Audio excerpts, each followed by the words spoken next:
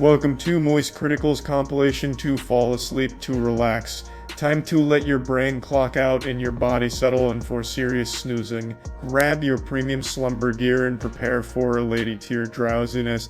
If this helps you drift off to dreamland, drop a like, subscribe, and comment goodnight below. Sweet dreams, you beautiful sleepy souls. Initiating moisture.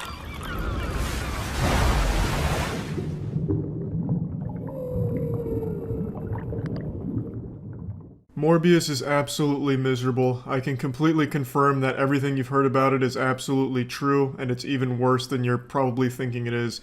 It's not so bad that it's entertaining like I expected it to be. It is mind-numbingly boring. It was agonizing. I was in a constant struggle to stay awake for the movie.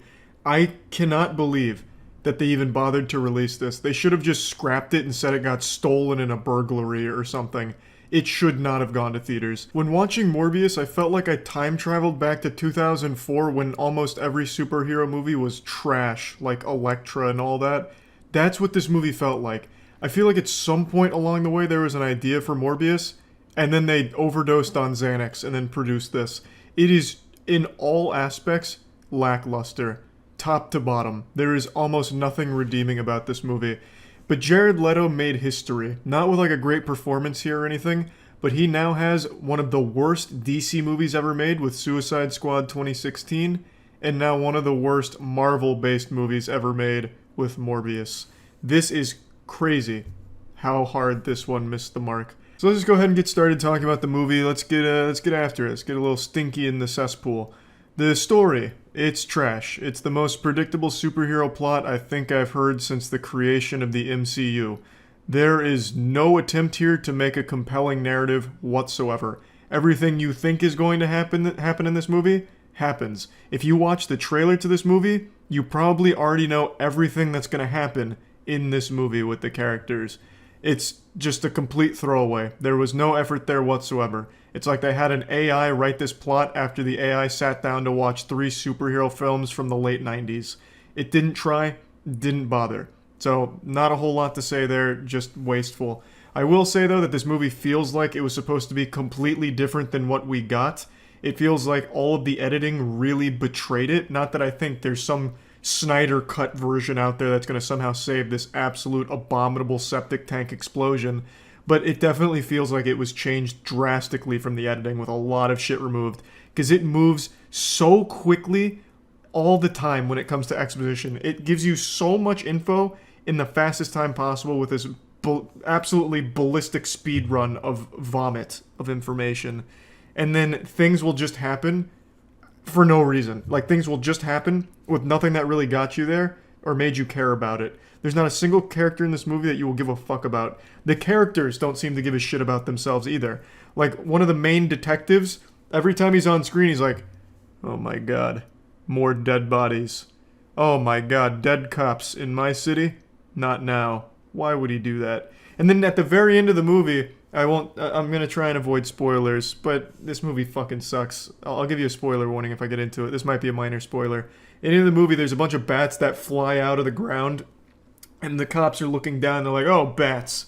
Except for one of the cops, like the main one. The bats are going up, and he just looks at him angry. He's like, He just stares him down. He's like, And that's it.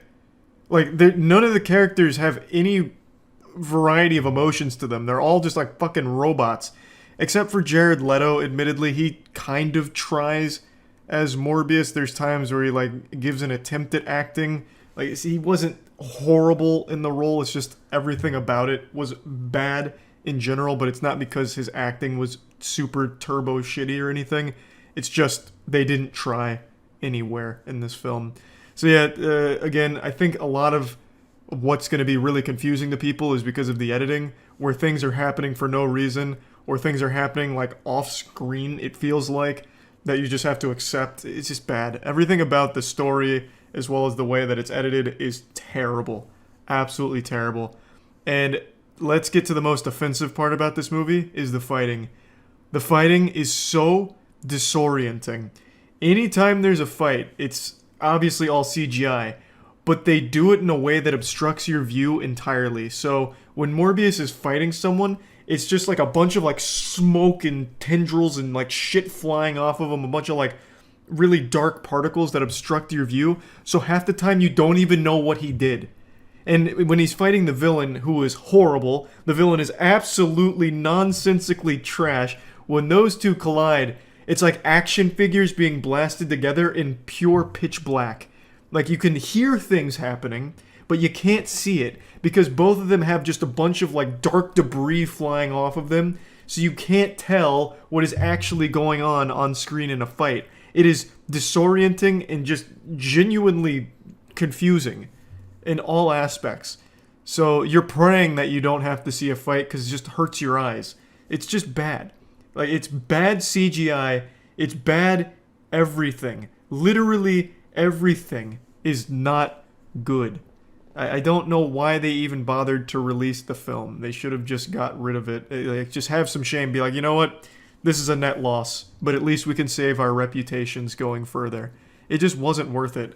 I do think this movie was supposed to be R-rated, because in some of the scenes, like when Morbius slashes someone, or what I assume is a slash, because what he does is he like cranks his hand for a slap, and then fucking 1,000 pieces of debris and pixels fly off of him, and you're supposed to, you know, connect the dots that he just slapped or slashed the guy.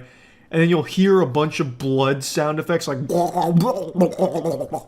as if their throat just got slashed, but none of it's on screen. There's no like blood on screen or anything, so you're never really sure, but I'm assuming there was supposed to be blood and gore. And there are times where there is like some blood here and there, so you get like the general idea, but I have the feeling, based on the sound effects and the way that it's presented, it was supposed to be a lot more violent and show a lot more blood. But in an effort to keep it PG-13, they decided against it last minute, but they didn't change anything about the scenes, so it's all just a mess. Morbius is horrible. The movie's really, really bad. If I had to fish for one compliment, I would say at least it's not long. Like, at the very least, the movie's short, and the theater is probably empty. My showing had like 8 people in there, and I didn't even see them when I walked in, so they might have just decided not to go last minute, which is probably the right call to make. That's really like the only 2 things I can find to even say almost nice things about. And then there is one cop, like the cop's partner, who has a lot of speaking roles, and I didn't mind him. It looks like he put a lot of effort into his acting. I'm not sure what the actor's name is, or even what the character's name was in the movie. But there was a scene where he like brought holy water to the investigation, and he was charismatic. I liked him. But yeah, that's about it. Plugging Morbius into the moist meter, I'm giving it a 15%. Even that feels a little high, because it's not entertainingly bad, it's really boring bad. Now I feel like I have to justify why I gave it a 15% and not lower, and I think it's because I like some of the ideas. I think Morbius could have been a cool movie conceptually, but this one was just executed so poorly. There's a couple of things in the film, and again, I'm not trying to get too deep into spoilers, that I think could have worked really well if it wasn't this movie that tried them. So I do like a couple of things that it wanted to do, it just didn't do them well. But anyway, that's about it. See ya. This is not a drill. The kaiju of coming, the behemoth of bathwater, queen of simps, Belle Delphine, has returned. It's been over a year since the last time she was spotted, and she came out of nowhere today with a Twitter post and 2 pictures, and I expected it to be like Sasquatch photos and like rumors, more fan theories, because last time she took a break, the internet came up with all kinds of fucking wild and wacky theories as to what happened. She's in jail, abducted by aliens, got fucking vaporized, deatomized by like a rogue solar flare or something. But this isn't the first time she's vanished. I believe her last hiatus only lasted about 8 or 9 months, so this was her longest time away from the internet. But she's like the Batman of boners. The hero Coomers need, but not always there when they need her. People were very upset that she vanished yet again, and I gotta tell you, you can say a lot of things about Belle Delphine, but she is not a liar. She said she was gonna do one porno and then disappear. And by God, that's exactly what she did. She released porn in like December and was gone by January. So she's better at following through on promises than Battlefield 2042. She, as advertised, released porn and said, hey, I'm fucking outski. Of course, a lot of the Coomers were left with soft cock in hand and very sad, but now they can rejoice because she's here to reclaim her throne. Maybe, I guess. I don't know, it's just one Twitter post that people are going crazy about. Unironically, Belle Delphine is a pioneer in the e-girl field. She walked so other e-girls could run. Their careers are built on the back of Belle Delphine's sacrifices for the trail she blazed in the industry. God bless. She was collecting dirty bathwater to sell, while others were still only selling a couple of feet pics. She's like the Leonardo da Vinci of e-girls. She created that space. She was here before OnlyFans. She's like the primordial e-girl, like the AOL of online lewd picture selling. And now she's back to suck a fart out of your butt and suck some money out of your wallet. I don't know to what capacity she's back. I don't have any breaking news or anything. I just saw a lot of people talking about it, and this happens once every couple of years with her, and it's always like a big event. Like, Belle Delphine coming back is bigger than Coachella on Twitter. And she's usually super open about it. She usually comes back when she needs more money, and then she'll, like, make money for a year, make a couple million, and just, like, dips. And I imagine it's going to be the same thing here. But as many of you know, Belle Delphine and I went head-to-head in sex toy collecting not too long ago, where I was utterly embarrassed by her. Her collection was deep in the six figures. She had items that I'm pretty sure existed before even God. Like, the amount of fucking sex toys she was able to find blew my mind. And she won that competition fair and square. The only reason why most people still consider me to be the prolific sex toy collector god is because she quit. She left the internet. So, by default, I was the last man standing. But if anyone has seen her video on the competition, you'll know her collection dwarfed mine. And I imagine it still does. I can only imagine what kind of fucking forbidden treasures she has now in that Fort Knox of sex toys. She's probably spent the last year and a half away from the internet just going across the globe scouting out the rarest sex toys on Earth and collecting them like the Dragon Balls. That's probably going to be like her first video back, I imagine. But either way, it's still big news because she is the most well-known and most influential e-girl that has ever hit the internet. Pretty much every trend you see, like, other e-girls sell or, you know, embark on is something that she started. Like, jarring farts, while not directly something Belle Delphine did, is obviously heavily inspired by her jarring the bathwater. So a lot of the things that are like staples in the selling sex meta on Twitter is stuff that Belle Delphine helped create. So this is Ace reporter Charles at the scene with a breaking news update. As I was rendering this video, Belle Delphine made another post confirming that she is here to stay until she makes a couple more $1 million.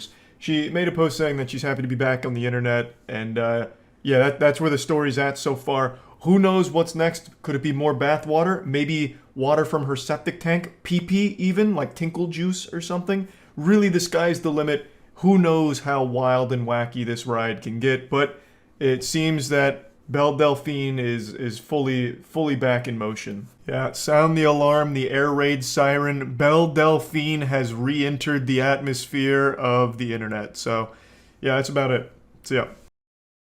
Initiating moisture.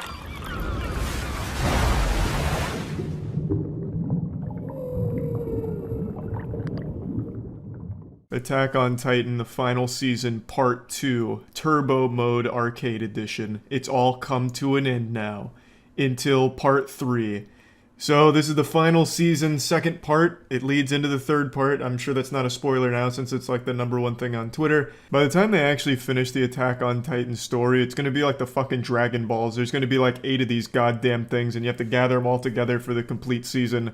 Or it'd be like the fucking Horcruxes from Harry Potter, like 7 parts of this that, you know, all combined to form the complete package. And I won't even complain, because part 2 was extraordinary. I enjoyed every episode. I didn't think there was any, like, dog shitty moments in it or anything like that. As I've mentioned before, Attack on Titan is the only show ever that I've watched every single week since it started airing. I've watched every single episode the day that it aired, or at least within a couple days of it airing. I never fell behind and had to catch up. I never just waited for a season to end to binge it. I've watched it week by week since the very first episode. It's a show that I'm very invested in, and I think the whole final season, not just part 2, has just been amazing. Mappa's outdone themselves. I think the visuals have been outstanding. All of the action has been beautifully animated. They're using CGI really well, where it's not like glaringly obvious. It doesn't look like fucking 2001's Beast Wars or anything like a lot of other anime do when they introduce CGI, where it looks like an actual, like, Jimmy Neutron pilot from the late 90s because of the CGI shit. They do a great job of using CGI when necessary and not making it, like, obviously, like, bad. I just think they've done an outstanding job with the show, and I know the manga ended, and the ending was very divisive in the community. The reception was super split. I haven't read the manga. I'm not trying to spoil myself for the show, but with the way parts 1 and 2 have gone so far, I can't imagine them fumbling the bag so hard or like blowing out their asshole where it just becomes super trash at the end. They're setting themselves up for like a really great conclusion, I feel, and hopefully this statement doesn't age like milk where it turns out it is an absolutely awful ending up there with like Promised Neverland Season 2 where it's just like a slideshow to finish it off or some shit. Then I'll just look silly for believing in them. I'll just be sitting here looking fucking stupid with my soft cock in hand like, well, this is what I get for dreaming, I suppose. I'm hoping it continues with this masterclass of storytelling and animation. And yes, I understand for a lot of people it's just shonen, so it's not meant to be like super profound or anything, but I just really think Attack on Titan transcends like that shonen barrier of storytelling where a lot of people look at it as childish. I think Attack on Titan does a great job of just making it enjoyable for anyone of any age. It just is a really fun show. Part 2, in particular, I think did a great job of presenting a lot of exposition without it ever feeling boring. Every episode had at least 1 or 2 moments where you're like actually shitting your diaper. You're like, oh my god, I can't believe that's happening right now. I don't want to get into any spoilers because I really think this is a must-watch show for anyone who's a fan of animation in any capacity. So I won't get into spoilers, but the transition of Eren from like a protagonist you root for to a character where you're like, damn, I don't know about that shit. It was one of my favorite things about Code Geass, where the protagonist becomes someone that you can't really root for anymore because they're making some decisions where it's like, damn, that shit's fucking evil. You know, and you never really know where their heart is or what their real motives are, and I really love that about, well, Code Geass and now Attack on Titan. I just find it to be a really interesting storytelling device. I really love that element of it, and I think Attack on Titan does it super well. In part 2 of this season, the characters go through true fucking despair. Pretty much every character here has to face some demons and make some really hard choices that have massive consequences. And there's a really compelling moment. Again, I don't want to get into spoilers. I would highly recommend watching it. Part 2, I think, has done a great job, and it's one of the few anime that I think really gets everyone together and talking because there's just so much to talk about. It's a show that just presents so many moving parts, and they all just kind of work and fall into place. I never really get the impression that things were just made up on the fly, that everything had a bigger purpose in the grand scheme of the narrative, and I think it's done great in the show. It's hard to talk about Attack on Titan without giving spoilers, but I really think it's for the best not to give any spoilers to anyone that hasn't seen the show, because it really is something pretty special if you ask me. I think this is one of those anime that people will look back on in 10 years and be like, damn, I remember where I was when Attack on Titan wrapped up. What a journey it was. I also think Attack on Titan Final Season Part 2 Revenge of the Sith A New Hope has the best opening in all of anime. And I don't say that lightly, but the rumbling from Sim is so good. I was already a fan of Sim before this, and this is probably their best song. It is so good. This shit just slaps so hard. It is probably just a little bit better than Vinland Saga's opening from Survive Said the Prophet, which was my previous favorite anime opening. This one I never skipped. I was always just fucking jamming out. It was an absolute boner jam. It really was. So great work from Sim here with the rumbling. There was just nothing I disliked about the part 2 of the final season here. There wasn't any like particular moments or episodes or any decisions they made that I thought were weak. I just thought everything they did was a great and logical progression of the characters and the plot. And it took me on a fucking ride, and I enjoyed every second of it. So, plugging Attack on Titan Final Season Part 2 into the Moist Meter, I'm giving it a 95%. Like I said, I think the show is really a must-watch. Again, it's not going to be like the most thought-provoking piece of media of all time, and I don't think it's trying to be. It does enough to transcend like just childish shonen action. It presents you with a really interesting narrative with really interesting characters and presented beautifully from Mappa's animation that I really think it can just be enjoyed by everyone. It doesn't have to be like a game-changing piece of, timeless fiction, but right now, I just think it's like a really enjoyable and fun adventure to go on that'll constantly have you guessing and on the edge of your seat for where everything ends up. So, I enjoyed it, and that's about it. So, yeah.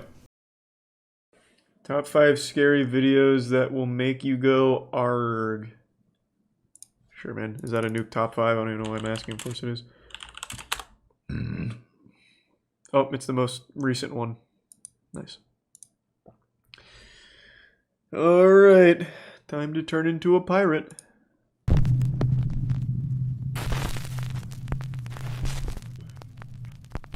Top 5 ghosts caught on camera.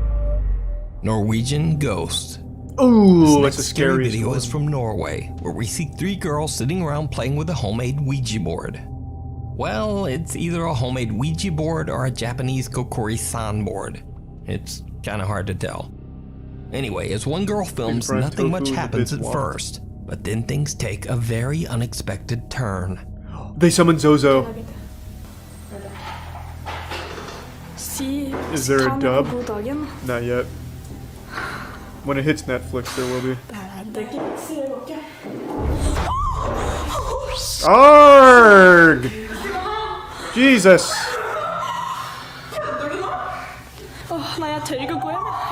Holy shit, matey! Yes, goodness me.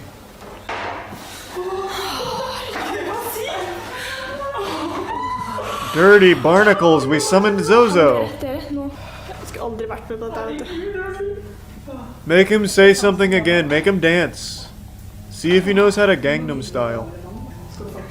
We will, Giant. Man, this video just doesn't fucking end. Jesus Christ, how long is this, Nuke? Dude just grabbed an entire fucking terrible horror short. Oh my god, okay. Let's just do the next one, Jesus Christ. Do you think this is a scary video of a summoned ghost caught on camera? What? Or it's that when you're messing with ghosts on a Ouija board, never say, quote, "It's not working," or, quote, "Show us a sign." Man, what the So, fuck are you talking about? do you That's like think the this number is one a thing you scary should say video to a of ghost. summoned ghost caught on camera? Make it prove itself. Or they plan to conduct a nighttime exploration of the creepy 9-story building. Oh, you know what this just reminded me of, and I totally forgot to do it. I tried to do one of these stupid fucking horror shorts that you see go on TikTok and like pop off, and it's just obviously dumb garbage. I did one of those like 8 months ago, and I was gonna send it to Nuke or one of these other like super lazy top 5 like scary poop your mom panties videos, make you scream and come or whatever. I was gonna send the clip to him to see if it would get featured. Here, hold on, I want to show you guys. A lot of work went into this. It took like almost 5 minutes to set this contraption up. Can I watch TikToks on browser? I never showed you guys this because I didn't want you guys to be in on it. But now that it's been 8 months and it didn't go viral on TikTok, I figured the experiments failed, so might as well. I just need to find what I titled it. Then I'll bring it up here. It's cool, man. It's probably the scariest video we're gonna see all night. Might even just scare myself. I might go arg. Give me just a second. It's gonna be worth the wait, I swear. This is up there with like Blumhouse. Where is it? Did they take it down? Was it too scary for TikTok? I must have showed it right. Oh, I found it. Found it. Yeah. Here it is. Okay, let me pull it up.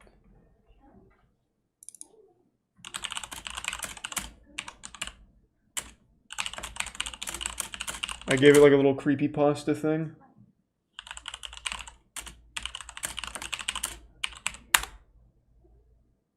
Man, what the fuck? Why is the search functionality so primitive? Okay. I promise you this was worth the wait. This thing is good. This is good. I need to submit this to Nuke's top 5 pretty soon. Just to see if it'll catch on. People will be like, oh my god, those chairs. They're haunted. The proof. Oh, yeah.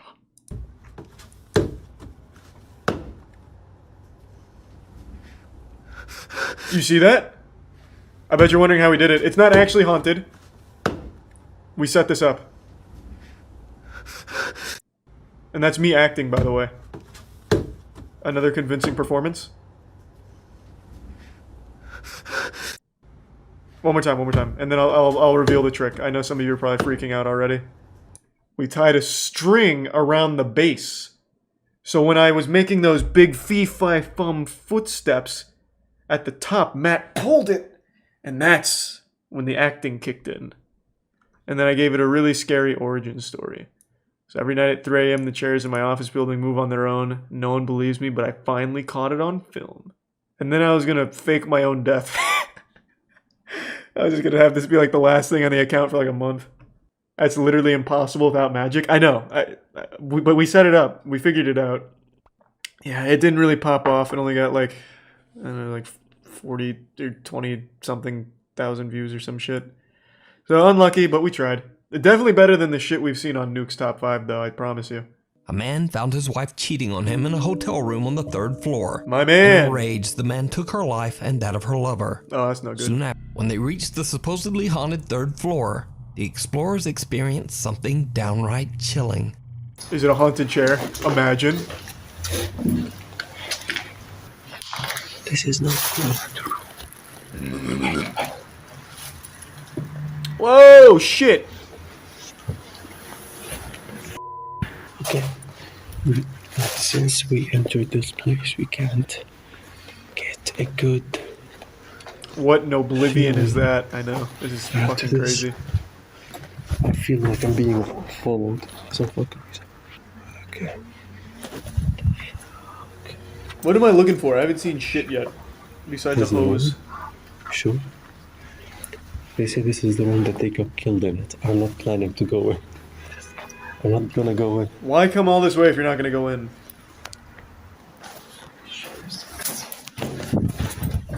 Are you sure?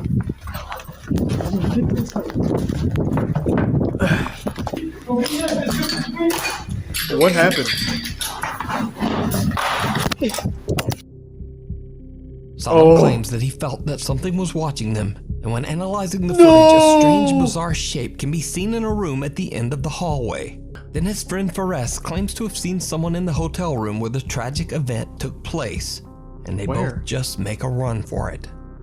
In This the is last even shot, less a effort than my terrifying figure can be moving seen chair. watching the two friends from very close by.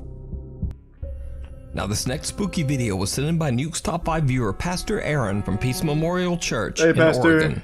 Pastor Aaron explains in his email that because of the current global health crisis, he was attempting to record announcements for the church's temporary online services.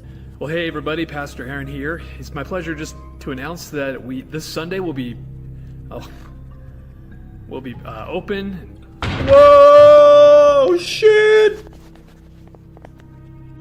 Okay, we've been trying to do this announcement several times today already, and 3 times that podium back there has fallen over. It was probably a sign its own. from heaven. And it's stable. I mean, it's not wobbly at all. It's kind of like that. Stop ruining it. Has been wobbling.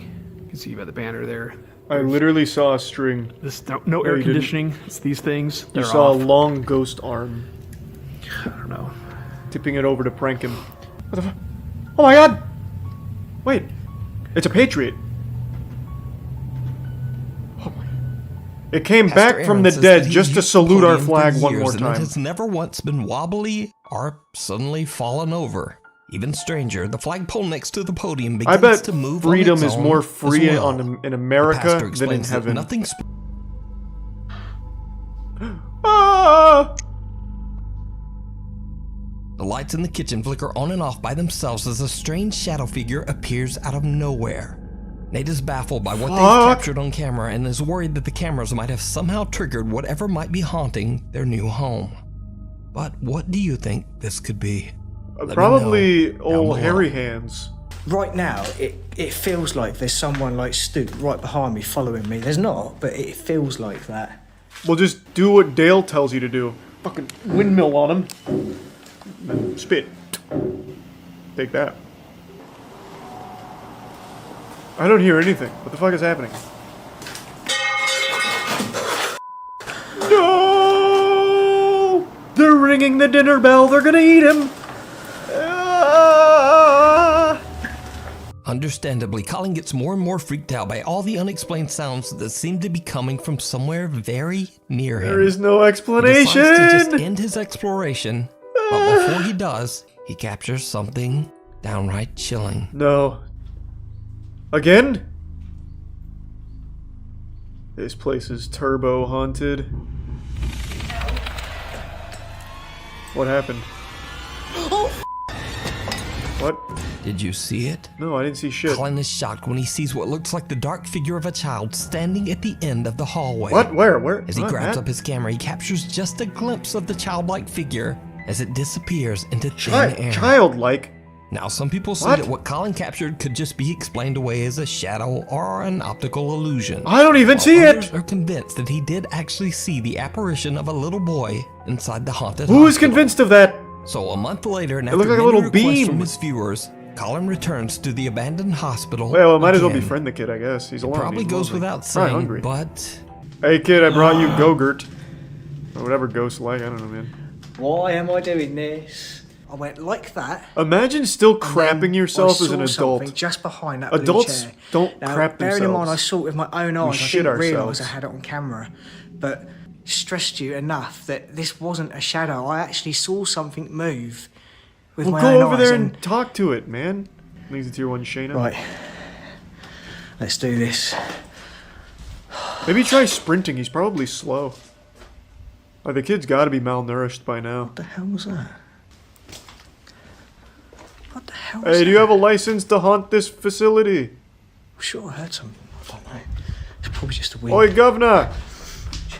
I Show felt me like your I had to come back here and paranormal just certificates. come here again and just see, you know, try and find a reason, you know, some like an explanation, if you like, to. I'm pretty sure it is just water dripping, but No, it's that goddamn ghost child again. He's taking the piss. God, this is absolutely what the. and that's when things take a terrifying turn. Oh, it's the kid's What is it recess. about this place? Colin! Get the fuck out! Huh? I'll be there I hate just one this place, second. I really do. Colin's getting chased by ghost toddlers. Just listen. What is that? No, Colin!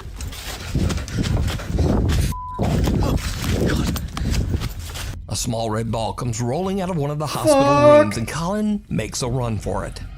The After all videos that made he's me go seen and heard arg. at the old abandoned hospital, Maybe not. Okay, I think. Ah! Whoa. The ball's going off. Oh my god. She wants a rave, maybe? What does it mean? Can you touch it again? Do it, you bitch. Thank you for being active and using the equipment. No, don't thank her. She's not fucking touching it like you asked. Hey, play with the Anisha, ball. one more time, please. Can Harpy. you touch the motion ball? Hey, just fucking flick it or something, you old crone. Can you believe this? Whoa. Oh, shit. Oh. Okay, alright, interesting. That naughty girl. Thank you for returning my ball, you old fucking battle axe. She ate the insides? They can't. Doesn't light up at all. he checks the upstairs That loft but doesn't find gluttonous any explanation as to harpy. how the little ball could have suddenly launched itself down the stairs. Whoa. Okay. The door to the attic loft mysteriously closes on its own. That is very mysterious Jordan decides to sit indeed. down on the bed where Mother Manisha tragically passed away in hopes of communicating with her spirit. Why is she taking a bath right now? Ask yourself these questions, man. It is way too late for that. And she's a fucking ghost anyway. No, maybe she's not a ghost at all! She's reincarnated as a homeless woman! Fuck me. Anisha. You charlatan! Look at this. Oh my god, now she's running around If I naked. follow these footsteps, am I gonna find you? You might not want to. Okay. Okay, Manisha. She could be anywhere. She could be in that trash can. Oh! Fuck. She's already blasting down there. She's got the Glock out. Get the proton pack. Ask if she's got clothes on first. You know, Have some respect. if you want me to leave, I'll leave. I thought we were friends. Why would you think that? Oh, there's a red pod. Anisha? Oh, she's gonna scurry away. He's gonna just miss her. Where are you, you harlot? I didn't see it. Where'd she go? Oh, there's a red pod. Anisha? I don't see her. There's nothing there. That shit hasn't changed. Nothing happened. A shadow figure quickly darts into the living room as Jordan comes around the corner of the basement. وأنا ما راح أضل. أنا بدي أشوف من الغرفة هاي. طب بيطلع ولا لا؟ Don't worry, I'm keeping an eye on it. وراح أشوف على الكاميرا. I'll make sure they're not up to any foul play. كويس. تبعتوا لي إنه صوت كويس. وراح نتأكد لما تفصل السناب بالكامل بدي أشوف أنا راح يطلع ولا ما راح يطلع. Oh my god! It's a goblin! It could have been a gnome, actually. Oh! Oh! Ah! House elf, perhaps? I don't know about a djinn. Unaware of the lurking djinn, Ahmad records himself as he steps inside the same room. Oh, he's giving a thumbs right up. next to the figure. Make sure to smash that like Surprisingly, button. they explore ولا بين. وهي هيك أنا كمان. Oh god, he's back! He's pranking him! Ahmad, don't let him do that! Where'd he go? Where'd he go? Check the train set. He apparently likes trains. بالكون طلع. هيو. إيه؟ Damn, how fast can this kid run? أعوذ بالله من الشيطان الرجيم. بسم الله الرحمن الرحيم. Oh my god. طب الولد هو. What is he doing? Starting a lawnmower? What is that noise? Why would you think the noise is coming from there, you idiot? He was clearly upstairs something riding a makes broom. another quick appearance. مصيبة معهم ولا إيش؟ لسه بحكي عليه. أعوذ يا بالله عشان. من الشيطان الرجيم. بسم الله الرحمن الرحيم. Nice. Now spray water on him. Ghosts don't like that. It's not wet in the afterlife. طب I like that he chases it بحكي though. لي إنه امبارح بالليل صار صرخ. Very uncharacteristic of most of these ghost hunters. قول هو. This guy's ready to throw down with this مش kid. عارف. So did the investigator capture the djinn that is said to haunt the family? Yes. Or is it all just an elaborate hoax? You Very decide. elaborate if it is. I mean, Thanks for I watching. don't even know Check how out my they faked Instagram that. here. Whew. That made me go arg a few times, actually. Really want to know if the YouTuber actually believes this? Nope. I think there's no chance Nuke believes any of it. It's just easy views. Because you know who does believe it? Kids. Why are people so afraid of ghosts they just knock things over? I say that every time. If ghosts are real, they're weak as fuck. They don't do anything besides move chairs or play with little trains. Make a little noise. It's like, it's kind of annoying. It's like, I wish you didn't do it, but whatever, I guess. I mean, you got nothing else to do in the afterlife for all eternity or whatever. But they don't do shit. Like, maybe knock over a plate. It's like, oh, okay, well, I'll just get a new plate. I don't claim to be the smartest man in the world, though I would put myself somewhere in the top 10 of that list. I'm prone to making mistakes. I'm not perfect. I may have the perfect height, 5'6", but I'm not infallible. And about a month ago, I made a goddamn fool of myself publicly. I was blinded by my hubris and believed that I had the power to close the portal to the MoistVerse. I thought that was probably where that whole trend was going to fizzle out and die, and I'm always the kind of person that doesn't really like to see something like overstay its welcome. It's just always so yucky and sad to see a meme reach dank status and just get a bit rotten and sour, so I wanted the MoistVerse to go out on a bang and a high note. So I thought by taking it out to the back of the barn and putting it down, it was the right thing to do, but it only seemed to make it stronger. Over the last week or so, there's been more kindling thrown into the fire of Moist, and it's just been pretty fucking cute and super sweet. I just wanted to share a few more because it's gotten a bit wild. For a second, it's slowly Johansson and the Avengers literally just took his hits, put him in your face, and Thanos snapped, and 1,000 suns exploded full of A chorus of angels. It's like memory foam for your ears. It just feels so good. This is what it sounds like when you enter heaven, I imagine. So this bang bus of Charlie's is going to the Moist meetup, which is a video posted by Sir Spence. This was Churdley's perspective, so the road trip on their way there. And I like to imagine that it was a long road trip to get there, so they had to take bathroom breaks and make stops for gas on the way. So they all had to get out of the car at one point, and then some of these innocent bystanders were just victim to this mind fuck where they truly believe like, wow, this man's been cloned, or Jesus, inbreeding has gone real far, I suppose. Yeah, I just like to imagine, like, this was the proof for somebody that the universe is truly a simulation. Like, they just keep seeing the same NPC get out of this car here. It's just so beautiful. Now, let's go ahead and see the meetup, though. And unfortunately, I wasn't able to make the Moist meetup this year. Hopefully next year we can schedule it a bit better. The male prostate is literally such an underrated part of the anatomy. It has so many sexual nerve endings that a girl could just rub it till the end of time and I would fucking create the big bang in my pants. I think a whore just leaves that my asshole could just so far out of my ass. Yeah, Charlie makes a good point here. The prostate is highly underrated in the meta right now. And I gotta say, this Moist meetup looks fantastic. This looks significantly better than like Comic-Con and shit like that. Any of the Men in Blacks after the first one was like if they took the memory eraser thing, but it was actually a little piece that they forced you to suck for 2 whole hours. Yeah. In the form of just a bad movie. And instead of having your memory erased, it's literally etched in there till the end of time. Yeah, Charlie's definitely not wrong. Every Men in Black movie after the first one just got worse and worse until it ended up just being a penis, like he mentions. Now, I bet you're wondering what happens after the Moist meetup.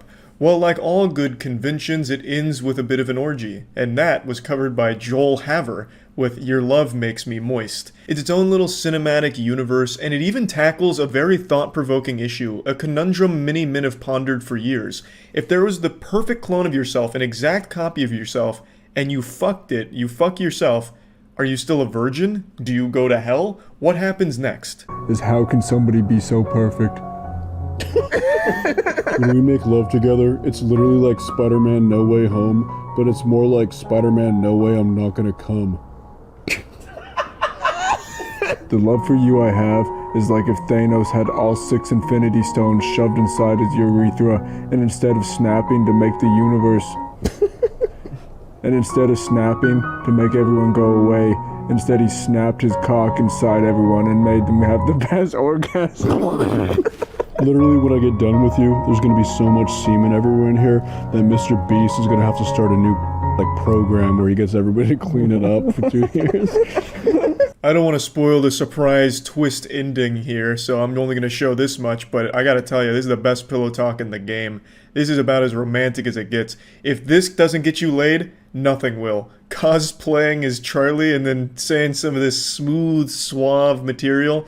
Hey girl, I'll suck a fart out your butt when I'm done coming. Thanos will snap an Infinity Stone in my ass or whatever. Like, it's perfect, right? So overall, huge thanks to that whole crew for putting this together. I thought it was a great little saga here. And it reignited the whole MoistVerse thing a bit. And today, a really talented artist made a really fucking incredible song off of a burp I did on stream the other day. He turned a burp into what I consider one of the hottest boner jams of 2022 already. The ending was so bad. I couldn't... Is the Prime Pop Terror? Now, just to explain, I wasn't being possessed by a demon or anything, and that wasn't Mongolian throat singing. Sometimes when I burp, I try and make like a little melody out of it and goofy noises, and that's what that was. Also, just to further explain, the hook here is Bird Box is ass, which is the Netflix movie. That wasn't me saying Bird Box is ass. I read that in the chat. I thought the movie was okay. Like, it wasn't amazing or anything, but I wouldn't say like it was ass or like super trash or anything. Just want to clear that up for all Bird Box fans out there. I'm mainly just going to show the final product here, but I really encourage you to watch the whole video because the guy is super entertaining. Not only is it super interesting to watch him make this track from literal nothing, like dog shit noises, he turns a shitty sounding noise from my mouth into a fucking banger. But not only is that cool to watch, the guy himself is super entertaining. So the link will be in the description if you want to watch the whole thing.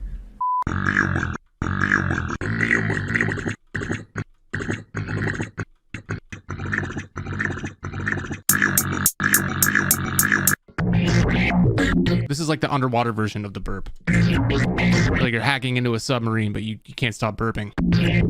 Surely this is just some sort of glitch in the Matrix. This is the intro credits burp right here. I'm trying to implement that into the intro here. Yeah, baby. That's what I've been waiting for. Let's have a listen.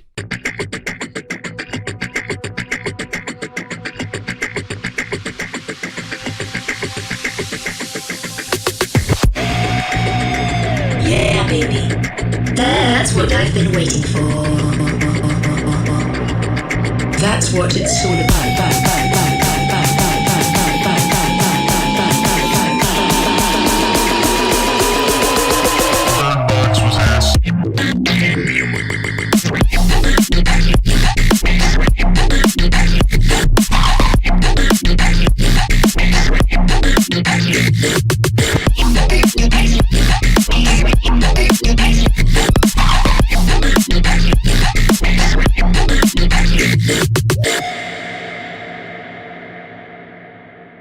He's the prime Terminator.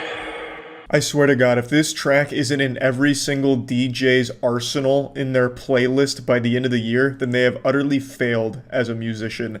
This just goes so hard. I could absolutely see myself back in my freshman year of college when I used to go to raves. I could see myself absolutely going hard to this, like raging, fucking pumping. And man, it was super impressive. So yeah, I just wanted to share these because I thought it was really cool. I thought they were all really wholesome and enjoyable. And yeah, that's about it. So yeah. When you think of big budget AAA gaming disasters, you probably think of Cyberpunk and Anthem. But last year, we were blessed with perhaps one of the most insultingly awful launches of any big budget title ever. Battlefield 2042. This bad boy blasted our ass on November 12th, 2021, a release date that will forever live in infamy as the day that Battlefield well and truly died, sailing right into Valhalla, God rest its soul. Battlefield is an iconic franchise, an FPS staple. You'd have to travel thousands of miles to find someone that didn't recognize the name Battlefield or played it at some point. And this was the one that people were really excited about, super hyped for 2042, and Christmas was right around the corner, and EA and DICE cursed all Battlefield fans with hemorrhoids in their stockings that year. It was rough. The game launched in an unforgivable state, and to date, it is my biggest regret in the moist meter. I gave it a 60%, believing that the glaringly obvious issues would be addressed shortly after launch, considering they were problems that were made aware to the team before the game even launched. Like, there was just so many fundamental basics that were missing from the game. It was embarrassing. It launched without a scoreboard. This game didn't even have a scoreboard until last month. And you would expect, like, the scoreboard that they finally released to be, like, absolutely game-changing, just, like, blow your fucking mind. A scoreboard so detailed that not only do you get your kill-death ratio, but you can also see the fucking heartbeat of the other team, as well as each individual player's SAT scores or something. You would expect, like, 5 months cooking this up in the laboratory. This is going to be a crazy scoreboard. No. It's the most bare-bones scoreboard ever. It looks like a Unity plugin, just a stock asset. There is no effort that went into Battlefield 2042, and I still gave it a 60%. What a fucking idiot. I believed that there was a fun game there underneath all of the bugs and neglect. A fun game that was plagued by a rushed release. But I was wrong. This is like one of those I can fix him situations. It was just pure fucking delusion. The game is just awful. And the severe neglect from the developers is just baffling. They even made an enemy out of fans. Every time fans would like complain about like game-breaking bugs and glitches or just ask questions like, hey, what's the roadmap? When are we getting updates and what's happening? The developers would just get mad at them, like talk about how entitled they were. Like, gamers are so fucking entitled. They want us to actually make a game that works. We spit on them. It's just such a masterclass in how to ruin a franchise. Battlefield 2042 is without a doubt the worst Battlefield, and you can see that in its concurrent player count. Battlefield 2042 is so fucking dead that when you check its Steam charts, it doesn't even register a heartbeat. This is just pure fucking flatline. Look at these numbers here. This is still a pretty new game. And Battlefield games have always had great staying power. And to prove that, you can look at previous Battlefields. Battlefield 5 numbers absolutely dwarf Battlefield 2042's. Battlefield 5 has been out for years. This is an older game now, and it still has a much bigger community than 2042. And going back even further, Battlefield 1 still has more than triple the players that Battlefield 2042 gets. It's not even close. No one wants to play this fucking game. They're playing the older Battlefields. Battlefield 2042 is just barely doing better than Battlefield 4, which is a decade-old game, basically. This game was a completely soulless, shameless cash grab, and they didn't even make it work. Like, the game just barely functioned. And the results speak for themselves. I don't know how Battlefield bounces back from this. The way they handled this post-launch is just laughable.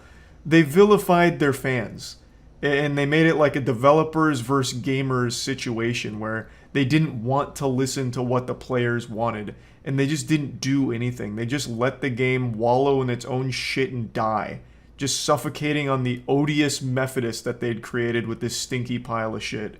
And they popped the Thanksgiving turkey out of the oven a bit early, and then threw it in a septic tank. Rest in peace, Battlefield. Now this brings me to the next game I'd like to talk about, Halo Infinite. I really enjoyed the gameplay for Halo Infinite. I still really like the gameplay for Halo Infinite, but the game is turbo dead. You can check the Steam charts here. There's not a whole lot of players active on the game right now.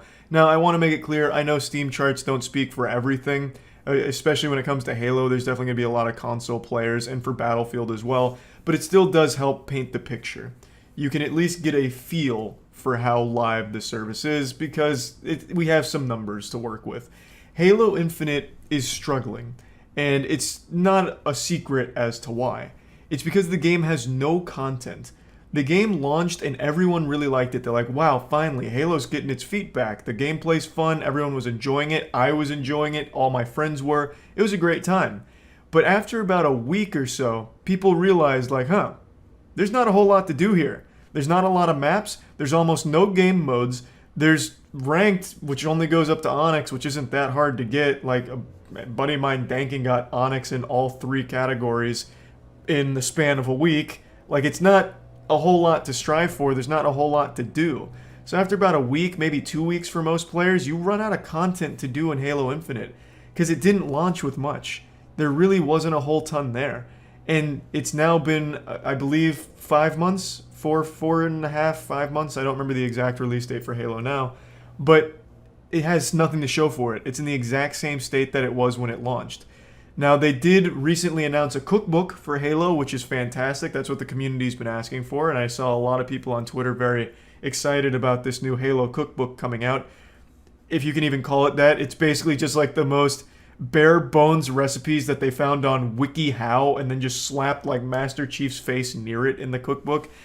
But I digress. You know, who doesn't love a good UNSC pigs in a blanket, I guess. I don't know what the fuck's in there, but whatever. They haven't done anything, is the point. They're not adding any content so far. They're not showing any work updates from what I can tell. The only thing I've seen from them is they're teasing 2 new maps coming out. 1 big team battle and 1 ranked map. After 5 months, your big reveal is you got 2 new maps coming out? That's it? Like, that's super underwhelming. That's not going to bring people back. That's going to get people that are playing to at least be like, oh, okay, yeehaw, I guess that'll be good. But I don't know what you expect with such an underwhelming announcement. The players aren't going to fucking rip their shirt off and start twirling it over their head like, yeah, it's the resurrection of Halo Infinite, baby, just like Jesus Christ on Easter yesterday. You know, this isn't enough, right? Like, this is just, you've had a lot of time now, you've had a lot of feedback. Let's start being a little more vocal with where we see Halo Infinite in the upcoming months. Now, I do understand that there are rumors as well as a potential leak for a Battle Royale mode for Halo Infinite, and I think that's pretty cool, even though I personally don't care for Battle Royale game modes. It's at least something. It's more content. So if all of that's true and all that's confirmed and they do release that pretty soon, then fantastic. But it's still in a very content-dry state, which is why the game is super dead, which is really disappointing for me because I had so much fun with it when it launched. I just wanted to talk about this since we're talking about Battlefield 2042 and it being dead. Halo Infinite is also pretty dead right now, but I hope it doesn't stay that way because I do think there is so much potential still there. I just wish they would do more to communicate like the roadmap and what they're going to be adding and when, like a projected timeline of things, because the game just needs content. People want to play it, but there's no reason to right now. This fucking thing launched without co-op or Forge. Like, come on. So if you don't have a ton of multiplayer content, which is the only thing that really came out aside from the campaign, which you can blast through pretty quickly, then obviously players are going to start leaving it pretty quickly once they realize that, I just did everything there is to do in the goddamn game already. So I really hope it can start finding its footing, because I think Halo Infinite is a fun game, just in a really bad drought right now. So yeah, I just wanted to talk about these two games because I was thinking about them today. And yeah, that's really about it. See ya. Thank you so much. An absolutely massive thank you to everyone. The channel just hit 10 million subscribers today, and I've been sitting here for almost an hour now, just full-blown swamp ass planted in this chair, trying to come up with the best way to convey how much this means to me. I've never been someone that gives a fuck about numbers. I'm just a guy who has fun making shit and got extremely lucky. But hitting this milestone is truly something special, and I know it's a cliche where YouTuber will make like a 10 million subscriber special. I can't believe we fucking got here, gang, and then they'll hit you with like the special dance to celebrate, drop the Habbo Hotel dance on you, maybe even followed by the Mickey Mouse Clubhouse hot dog. And, you know, just a big celebration. But when I say I never thought I would ever be in a position like this, I truly mean it. Like, it wouldn't even be accurate for me to say that this is a dream come true, because this is something that is so far out of the realm of possibilities for things I ever imagined to be possible. This was never even like a wet imagination I ever once had, because I truly just never believed it was something that could ever be achieved. I started posting shit on YouTube in 2006. I made this channel, Penguinz0, in 2007. Back then, the most subscribed channels on the site had 5, maybe 10,000 subscribers. So when my channel did pick up a little steam and get some juice in its ass, it was around 2010 and I hit 1,000 subscribers, and that blew my little fucking mind. That was such an absurdly high number. I could barely even count to 1,000 back then. It was 2010, so I was 15 years old. I was basically still wearing diapers and being breastfed from mommy's titties. Like, that was something that was unbelievably crazy to me. 1,000 subscribers. I always pictured it as, wow, that's 1,000 living, breathing people that all watched my shit. Imagine performing to a room of 1,000 people. That's a lot. And I never could have pictured that number ever getting to where it is today.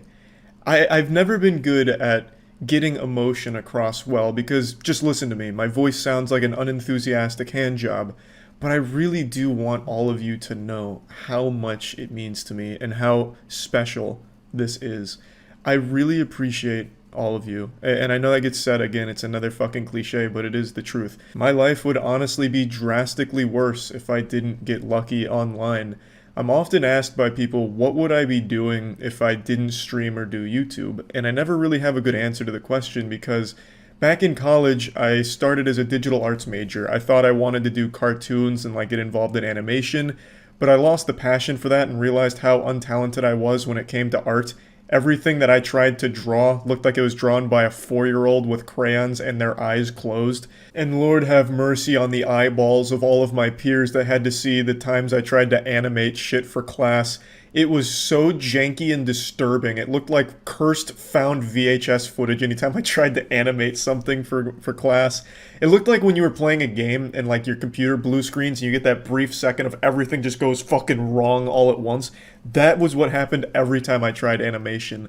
I even tried 3D modeling because I thought maybe that would be more fit for me, but I was fucking trash at that too. I made a manatee once that looked like it was nothing but small daggers jolting out from every side of its body, like a goddamn kidney stone.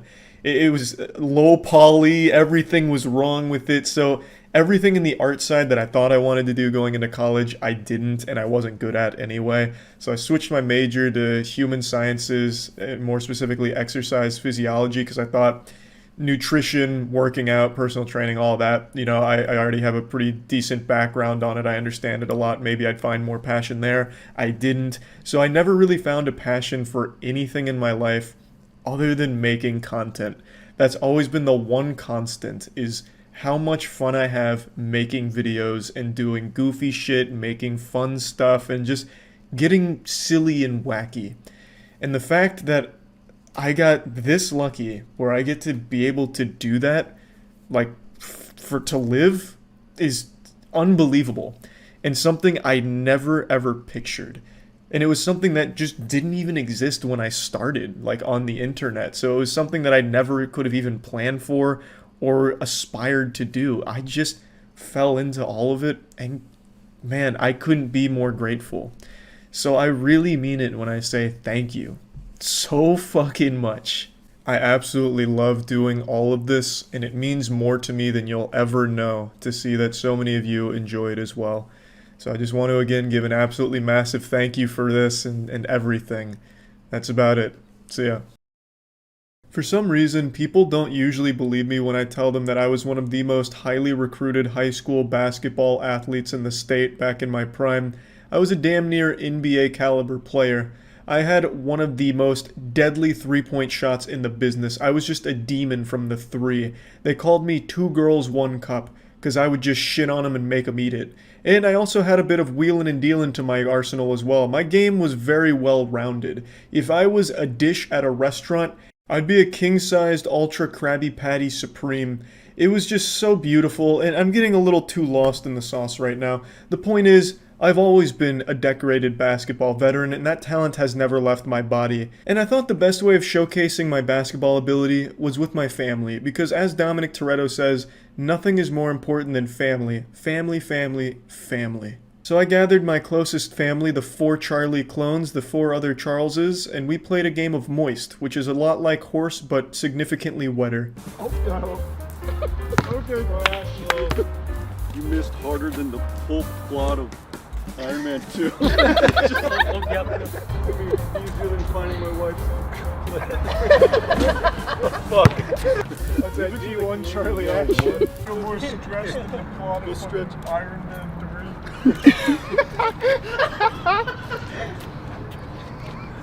I'm so out of touch that I just say random things that make no sense. Like, I didn't even see Avengers Endgame, but that's the only thing I can say. So you trying to catch that basketball was like them trying to stop the moon in Moonfall. I just couldn't do it. Alright, Charlie, you want to start? Yeah, let's play a game of Moist. Alright, game of Moist. Oh, no. Okay. Yeah. Alright, Charlie. Good hustle. Good hustle out there, man. Good hustle, man. Yeah. You missed harder than the pulp plot of Iron Man 2. Yep, that was good.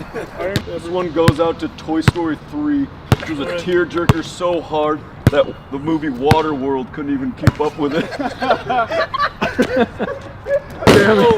Damn it, Charlie. Good shot, thanks. Good shot, Charlie. Good shot, Charlie. Wait, which one? Wait, I shot. Yeah, I shot.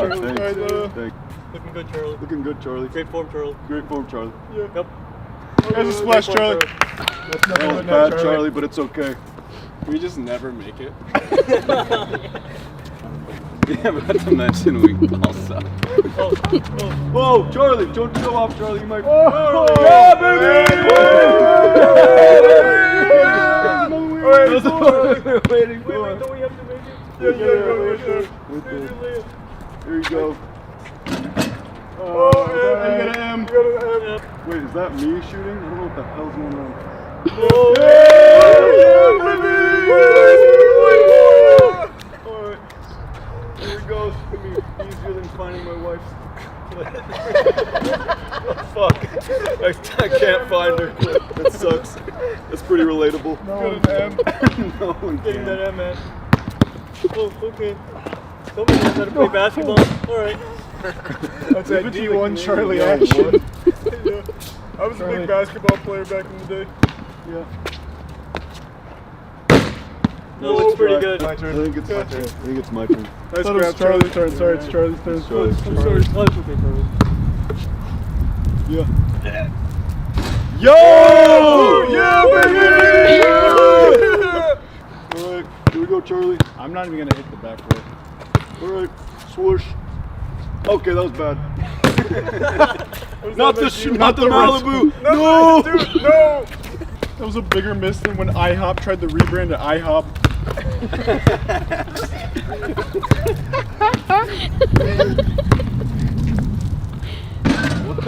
What the hell was that, Charlie? Charlie said hit the board. What's wrong with you, Charlie? It's just everyone starts beating my ass. What was this whole thing, Charlie? Charlie, that metaphor sucked. Everyone just beating the shit out of me.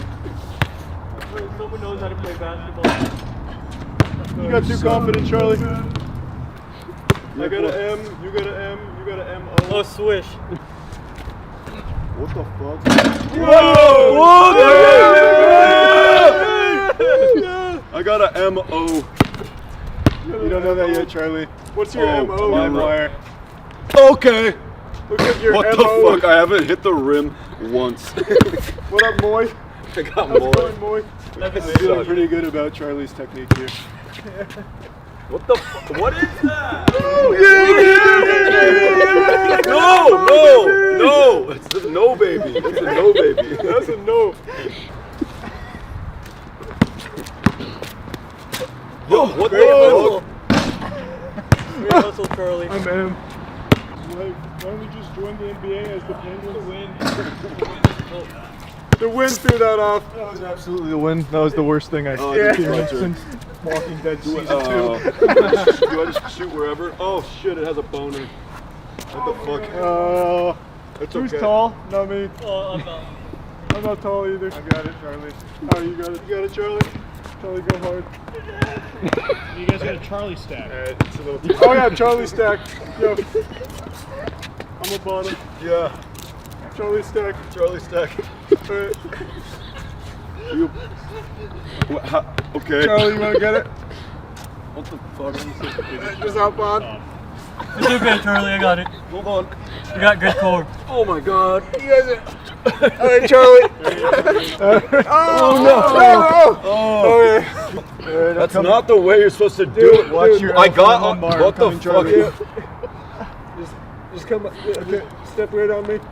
Yep. You got it. This is a bigger downfall than the first Spider-Man series.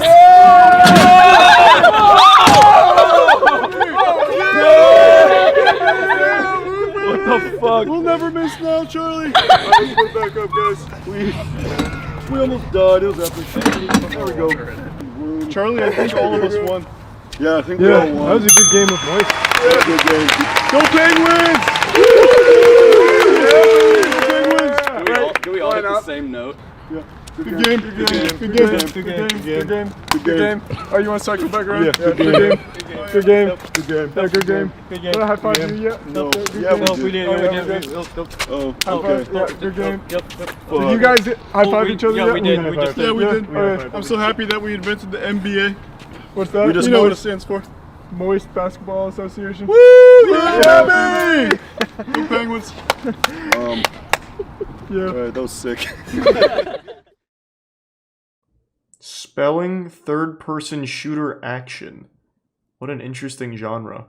So I play as the Pope in a spelling bee or something? When does spelling come into play? Oh, good shot. He's not even spelling. When does that come in? Oh my god, maybe it means like shooting spells. Like magical spells. I see. Okay. I thought it was like typing of the dead. Interesting. He is spelling. There's 9. How is there 9 user reviews for this? How did 9 people see this and they're like, yep. I understand it's free, but still why? Like, who would even be even like remotely interested in dedicating even a single megabyte to the game? Great game, fireball animations, very cool. I like the elementals, but they were a bit scary. Well, I got my answer. I am the current holder of the world record. Okay, what's the world record? What's the name of this game? Thanks to the bits, Brian. So where can I find the speedrun record for one day? I doubt it's on here, but we'll check. 2 different people have said that they're the world record holder. Oh my god, I can't believe I'm actually gonna fucking get it. Okay. Time to get a world record. Fuck these kids. They don't know what real speedrunning is about. They don't deserve it. I'm coming. I'm flipping over their table, spilling their cereal and milk. Dumb kids. I'll be the true king. That instantly installed. It was less than 10 gigabytes. Wow. Okay, let's go. Wait, this isn't a speed run. This is just school. Man, son of a bitch. I don't want to sit here and just kill elementals by shooting a fireball. Is this the whole game? You just shoot element? I thought there was like a start and an end. Time to have some fun. Do a little spelling.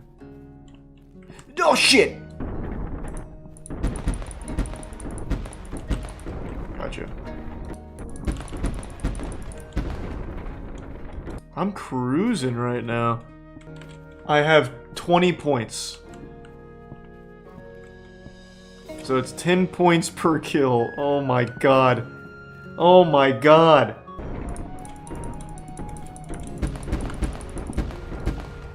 That fucking maniac killed 230 elementals here? Just for the world record?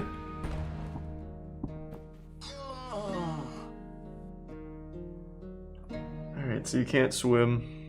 I'm not doing it. I can't. I fucking can't. That is way too boring. I will fall asleep. Jesus. The dedication, man. Hats off to Sloth Gamer. I take it back. He earned that world record. He earned it like a motherfucker. He killed 230 enemies in that snooze fest? God damn. Shankaram Code Reborn. There's a chance this game's not even, like, actually shitty. Looks like there's some serious heart put into it. But it definitely looks like one of those games that's not going to be good, but will be, you know, cute. Like, you can definitely see effort. Shankaram out here with the green laser beams. This is giving me, like, PlayStation 2 era gaming vibes. Wait, where are the reviews? There are no user reviews. The reason there's no user reviews is because no one's been able to complete the been reborn. There he is. What I'm doing. I'm still confused. Don't be confused. It'll all make sense. So does he become like the Green Lantern? Whoa! Get out of there, Sean! But the war has already begun. Whether it's now or never. God, there's a whole fucking AMV here. Anime music video going on.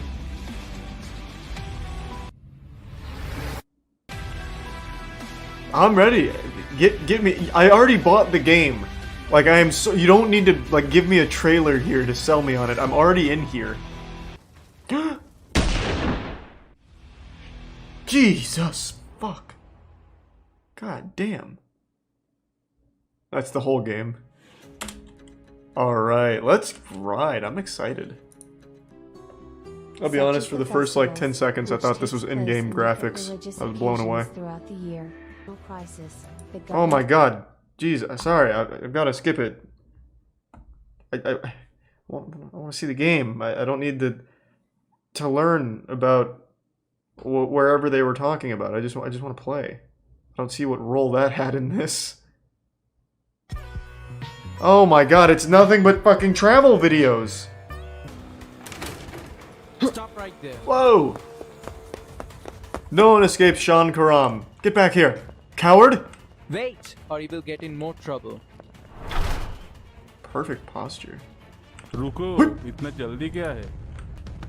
Yeah, get him with the meat. Oh, that guy's got like a Mario mustache. Yeah, yeah. Whoop, the Sean Karam special. Oh, he's retreating into the wall. Nice. Luckily, he's waiting for me. Hey, I appreciate it. God damn it. Yeah, shit. There we go, I got him. I gotta use the Detroit urban threat survival techniques and just try and like run in a circle here. I'm stopping him very soon. You're mine. Oh, damn it. Let us show you some moves. Let's do it. Oh, there's no shortage of action here. Let's do it. Nice. Last one. Middle school soccer coach down. You won't escape. What's my ability? How do I use it? It said caps lock. Oh, here we go. I have to caps lock on them. How does this help me? Now I just become this guy? Worthless. He doesn't give me any advantages. He doesn't even know Krav Maga. Oh, and I still have to beat his ass. This is pretty good. You're mine now. You're pretty good at this? Well, I don't mean to brag, but I know a thing or two about Sean Karam. Okay. I don't know what that was about, but protein powder, yeah. This is fucking awesome. Yeah. Let's fuck him up. Oh no! Yeah. Jesus Christ. It's chaos in the streets. I'm coming in.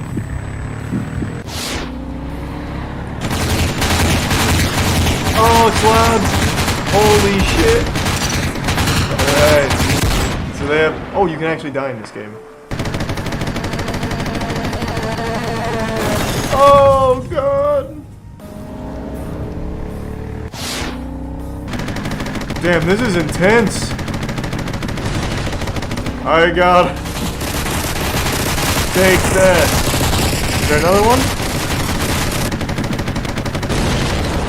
Get out of my city. Oh, Jesus Christ, there's another one. They just don't know when to quit.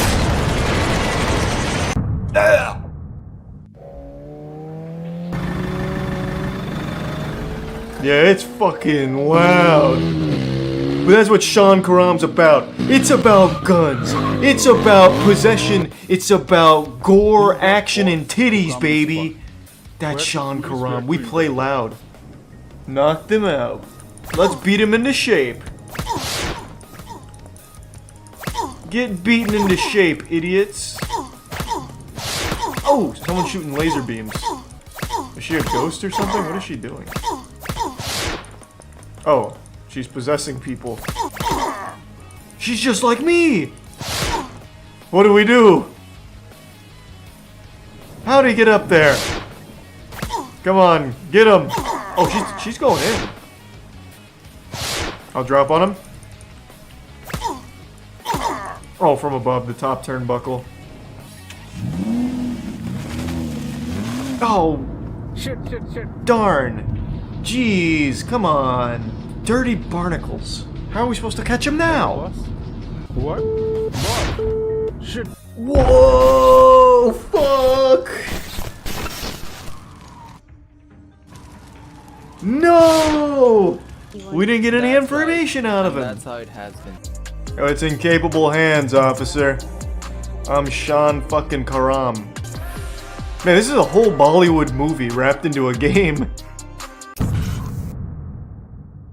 I don't even want to play, I just want to watch. No, this is obviously not the end, this is the intro. So they're doing the credits at the beginning, because it's more cinematic that way. I think. There's no way this is the end. We haven't even met this guy. Yeah, we're just starting. I thought so. Alright, where's the correct office? I figured it'd be at the end of that hallway, but I guess not. Oh, here it is. You're out of control, Sean Karam. I need your badge and your gun. You're off the case. Oh, I bet I could come up with some nasty speedrun tech. Ramp off her, ramp off this fan, maybe clip out through the glass here. Hit the end trigger. Congratulations on your promotion, Shankaram. Thank you, sir. Hey, thanks. Glad you're hiding in the goddamn janitor's closet over here. Yes, sir. I got some information from my informer that some few drug dealers are dealing in some spot at the city. So, I want you to patrol over there. Can't use my superpowers here though, unfortunately. Can only use them against evil. Does this have ray tracing? Bro, Sean Karam, you can't experience Sean Karam without ray tracing, it's not the same. Ladies literally lining up to get with Sean Karam. Calm down, yeah, just form the orderly queue. Where can I go from here? Hip! Oh! I'm doing it. Maybe I actually will come up with a good speedrun route for this. This is gonna be the trickiest maneuver yet. Hip! Hip! Oh! I am the ultimate Sean Karam gamer. What a move! Oh, I'm even higher now. Let's go. Nothing can stop me. I can explore everywhere. No! I am shocked all of these buildings have collisions so far. I thought for sure I'd be able to clip in somewhere by now. Oh, here we go. Go, get it. What are you doing? Not in my city. No 3 men are allowed to loiter in my town. Yeah. Come here. Are you okay, ma'am? Thanks for saving me. It's my duty, ma'am. Mm-hmm. Can you please follow me? Yes. Can we move a little faster? So, what are you doing here, Mr. Detective? Nothing. How did she know I was a patrolling. detective? She's in on it! She's evil, calling it. We'll have sex and then it'll be revealed that she's actually the main villain. So, is it Clomin compound from that urban legend, which gives unknown abilities to anyone? Oh, this is when I got my abilities from Clummin. Right, and here is one of them. Well, she's giving this away awfully willy-nilly. Then give it a try.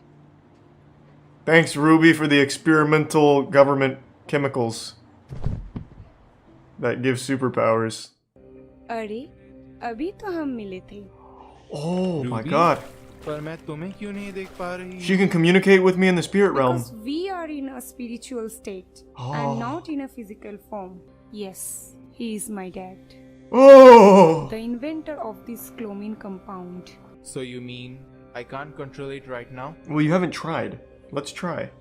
You will know by the time. I want to control it now, though, Ruby. Can we just find your dad and get some more Clomin? Oh god, not back at the office. Jesus, this is worse than purgatory. Well, now I know the department pretty well. Or reality?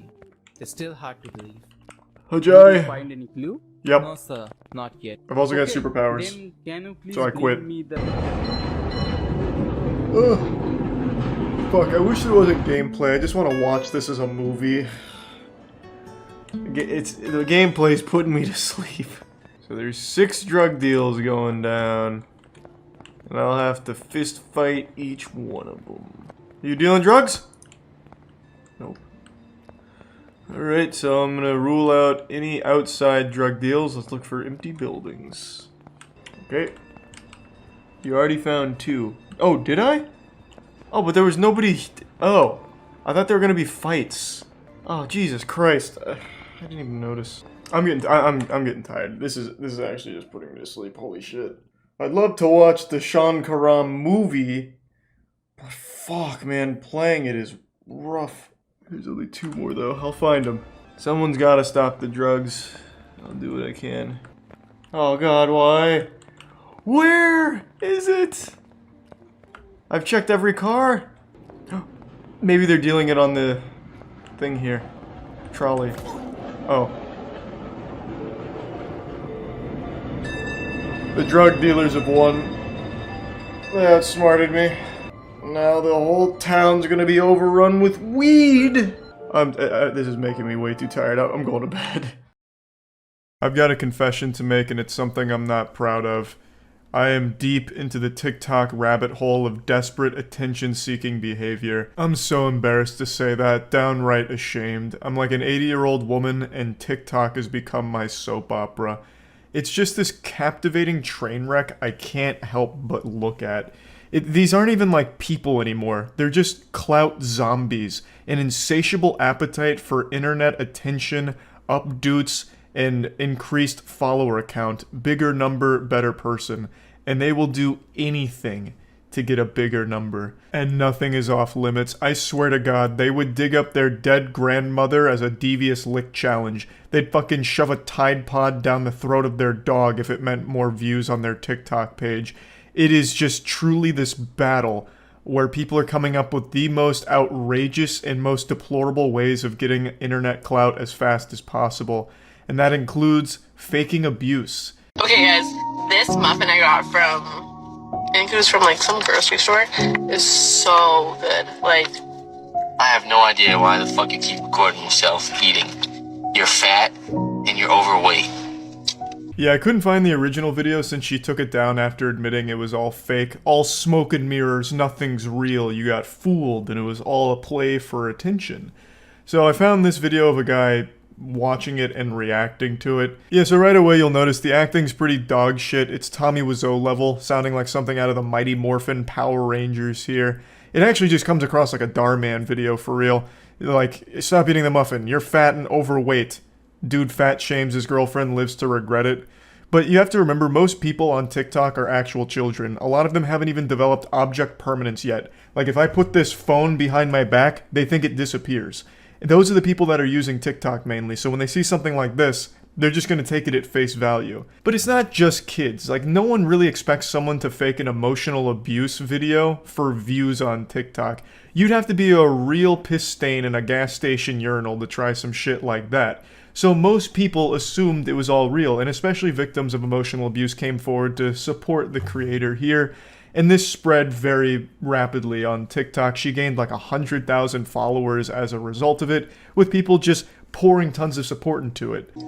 I have no idea why you keep wanting to record that. I just want to show TikTok my muffin. Like, why did you have to go there? But when you're fat and overweight, TikTok shouldn't be a priority. It should be losing weight for me. Alright, Mark. Wow, what a piece of shit.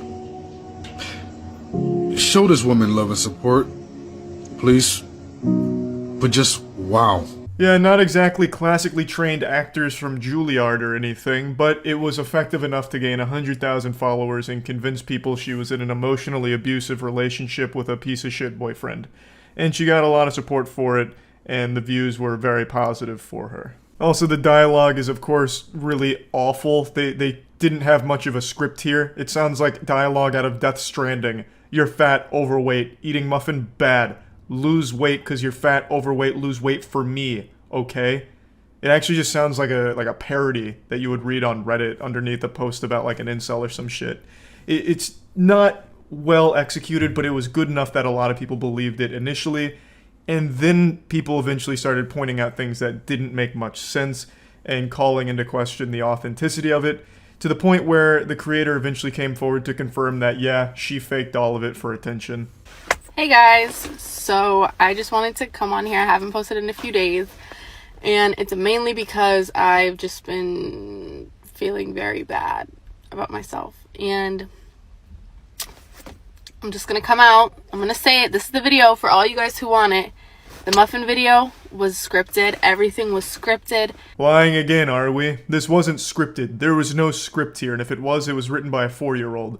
You just improv'd something that you thought would sound like emotional abuse. You just told your friend to just say like, hey, just call me overweight while I'm eating this muffin. That was it. That's all the thought that went into it.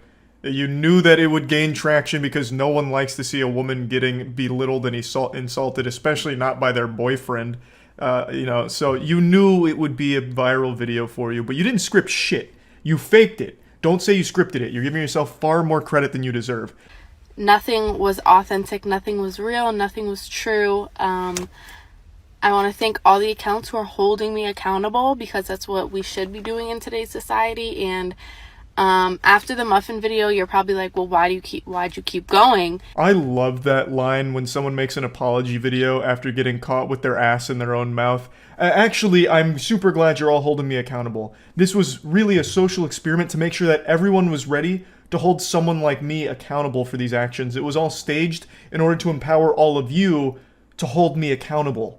So thank you for that, and you all passed the test. Come on, we know you're not happy about that, so take the mask off, drop the act, just be like a Scooby-Doo villain who gets caught.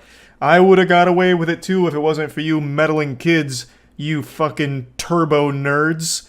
And that's what, if you notice I have another TikTok, that's what my marketing team told me to do. They said keep going, like continue to grow, continue to grow.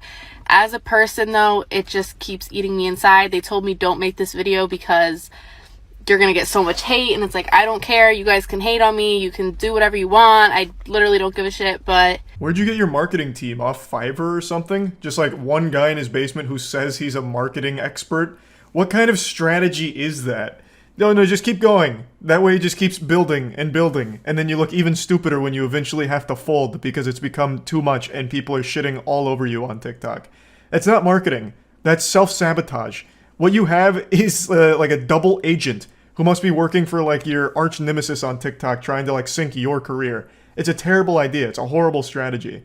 Though I do like the scapegoat. I don't know if she has a marketer that could just be like someone she's pushing blame on in order to make herself look a little bit better. Like, listen, you plebeians, I went against math and science. My marketing team, all 500 of them, all of them told me don't do it. They begged me not to make this video, but I knew in order to be the morally perfect person that I am, I needed to come forward and own up to my one and only mistake. I said, damn the numbers, damn the data. I'm doing what's right. Even though it was probably just her and her friend that hatched this idea as just a quick viral video, knowing that they'd be able to capitalize off an emotional abuse situation in order to get like some pity follows or just some supportive messages and validation. It's just really disgusting all around. And I do wonder if there is a marketing team here at all. I just want to make it clear that if I lose 150,000 followers, that's fine, as long as everyone knows that this video was not to hurt anyone. There were no bad intentions. Because TikTok is an entertainment app, that's purely what it was for, entertainment. What the fuck is entertaining about witnessing emotional abuse? Like, where's the fun?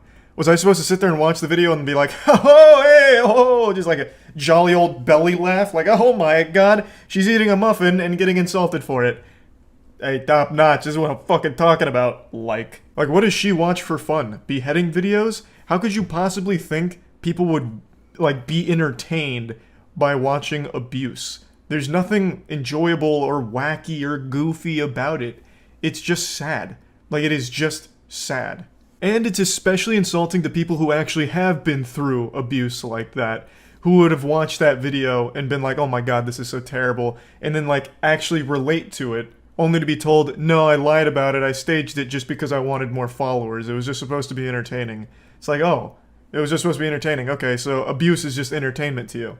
It's, you know, it's an insulting, silly fucking concept. I did, however, do the breaking up text, which I wasn't supposed to do. My marketing team told me to continue with the whole abusive boyfriend, or like boyfriend calling me that, but I made that video just for the young girls on this app, just to show them that if you're treated that way, it's important to leave. That contradicts everything you just said, that you did it for entertainment. Now you're trying to spin it where you're doing something more heroic than you actually were. This wasn't some kind of PSA where it's like, hey girls, if you've been in a relationship like this, you need to leave. That was never the message. It was you being insulted, and then apparently she did like a follow-up where she broke up with her boyfriend over a text or something, which of course was also staged, but at no point was it ever supposed to be something to like inspire or get people to reflect on their own relationship. As you just said, it was for entertainment, which is fucking stupid. I'm really a stand-up person, and I'm big on my morals, and this completely went against that. Was it just all for TikTok and views? Yeah, it was. And that's, I know, it's sad. It really is. I also want to let you know I did not profit off this. I was not in the creator fund while I was doing this. I did not profit at all. She's being very honest here. Just fully admitting she did it all for views and that sweet, sweet attention. Attention is more valuable than oxygen, honestly. It's just that precious lifeblood to the modern human. And she may not have profited financially from it. She says she wasn't in the creator fund, so didn't make any money off it. But she earned something more important than money. Clout. Money's temporary. Clout is forever. So yeah, I just wanted to talk about this a little bit since I've been so deep into this TikTok attention-seeking culture, and that's really about it. See ya. Support OSRS. Bro, this isn't going anywhere. This is botted by like 1,000 different people. There's no chance anyone ever encroaches on the OSRS top left. If they wanted to, they could probably take over this whole region. There's literally no one here stronger than OSRS when it comes to botting. Let's make a drop. I can assure you we would not be able to get anything on here. I just spectate. Take a really small plot. Why, I'm not a bitch. If we were gonna do it, I'd want something sizable. Like, I'd want this. Like, this size. What's the point in just having, like, a small little fucking dingleberry off to the side? That's no fun. You could take the green lattice easily. I doubt it. This is smack in the middle. This would be highly contested. Bottom right. What's on the bottom right again? Oh, this is just void. Yeah. Meth might be feasible. Meth is myth? Oh, is it? I thought this was like R meth. Which is a subreddit I recently learned about. Do people use bots or do they actually wait to place the pixels? Bots. Except for streamer communities. I feel like the streamer communities, viewers aren't making bots. Which is why they don't usually succeed super hard. Whoa, what? The Indianapolis Colts have a spot on here? Jesus. There's some wacky communities on here. Surely Colts fans are way too old to understand how to use bots, right? This is actually probably maintained by individuals. I'm taking the top right corner with... Oh. You teamed up with BTMC? Alright, you'll get that then. You'll lock that shit down. It's not like I'm trying to take a spot or anything either. I'm just analyzing everything. I'm just a spectator. A lot of the spots are maintained by individuals. They're making templates that overlay our place to make it easy to know what color to place. Oh, really? Eagles is maintained by EDP himself. I wouldn't be surprised. This E's having a tough time staying. It's gone from bagels to eagles and then pagels. It's going back and forth all the time. The Eagles are locked in a war right now. This is... I was watching this earlier. Yeah, the alliances and everything are wild. I'm an ambassador for Green Lattice, located in the middle of the board. We're peaceful, just a background for art. Would you be willing to ally with us? It's so cute how into it everyone's gotten. I think it's super wholesome. You can keep it. We don't need to ally or anything. Again, I'm not like targeting anything. I'm just watching. That's all. So how do you like participate? I know I have to log in and choose a color, but how do you overlay? Maybe it would be worth to just take the Colts. They definitely seem like the weakest out of every tile I've seen so far. And they have a decent chunk. It's a Chrome extension for the overlay. Bro, just take it. Yeah, I'm down. We can take the Colts, I think. Colts have good real estate. No, the Eagles can stay. I'm not gonna fuck with the Eagles. Those fans scare me. Those guys get crazy. Colts fans I didn't even know existed anymore. What the fuck is it? Oh, here. Okay, I got it. I had to remake my Reddit account because I couldn't remember my main one. So I had to remake it to big, huge, large, big. Alright, I'm in. Oh man, the siege on the Colts is fierce! Alright. I'll place one of the... Well, it's also nice because the Colts already have blue in there. I'll just do a little blue of my own. Let me get the reference up. I'm not gonna bother overlaying. Nice. Rest in peace, Colts. Just like their Super Bowl hopes. Am I right, sports fans? Show us the image. Oh yeah, here. I've got 5-minute cooldown. Oh, actually, Jesus, it's 20 minutes. You guys are doing great. This is already coming along nice. Fuck yeah. Bro, those Colts fans must be losing their mind right now. All 9 of them. Bro, this is looking good. Wow. One man worked very hard to make that tile. Now his work is gone. Yeah, one dude was just analyzing the whole board at some point. He's like, where can I put the Colts? I loved Peyton Manning. This one's for him. And it's all gone in the blink of an eye. Man, this is taking shape so fast. I'm so proud. Moist esports, baby. Let's go. Sports ball is so fucking cringe. Esports is the future, baby. And that's what we just taught the Colts. Rest in peace. Sorry, octogenarians. Look at our Colts. Oh no. I don't want to look. This is going to make me feel bad. I can't look. I'm just going to keep pretending they're like unicorns and Colts fans aren't real on the internet. I can't look. It would hurt my feelings too much to see. I can't do it. Even just knowing that they're there makes me sad. Sorry. Thanks to resub Jalen. Oh. Thanks to resub Tyler. Oh. Colts fans can take this fucking absolute glob of nothing right next to us. Moist Esports will allow the Colts within close proximity to us. Man, that looks so fucking good. Holy shit, that was a speedrun. Excellent work. The hard place is keeping your place after you in-stream. Oh yeah, I'm sure the Colts fans can take it back. Thanks to resub TJ. Woo, look at that. That's a good size too, actually. That's nice. Hoo-wee! No, that looks great. I think that looks fucking wonderful. That came out super nice. Thanks, Osu community as well. Fuck yeah. So it's going down in the end. I think the way the last our place went is it stays for, I think it was only a day then. And then whatever's left at the end of that day gets to be like immortalized as this was our place at the end. Hassan controlled a lot today, but he's going offline now. Yeah, I'm sure he's going to lose that spot. He's got a huge spot. I can't imagine that staying when he goes off. Damn, they made so much so much distance with that. Jesus Christ. Well, I'm proud of that. Even if it only stays for 10 minutes. I'm very proud of everyone.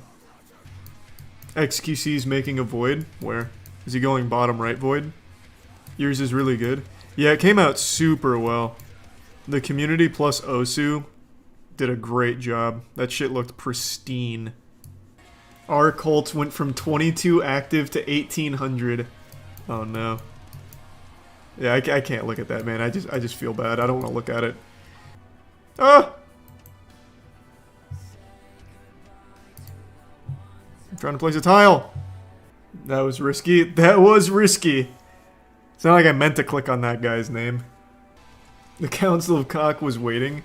It's always risky accidentally clicking on someone's fucking Reddit profile. Could have like cum tributes or something on there. People are invading Moist Esports. I see that. There's some flickers here. They're coming in occasionally. That is scary.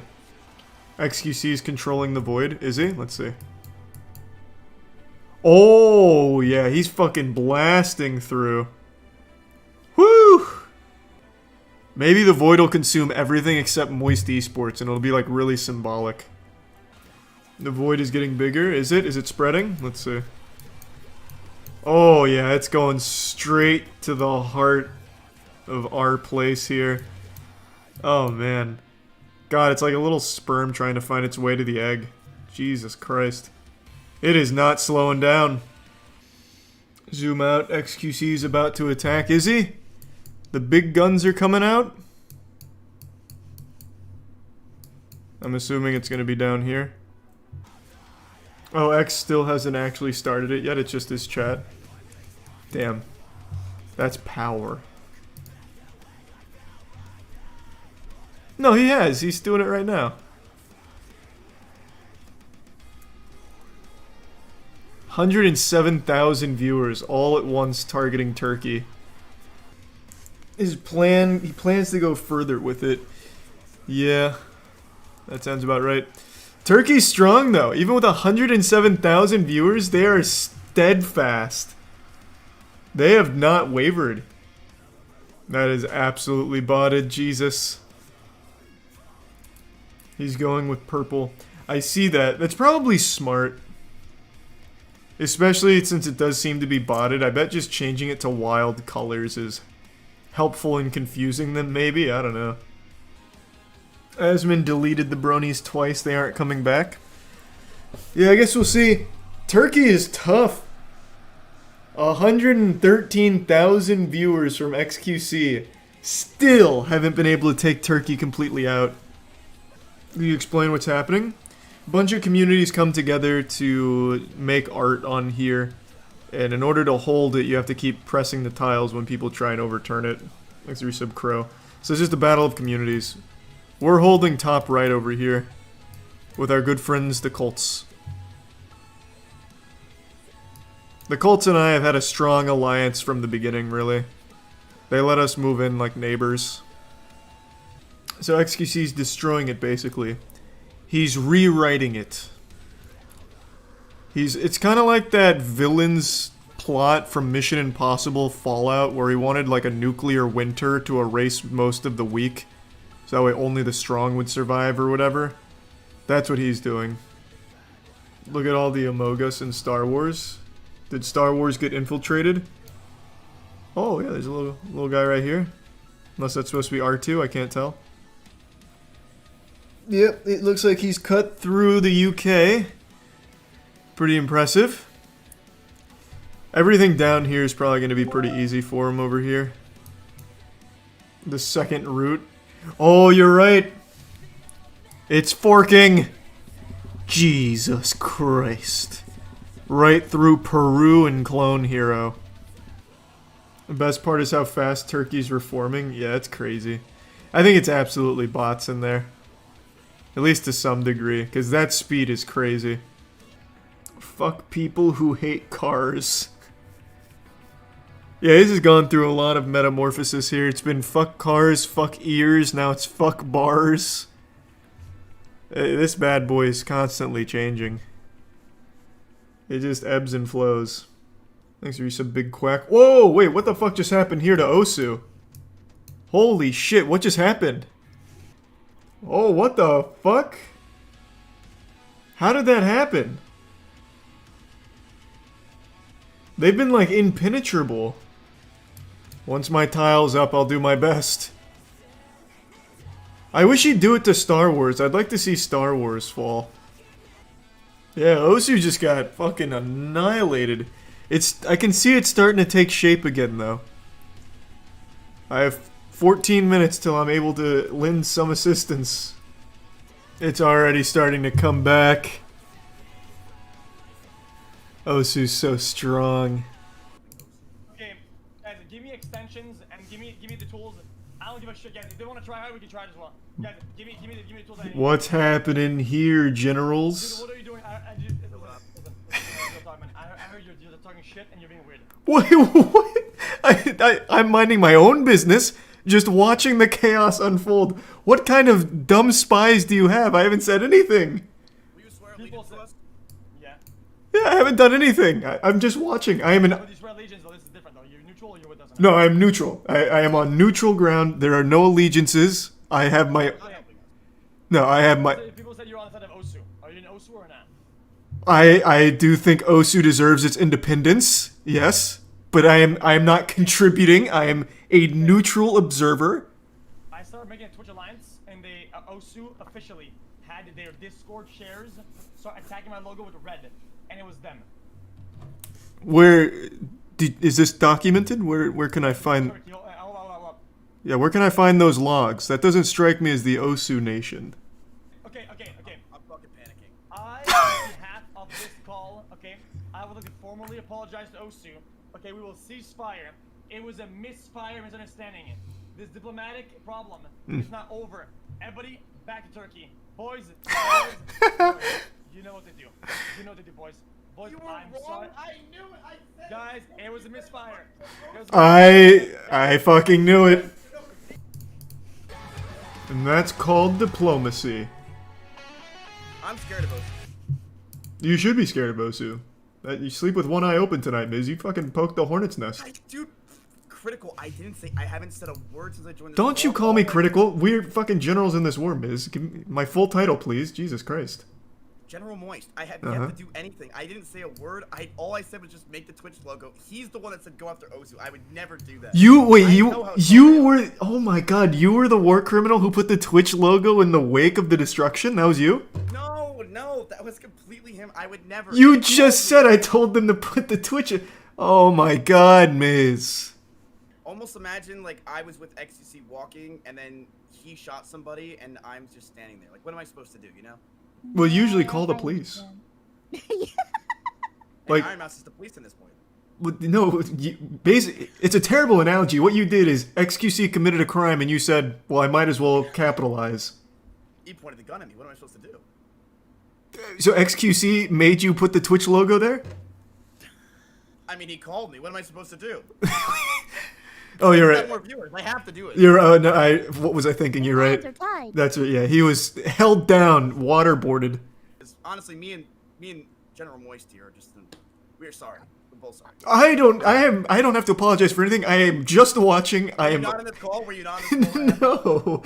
I have just been watching the chaos unfold. I've had the boner jams blasting. I am just here as like a wartime observer, like those photographers back in Nam. I think they are. This person named. Do you know who BTMC is? That's the boy. Miz, I'll tell you what you're gonna have to do to make it up to this to the community here. You're gonna have to drop some gift subs to BTMC. It's like an olive branch. Think of it as like reparations almost. Like after war, you know how when like Germany got like annexed and shit and they had to pay a bunch of fines. That's what you've got to do now. So now is there a huge fight between Osu and XUC? I feel like they don't hate us then. Oh, Xu's getting attacked right now. Look. Oh, you're right. It's begun. Oh my god. Uh-oh. This is like the assassination of Franz Ferdinand. Anything that happens around the logo, you guys start crying like a bunch of bitches. When did that happen? Before or after you guys started beginning to do? Well, that's true. That's because we had to make alliances in order to survive at the early game. Now the war is getting spicy. Dean is right over your... No, right Dean, I know it's Dean Watson, and he's a dev. What about it? Dean Herbert. I know who that is. Oh, yeah, but see, his face isn't there anymore. Why are you trying to rebuild it? So, that's our turf. And we're defending it. Just like you built, just like you tried invading the Osu logo, we are defending the Dean. But it's no, but sometimes the this is called war. It's just not. You keep looking shit. We're invading Hollow Live. I'm not kidding. What shit am I talking? Are you? I'm just saying. I'm just saying. If you... Hey, I'm Ninaro and yeah, I'm back. What up? It was there for a moment. Okay. So he was just spreading propaganda. Right. So apparently Miskiff is just building pixel art right next. But I was saying the blue bring one corner... of your representatives in the call that isn't so rude. You're being rude right now. So I'm sorry, man. I apologize. But yeah, the blue corner. This is tough. I'm still looking for a better spot to take it, but I don't. I see top right is very weak. Wait. That Moist Esports is in the top right. We welcome you with open arms if you want to take the spots above us and the Colts. Where are you? I don't see you. As far right as you can go. I took the smallest, most uncontested plot on the map. Oh, I see it. Yeah, it's so cute. We've just been holding it down. Adorable. Yeah, we've been here for like 3 hours now. We're not going anywhere. We love it here. Feels great. I'm very drunk. They're putting a clown. They're putting a clown thing on my thing. Yeah, I don't think that's us right now. Is that a fucking goatsy? What the fuck? Whoa, wait, where's Goatsy? I love Goatsy. Where's that at? Oh, I don't think that's a goatsy though. I thought it was. Oh, next to him? Yeah. Oh, no, not yet, no. It looks like it could be. I mean, it might turn into one, like the Super Mario Goatsy or something, maybe. I can't get rid of the nose. You can see it in real time. Yeah. Yeah, it's quite the fucking battle over here. I do think the blue is a lot of bots. It's just the same blue tiles flashing, which seems unlikely. But half of this shit's botted anyway, so who cares? And All's as for fair. the blue corner, What is that car design? It's designed for maximum disrespect, so I also have the cum trail on it too, so every time I win, I just ejaculate on them. There's a lot of thought process that goes into the car design you just wouldn't understand. So it's a lot to wrap your head around. Alright, so this is casual, right? So there's no skill-based matchmaking here. Oh wait, I forgot left goes. Good start, hold on, warming up. Hold on. If he didn't get that, I would've, so... Oh, what a... Oh, I'm fucking nuts! Shit! Oh, the double touch! Yeah! Imagine that was a goal. Oh, flip reset. Let's go! I almost blocked it. What an assist though, am I right, boys? Imagine I just pop it out of the goal. Hey, let's go. I did get one double touch though, I did. Let's not forget that, I got a double touch in there, that's not bad. Is that him? Oh yeah, that's all him. Good rotation from me. Let's go! Every time I touch a ball, it's a small little victory. Oh, that didn't bounce as high as I thought it would. I faked him out though. Tried to pinch it. Oh my god, alright. Oh, just under me, you son of a bitch! It's off the top. No! I don't want to be pointing any fingers, but that was pretty bad. Rise didn't get the right rotation. You know what can you do? What can you do?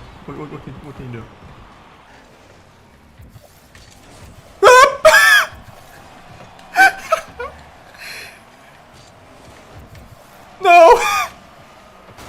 Oh my god! I'm starting to feel it though. Like it's starting to look a little clean. Am I the only one getting that impression? Oh.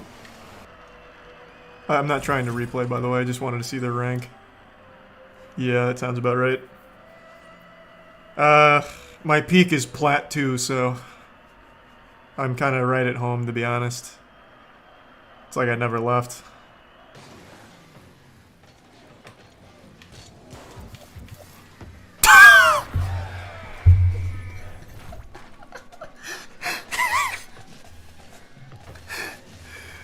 Well, that ended up going a lot slower than I thought it would.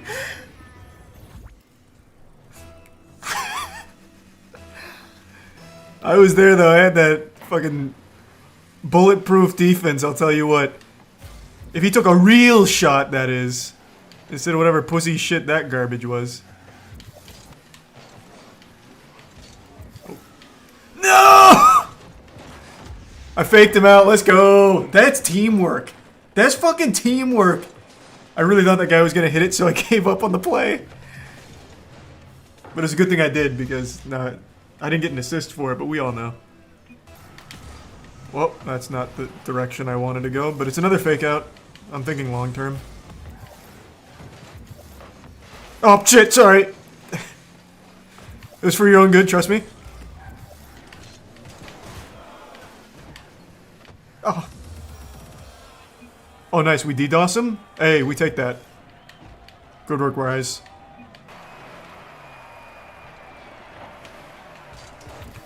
Yes! Oh, fuck yeah! Oh, God! My heart was pounding. Woo! Has got it with the smallest pubic hair on the front of my He didn't touch it. What's up, man?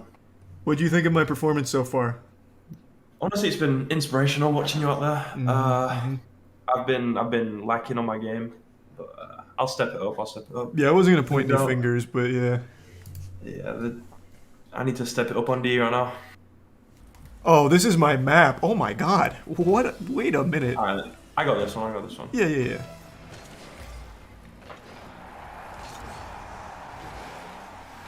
What do you reckon the strat is? You thinking? Whatever you're thinking, honestly. Like, I can adapt. That's unfortunate. That's unfortunate. Okay. Okay. I'm getting fully bumped. Now this is a awkward situation because I'm in a rule 1 right now. Yeah, I see the rule 1. It's right. I've got this. I'm breaking it, man. I'm breaking it. No. What about honor? It's too late. Alright, I might have just scored on us, and...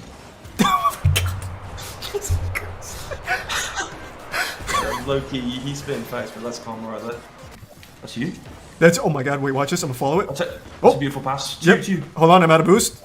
And I'm in no man's land. Unlucky. You missed. Hey, goddamn right he missed. I put the fear of God in him. I got it. I'm getting abused left and right. I got it. Come. Oh, you missed. You? Yep, there's me. Oh!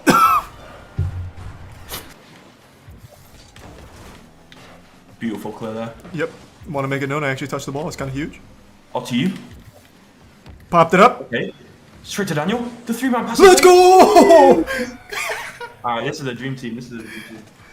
Alright, fine. Fuck it. I'll start practicing again for the RLCS. Fine. Alright, I bumped him off.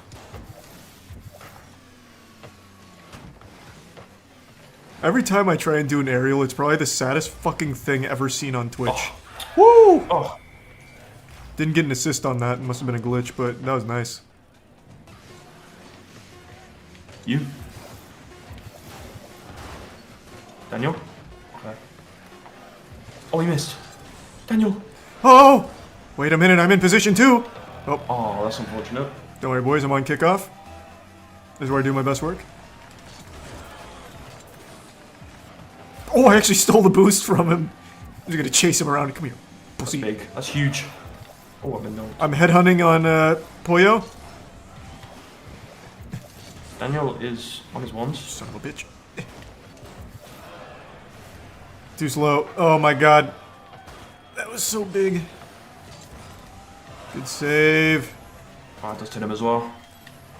It's looking good for the blue team. Daniel. Okay. Okay. The flip reset. Ouch, shit! A bit more boost, you would have had that one. Yeah, I think so too. I was right on it. To Daniel. Been that. Let's go. Oh, let's go. Look at, oh my god, look at that teamwork. And then I stayed out of the way. I just put my car in park and let the boys go to work. Oh my god, I'm so upset. I was actually so close. If Charlie was trying, it'd be over. Yeah, we're just having fun. We're just kicking back. Oh, this is a good field for me. Really? Yep, this is one of my best ones actually.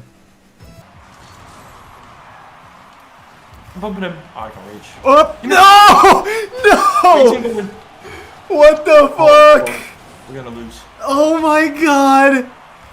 That was so close. I thought that was coming down so much faster. Oh.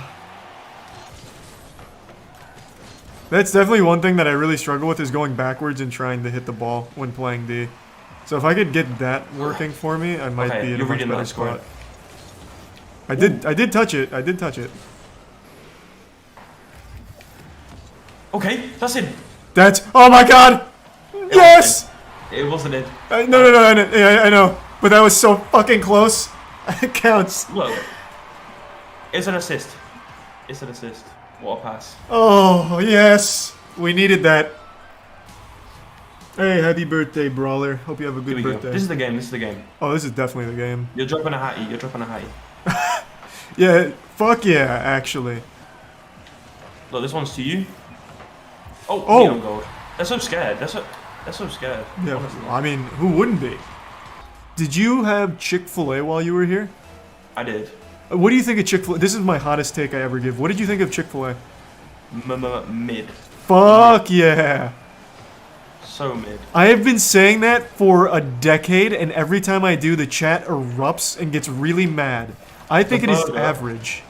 It is literally 2 pieces of bread and some chicken. Yes, and you get 2 pickles. That's it. That's it. I don't eat pickles. I take the pickles off. So. Oh, Well, even worse, yeah. The sauce is banging. The Chick-fil-A sauce is banging. Yeah, the Chick-fil-A sauce slaps. The Polynesian fries are sauce good. slaps. Do you know what's trash? And everyone gassed up. Hit me. To me anyway. Panda Express.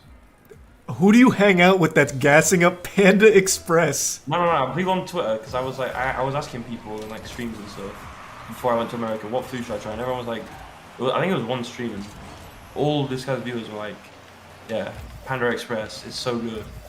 It was fucking garbage. You got trolled. They just wanted you to get sick. Like, I've never heard anyone. Dead, bro. Yeah, I've never heard anyone say good things about Panda Express. I'm not lying.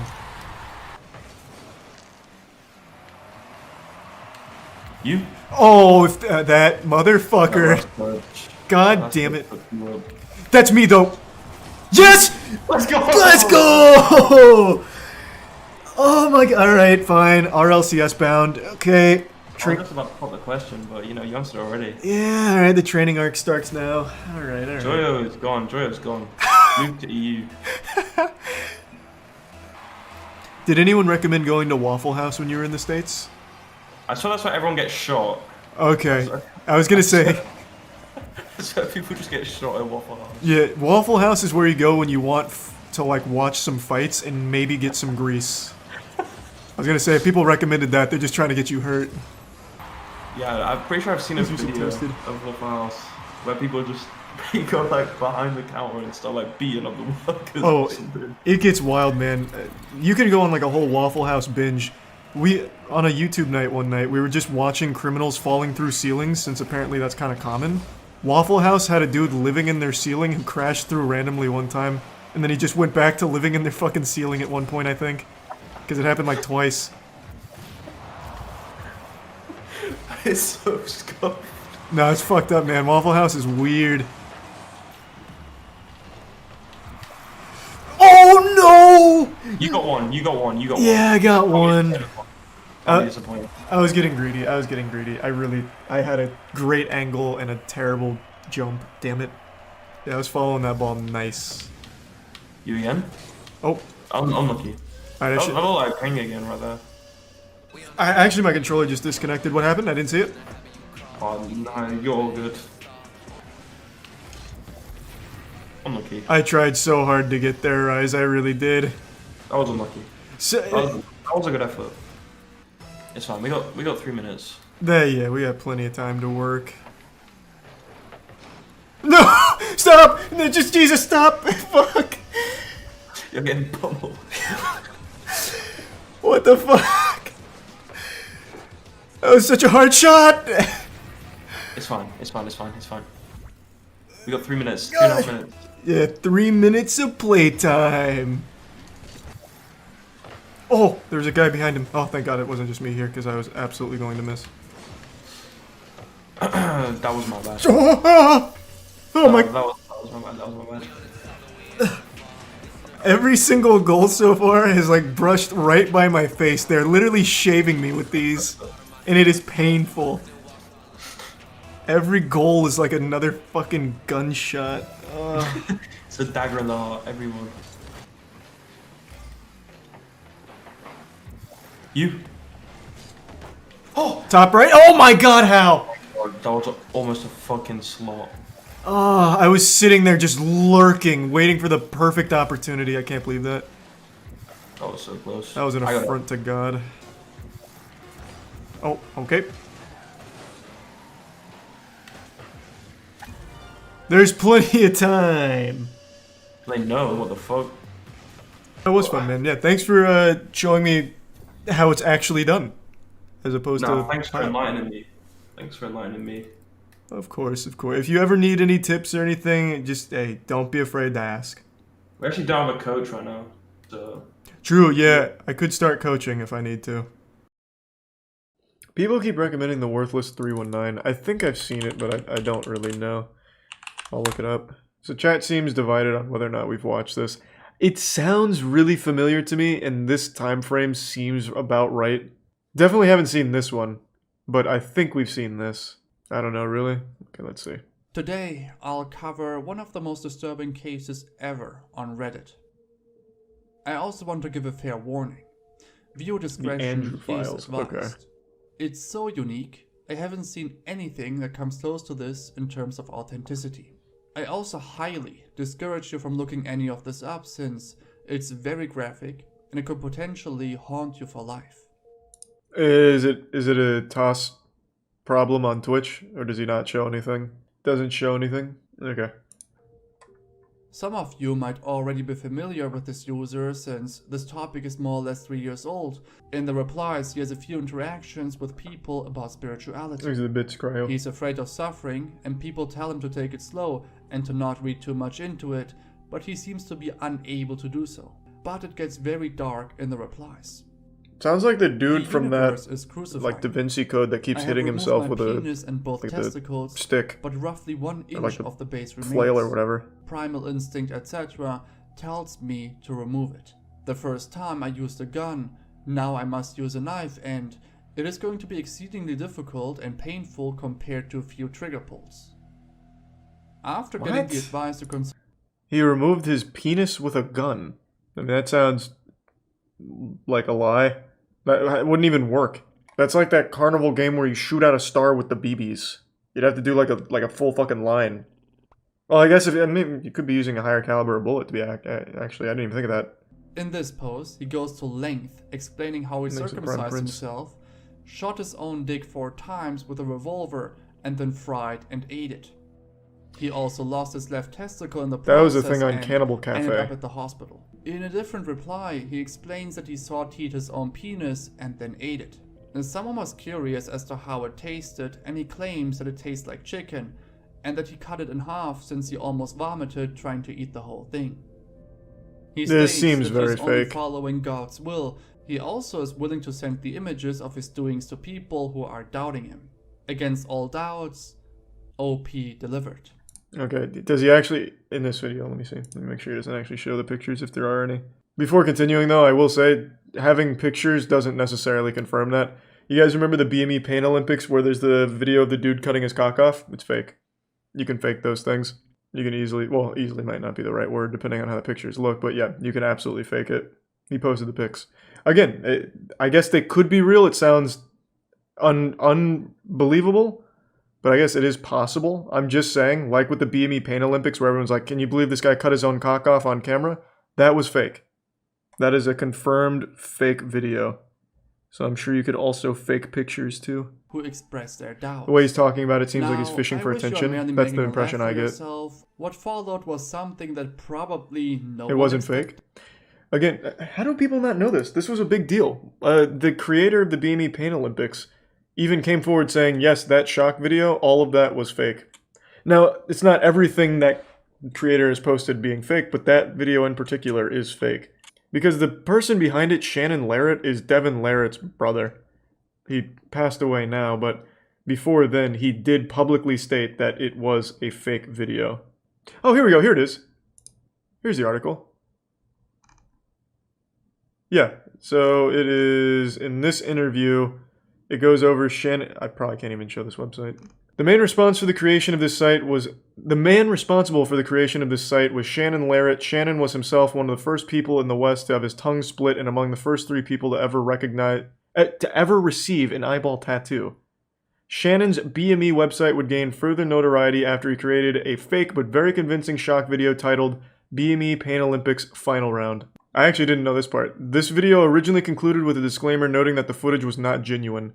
However, shortly after being passed around the internet, the disclaimer was removed, leaving many viewers to believe that they were actually watching self-performed castrations and penectomies.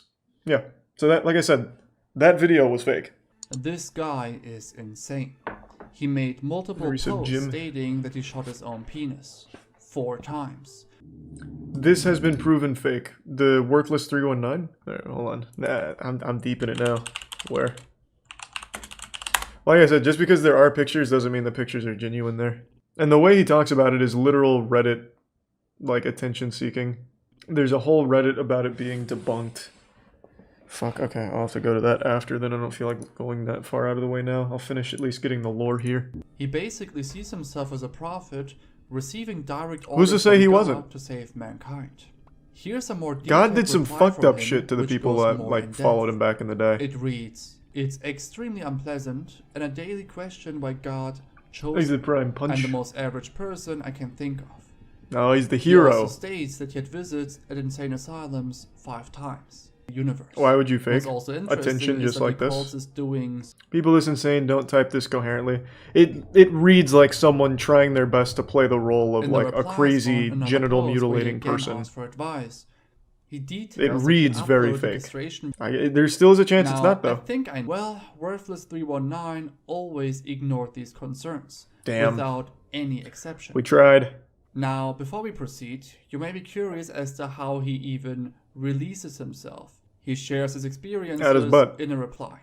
It reads, Redirected "I'm it. pissed sitting down. If Oh. you're talking about orgasmic, since I finished castrating myself, I haven't gotten turned on once. Before castration, I had one nut. I blew apart my left one. I could come very easily by thought alone." In other posts, he shares his Whoa. state of mind. "I especially fear the end of humanity as it approaches. It's inches away. Centimeters. Goddamn 5G. No one understands me, especially myself. I called an ambulance after about 5 minutes of listening to music, laying on the ground. Yeah, this and definitely don't is remember fake. much of the, and I want to go through a few. There's a website that shows his deleted Reddit history, not remove edit. Yeah, it doesn't prove that those pictures are either A, real, or B, him. There are people, and I do know this is a thing, I think it's called a penectomy, I think. There are people that have actually cut their cock off online, and there's videos of it. But I don't think this guy was one of them, because he just keeps making Reddit posts like he's an anime villain or something going into a monologue. I don't think this is, like, real. But the actual act of someone cutting their own cock off and shit, that is something that some absolute maniacs have done. Ooh, how deep does it go? He wanted to end himself by bleeding out of his pelvic area to prevent a conflict between North Korea and the States. It might have He took worked too. We psychosis still haven't inducing entered into a substances conflict. like DMT and LSD. There were people who were motivating Worthless to further self-mutilate himself in the name of religion. The users doing that deleted their accounts. So, as for information about Worthless, Charlie, I saw the images. The dude has no dick. Like I said, on the internet, it's called a penectomy. There are people that have literally cut their own cocks off. There was even on this was a big one, the Cannibal Cafe. Cannibal Cafe, what was his name? Armin Minsk, something like that. A user on Cannibal Cafe said, "Hey, I want my cock cut off and I want to eat it." Oh, there we go. Armin Muse. On Cannibal Cafe, back in the early 2000s, there was a dude who's like, "I want my cock to be cut off and then eaten. Will anyone oblige?" Someone did, got together, literally cut his dick off, they ate it, he bled out in the bathtub. Like, there are people, and there are real videos and images of people cutting off and mutilating their own cocks. No doubt that exists. What I'm saying is this Reddit user is most likely not the one that is doing what's described or shown in those images. It's very likely he just took some of those stills from the videos or those pictures and is then making this story around this whole thing for attention. Because the way he writes is very much like a Redditor seeking attention. Just going by the way he writes. Again, could be totally wrong. It could genuinely be him. I'm just saying all of this seems super fake. He's making posts in other subreddits like, "Hey, how do I do this? I actually shot my nut off, which is why I'm asking, because I'm trying to save the America from North Korea using LSD, parentheses, God's drug. Again, I shot my nut off and then I castrated myself. I've been bleeding and it's painful, but I'm doing it for you guys. By the way, how do I do this?" Like, it seems like he's fishing for attention at every possible step with his post. That's what it seems like.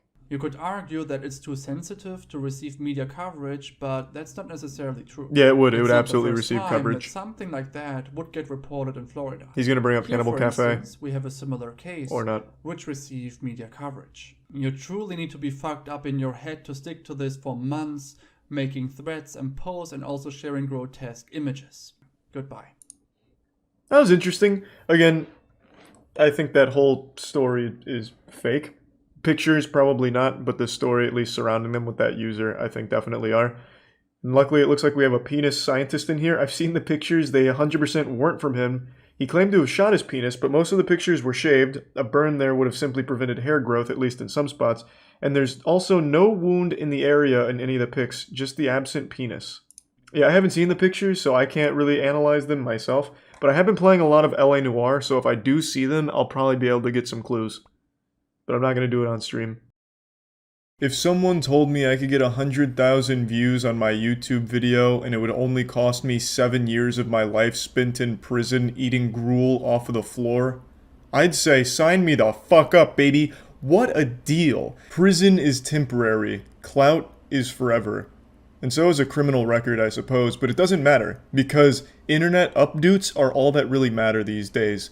This dream came true for a YouTube couple named Saucy and Honey. They were recently arrested and charged with third-degree criminal trespassing and conspiracy and could face up to 7 years in the slammer, all for those sweet, juicy YouTube views. They pulled off the most epic prank this world's ever seen, and the history books will remember them for it. They'll be talked about like Jesus Christ was in the Bible, the saviors of high-quality YouTube content.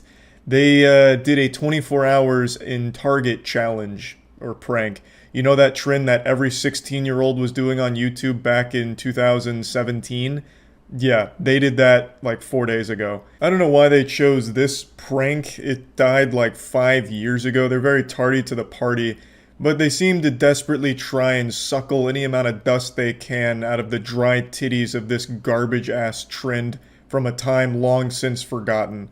And they're paying the price for it. They got fucked in the ass. But you can't help but feel bad for them because they clearly have a disease. It's called terminal clout hunger. And unfortunately, it's a plague. And it's been spreading for quite some time on the internet now. Get okay, what's up, Fascination Empire? And your girl Honey, Okay, you guys, sorry we're rushing through this intro, but it's 9:37 at... Okay, guys, sorry we're rushing through this intro, it's 9:37. It's 9:37 at night. Honestly, they should have slapped on an additional criminal charge for how dog shit their videos are. I swear to God, it's gotta be a human rights violation to have an intro this annoying. All of their videos start like this. It is painful. Sticking my head in a fucking dump truck while it's compacting garbage would be less miserable. A YouTube couple is in hot water over this video, in which they claim to have spent the night in a Pennsylvania Target. You guys, do not attempt what we attempt at home. We are entertainers. Listen here, goofballs, don't try what we're about to do at home, you dumb assholes. We're professional entertainers willing to risk life and limb for your entertainment. Immediately gets arrested, faces 7 years in jail for this shit.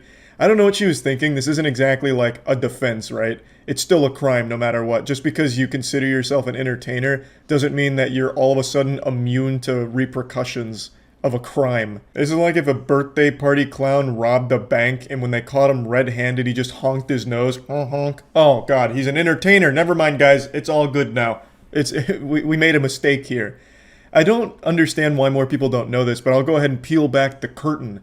Most of those YouTube pranksters are fake. In fact, I'd say 95%. So all of the ones that did the overnight challenges, they cleared it with their local store in order to ensure that they were allowed to do it. And they didn't actually even spend 24 hours in the facilities they said they did. They just stay for long enough to get footage and then leave. But all of it was cleared beforehand with the franchise owner.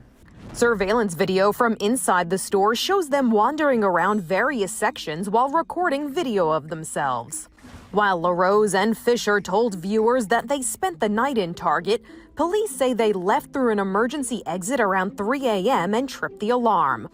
But the couple returned to the store when it opened to the public to resume recording their video. What? They lied? They didn't actually spend 24 hours in the Target? What the fuck? That's gotta be the worst offense of all. You know, I could excuse the criminal trespassing and all that. I could even excuse the abominable intro to their videos, but the fact that you're gonna come in here and tell me you spent 24 hours in Target when you only spent like, what, 2.5? Oh my god. I spit on that absolute garbage. They could have at least had the courtesy to spend the whole night there. Because at that point, now not only do you go down looking like a stupid asshole, but now you go down as a stupid lying asshole as well. And their audience of like, I don't know, lobotomized 12-year-olds or whatever's watching it, they now know that they can't trust anything they do going forward. So even if they somehow do escape the prison time, which I imagine they will, I don't think they're actually going to spend 7 years in jail, they've lost the trust of their audience now. The couple was released on a $25,000 unsecured bond, and they're due back in court March 24th. Fisher told a reporter outside of court that she has no regrets, that they were living their life and having fun. But the couple said they would not be doing another stunt like this again. For Inside Edition Digital, I'm Mara Montalbano. I can't imagine that statement's going to help them very much in the court proceedings. Yeah, I have no regrets about committing the crime. Surely that won't come back to haunt them. But yeah, anyway, just thought the story was kind of wild and another prime example of the attention-seeking disease a lot of people are afflicted with. That's about it. So yeah. You all know how much I love to get wacky, but unfortunately today I learned what happens when wacky gets you. I recently made a video talking about the YouTuber Gilva, who recently received 3,500 copyright blocks on his content, setting a new, unbeatable world record that I imagine even made God afraid of his own creation for a brief moment. And I thought this was a pretty open and shut case of Nintendo enforcing their copyright, as they've done millions of times in the past. However, this shit has had more twists and turns than Game of Thrones, and hopefully, unlike Game of Thrones, this will have a good ending. Yesterday, a lot of very strong evidence came to light to indicate that Nintendo may not have been the ones behind all of these copyright blocks. And this rabbit hole goes deep. Apparently, there may be someone or some entity posing as Nintendo and just taking down content on YouTube stretching all the way back to 2019. So, I mean, it could be fucking corporate espionage, could be Atlanteans, it could be fucking DB Cooper behind the whole operation, we don't know. So I wanted to go over all the evidence here, since I'm often considered one of the finest minds in justice. I'm like the real world L from Death Note. You might remember, but I was actually the ace detective that cracked the Jack the Ripper case. I finally solved that mystery on stream not too long ago. I'll go ahead and spoil that anime for you. Jack the Ripper was undoubtedly Charles Lechmere. I was the one that put all the puzzle pieces together and connected all the dots. So yeah, and I decided I'd lend my expertise here to this case since I recently made a video about it. Before getting into it all, I'd like to mention that Gilva took down their channel today. They mentioned that Friday, today, was going to be doomsday for the channel, and they weren't lying. That wasn't clickbait. They were not posting cringe, they posted the fat fucking truth. They took down the channel today in response to all the copyright claims they've been dealing with, and didn't think it was worth keeping the channel up. So if this theory does turn out to be true, it makes the situation even more upsetting, because if Nintendo really didn't copyright claim him, then basically what happened is Gilva got pranked epic style from a guy pretending to be Nintendo and then deleted their channel for it. Hopefully they can get the channel back if this can be proven, but regardless, let's go through the evidence now. So this is where it all started. This is where my third eye began to open to the possibility that Nintendo was actually innocent in this case. It comes from Twitter user Soul Scribbles. They said their friend brought to their attention that the copyright claims are most likely not from Nintendo. So right away, some people felt the situation was fishy. They smelt something a bit stinky in the Nintendo asshole here. They state when Nintendo actually takes down videos with a copyright claim, they don't simply put Nintendo as the copyright holder and then show a screenshot of one of the removed videos where the copyright holder is just credited as Nintendo. They then explain why this is weird, because Nintendo doesn't say which Nintendo company. They'll always copyright strike with Nintendo, CO Ltd, Nintendo of America Inc., or Nintendo, and then those characters, if it's a real copyright claim from them, and then they put a screenshot here of an example of a legitimate takedown from the company, proving that it's not just one word. Now, much like Monsters Inc., Nintendo is a scary company. They take down fan projects and videos all the time. Many of you will remember on early days of YouTube, posting anything from Nintendo would often result in it getting claimed or striked by Nintendo, and I do vaguely remember it always having more than just Nintendo. That's not usually like just the fucking stamp of Nintendo. It usually is like Nintendo of America or something a bit longer for the copyright holder, which isn't something I've thought about in a long time, but it's a great point made by the Twitter user here. So that is definitely something that is peculiar about the case. And Nintendo really was the perfect target to impersonate because everyone would expect this from Nintendo. Nintendo would go to a child's birthday party and DMCA the whole family if they saw too many Mario balloons there without Nintendo's permission for it. So most people didn't look further than just, hey, Nintendo's striking this channel a lot. I'm definitely in that same camp. I didn't bother to look any deeper to the claims. However, I'm glad that some people did because this is not normal. There's still quite a bit of evidence to go through and all of it's pretty compelling, so I do fully concede that I may have been wrong and jumped the gun to accuse Nintendo of being behind this from the get-go and just taking it at face value. But while I may have been wrong there, what I'm not wrong about is how comfortable the moist shirts are, baby. So if you want to get yourself the most comfortable white t-shirt in the game, you can go to charlieswhiteshirt.com. The shirt also comes in black, so they're the most comfortable white and black shirts to ever exist in this fucking dimension. I'll put a link in the description. After digging deeper, they were able to trace it all the way back to 2019 with the takedown of something called Beware of the Forest Mushrooms, which is, again, more music that was taken down by Nintendo, or what appears to be a fake Nintendo. And then they also looked into the emails a bit further and concluded that the Nintendo JP email that these claims came from doesn't even actually exist. So it's not an official email from Nintendo apparently, at least according to this investigation, which is another very fishy thing. And then the final tweet in the thread is an example of a fake Nintendo claim getting overturned by YouTube, which means YouTube must have been made aware that it wasn't the official copyright holder that was filing the complaint in the first place and put the video back up. I think all the evidence is pretty compelling, however, you have to ask the question, why? If this isn't really from Nintendo, who the fuck is just bah-humbugging and nuking all Nintendo music on the platform? It'd have to be someone either with a grudge against Nintendo fans, or like the Grinch, who instead of stealing Christmas is stealing all of Nintendo music. So they spent the last 3 years just downloading every Nintendo song from YouTube in order for their own personal collection, which they refused to share or something, and then took down all the other uploads. I have no fucking clue. If it's really not Nintendo, I don't see the incentive to take everything down because they can't make money off it.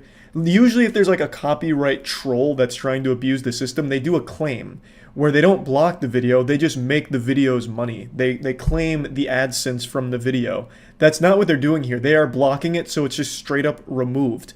So if it's really not Nintendo, there is nothing to be gained by doing that at all. It's just such a weird situation because if it truly isn't Nintendo and it is one person or even a few people as part of a business to take down Nintendo music, it baffles me. It is mind-blowing because it doesn't make them any money and it's just a complete waste of time. And it confirms what I speculated in the beginning, that these were manually filed. If it truly wasn't Nintendo, then that all but confirms that someone, or at least a couple people, had to manually go through the copyright takedown process 3,500 times. Do you know how many hours that must have taken? It probably took the better part of the last 3 years just to do that. That's fucking crazy. Just for actual nothing. A net gain of 0. Just a genuine loss of everything. Time, money. Fuck, it's crazy. That truly is wild if this theory is accurate. And I'm inclined to believe the evidence here because, like I said, I do vaguely remember them always being like Nintendo of America when they would take down a YouTube video they didn't like. And even recently, didn't they take down all of the Pokemon FPS footage? I'd have to check to like look for old links to see what the copyright holder is credited as because they did officially take those down. In fact, I'm going to do that right now. Give me 1 second. So I found all of the dead links to the Pokemon FPS game Nintendo took down a few weeks ago, and they're all credited as the Pokemon company that did it. Whereas in Gilva Sunner's case, when some of his Pokemon music was taken down, it was still credited to Nintendo, so there's clearly a discrepancy here. Unfortunately, since Gilva Sunner did take down their channel, I can't actually find any of the old links to his Pokemon music to confirm that it was credited to Nintendo, but from what I understand, everything was credited to just blank Nintendo, nothing else, just like straight up Nintendo and not the Pokemon company here, which is how they always take down Pokemon related content. So I definitely do subscribe to the belief that this wasn't the real Nintendo that did this, which makes the situation even sadder for Gilva Sunner and really all fans of Nintendo music, that someone would bother going through this much effort just to take it down for literally no gain whatsoever. No financial gain, nothing. Just truly a waste of everyone's time and, in Gilva Sunner's case, his hard work. So yeah, just wanted to give an update to this situation since it's super upsetting and super silly, really, overall, that this even happened. So yeah, that's about it. So yeah.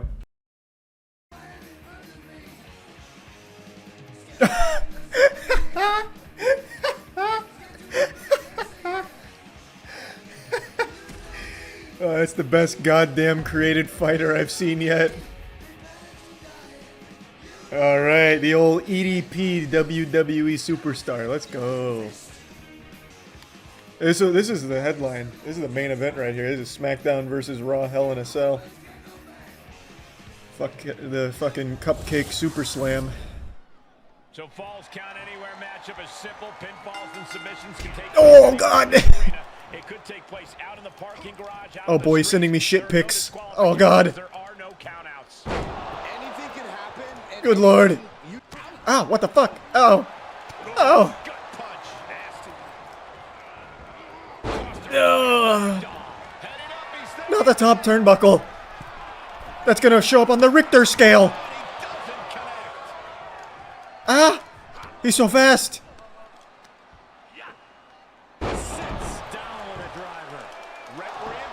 You got some nerve.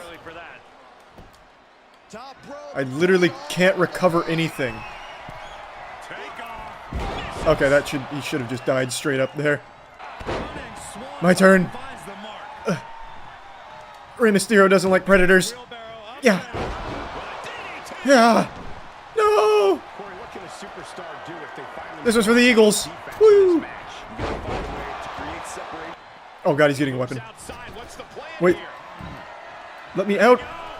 Oh, what? What the fuck? Ah! Oh, there we go. Give me the chair. Give me the chair. This man's got so much girth, there's no way I missed this. No! Oh god. Ah! Stay down! No! There we go. Nice. Alright, fucking huge. Give me the chair. Give me the chair. Quick. Yes! Yes! Right on the belly! Ah, yeah!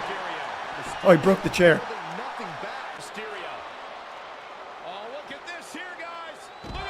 Oh. Oh. Fuck. Fuck. Ah! Oh my god.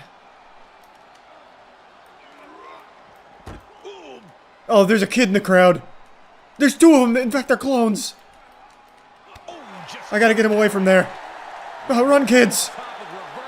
No, stop throwing me at the kids.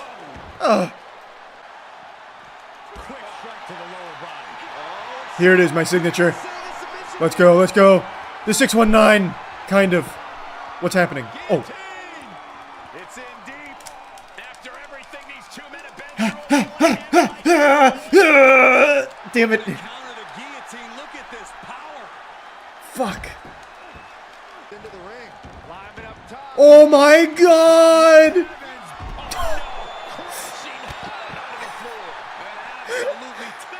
That's gotta be it. He came 6 stories down. What? Why? I couldn't grab him. He fucking lubed himself up. Get back here, you son of a bitch. Yes! No! Oh god! Oh, not like this. Oh no! Oh boy! He steps foot in the ring again. Not the finisher. Oh god! Yes, sir! Not today!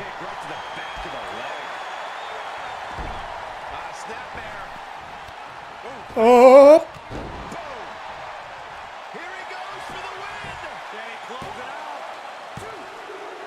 Get the fuck out of here! Let's go! Let's go! I beat EDP!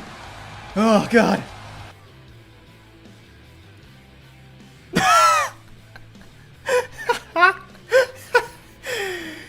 James Corden and E-Rob look like they did a fusion dance. It's like some Mad Max shit. What the fuck?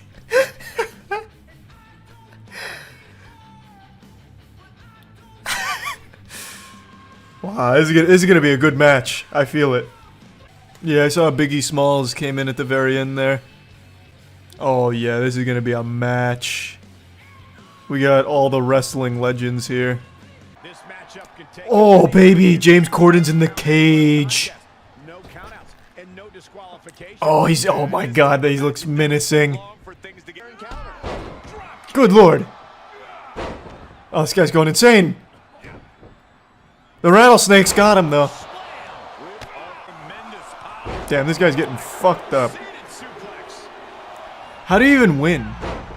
Like, you just go till someone dies? What are the rules? It's James Corden, baby! Oh, you better sleep with one eye open. Top turnbuckle. This is my chance. Yeah! Oh, Jesus Christ. You're getting signed up to carpool karaoke, pussy. The rattlesnake's gone mad. Let's go! I'm on the turnbuckle. Ah! No, please. Jesus Christ. E-Rob's here. Fuck. I'm just gonna wait here for my chance. Don't do it. Hey, don't do it. Here I come.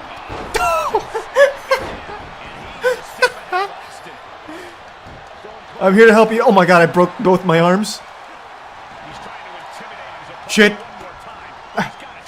Good teamwork, E-Rob. Here, I got him. I got it from here. Oh! I got him. Oh, Jesus, I'm sorry. I got you again.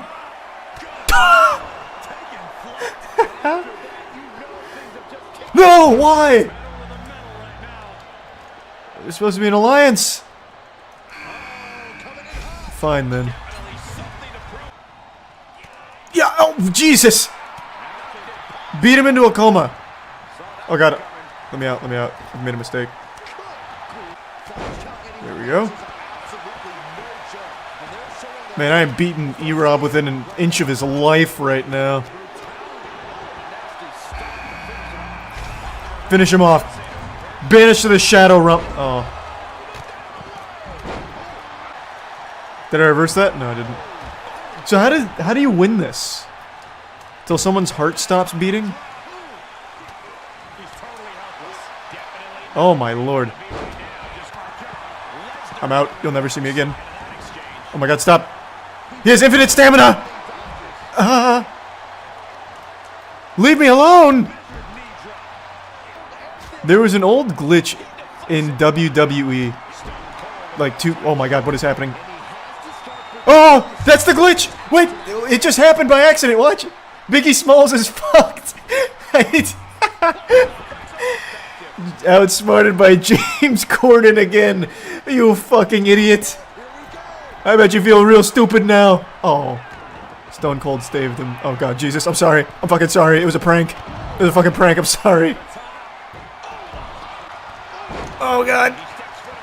I need to get him caught in that glitch again. It just turns him into like a wet noodle. They can't do anything about it. I see they still haven't patched it after 4 years. That was a glitch that was present in WWE 2K18. I guess it's been 5 years now, huh? Because it's 2022. Oh, I'm safe. I can catch a breather. Alright. Keep up the good work, guys. Oh boy. Jesus. You ever seen the movie Cats? So I think the way to consistently trigger the glitch— oh! What the fuck? No! Not today. Not today, pussy. Oh, fuck. That's not good. Somebody help, somebody help, somebody help, somebody help!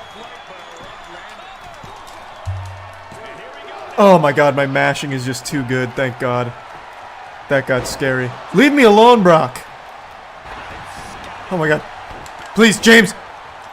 Behind us, no! Okay, that's fine. No, I didn't mean to climb. Ah! Oh, thank God.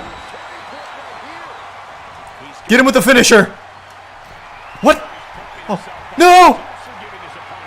Fuck, just let me out of the ring, man.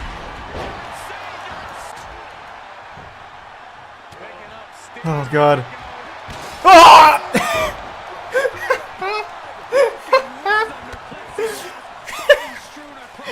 Oh, what the fuck? That's a crime. What the fuck? Oh, leave me alone. I'm already covered in broken glass. He's just dragging a corpse. Ouch. Oh, fuck. He just canceled the late show. Let me out. This guy's a madman.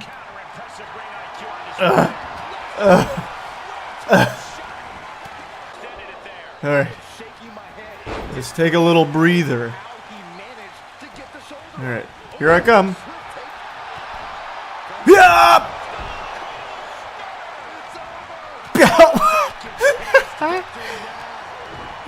You can take him, Dorado, if you want.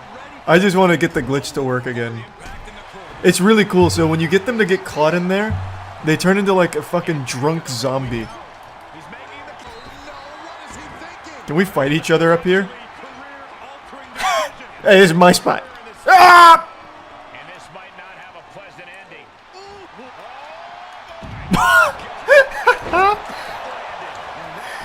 Oh, I got him with the tactics.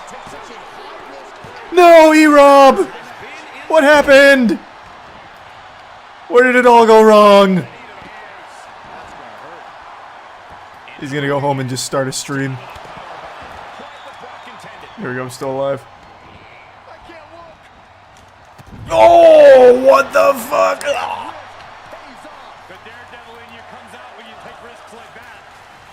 Gravity shouldn't even allow a maneuver like that. James Corden never gives up. Goodbye. Oh no! I wanted to run away.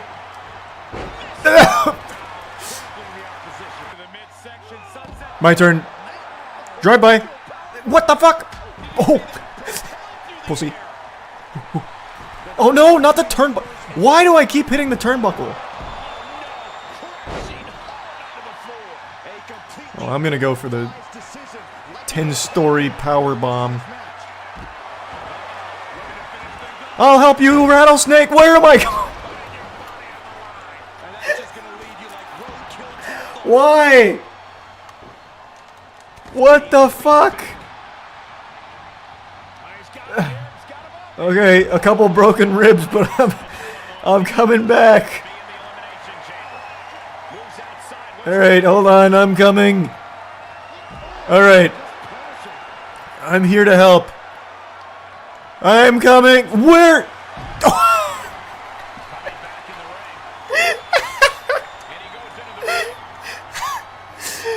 Fucking drifted at him like a kite in the air. It was. I got a big breeze. Hey, thanks, Rattlesnake. Let me up. I'm here to help. You're mine! Where? What? Why won't you? Oh my god. Help. I'm winded. I'm coming, Rattlesnake! No, wait. I'm trying to help. Okay, hold on. Hold on, here I come. I'm coming. Oh, he's got the stunner queued up. Nice. Are you gonna go for the pin? Oh, I got him then. Yeah! This is the most unreliable move ever. Get me out, get me out, get me out. Shit's landed like a single time. Here I come. Oh. It refuses to land. God, Jesus Christ. It's more impressive that I managed to hit nobody every single... It's like I'm a ghost. Ah, hey, get away from me. Get away! Eat this finisher, pussy! And here comes the pin. Alright, that didn't work. Going airborne.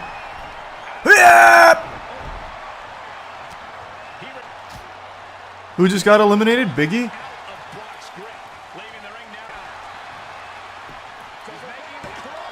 There we go. That might do it. Gotcha, idiot! Get fucked, stupid dummy! Don't you dare save him. Don't you dare save him. Don't you? I swear to God, if you break him out of there, I'm gonna be so mad.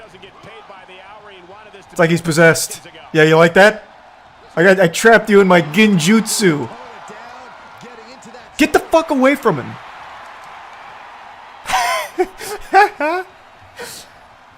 Yeah.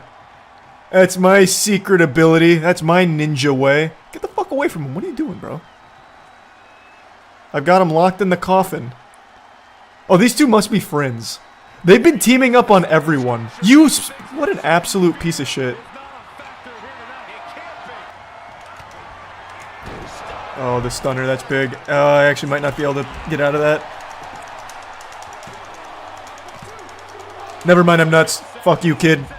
Pussy. I'll mash out of anything. James Corden's heart could stop, and I would still avoid the 3 count.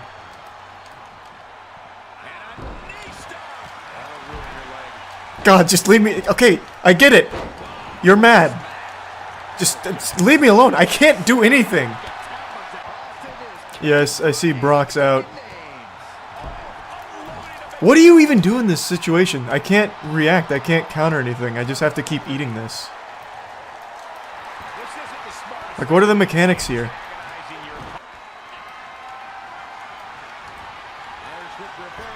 Whoa! Pin him. Why? What the fuck? I don't know what happened there. Why, Dorado? Oh god. I'm getting bullied. Oh, close. Oh, it's gonna be huge. Here comes the finisher. Ah! Come join me over here again, Stone Cold.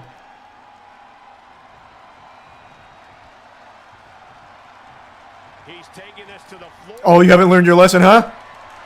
Enjoy the cage! You pussy! I got you again with the same trick. Looking like he's about to hit a TikTok dance. How many times are you gonna... How do I taunt? Let's taunt him. Why would you do this? Why do you do... Man, fuck you, Dorado. No, these are real players. This is online. Yeah, come on, get the fuck up. Get up! Yeah, show me your butt so I can fuck it. Oh, come on. I'm here to help. Okay. Just in case, I'm here. Oh, God! He turned me around and I'm confused. Oh! Alright, I'm here. Good teamwork. Okay, you want to pick? What are you doing?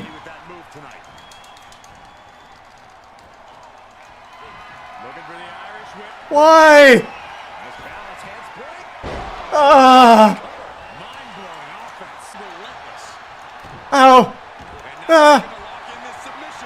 Oh, what? Oh, fuck, I'm too stunned to fight back. Holy shit. That was fucked up, man. I thought we were a little team. Damn, if he was smart, he didn't go for the pin. I can mash out of a pin even when stunned, but the submission, I don't think so. Damn, that was fucked. You okay over there? I'm telling you, this slaps right now. What is that? Hey. Tell them what we're doing today, Charlie. Arby's came out with what they're calling the spiciest sandwich ever made. It's a chicken sandwich from Arby's. Here, take the... Oh, they're hip.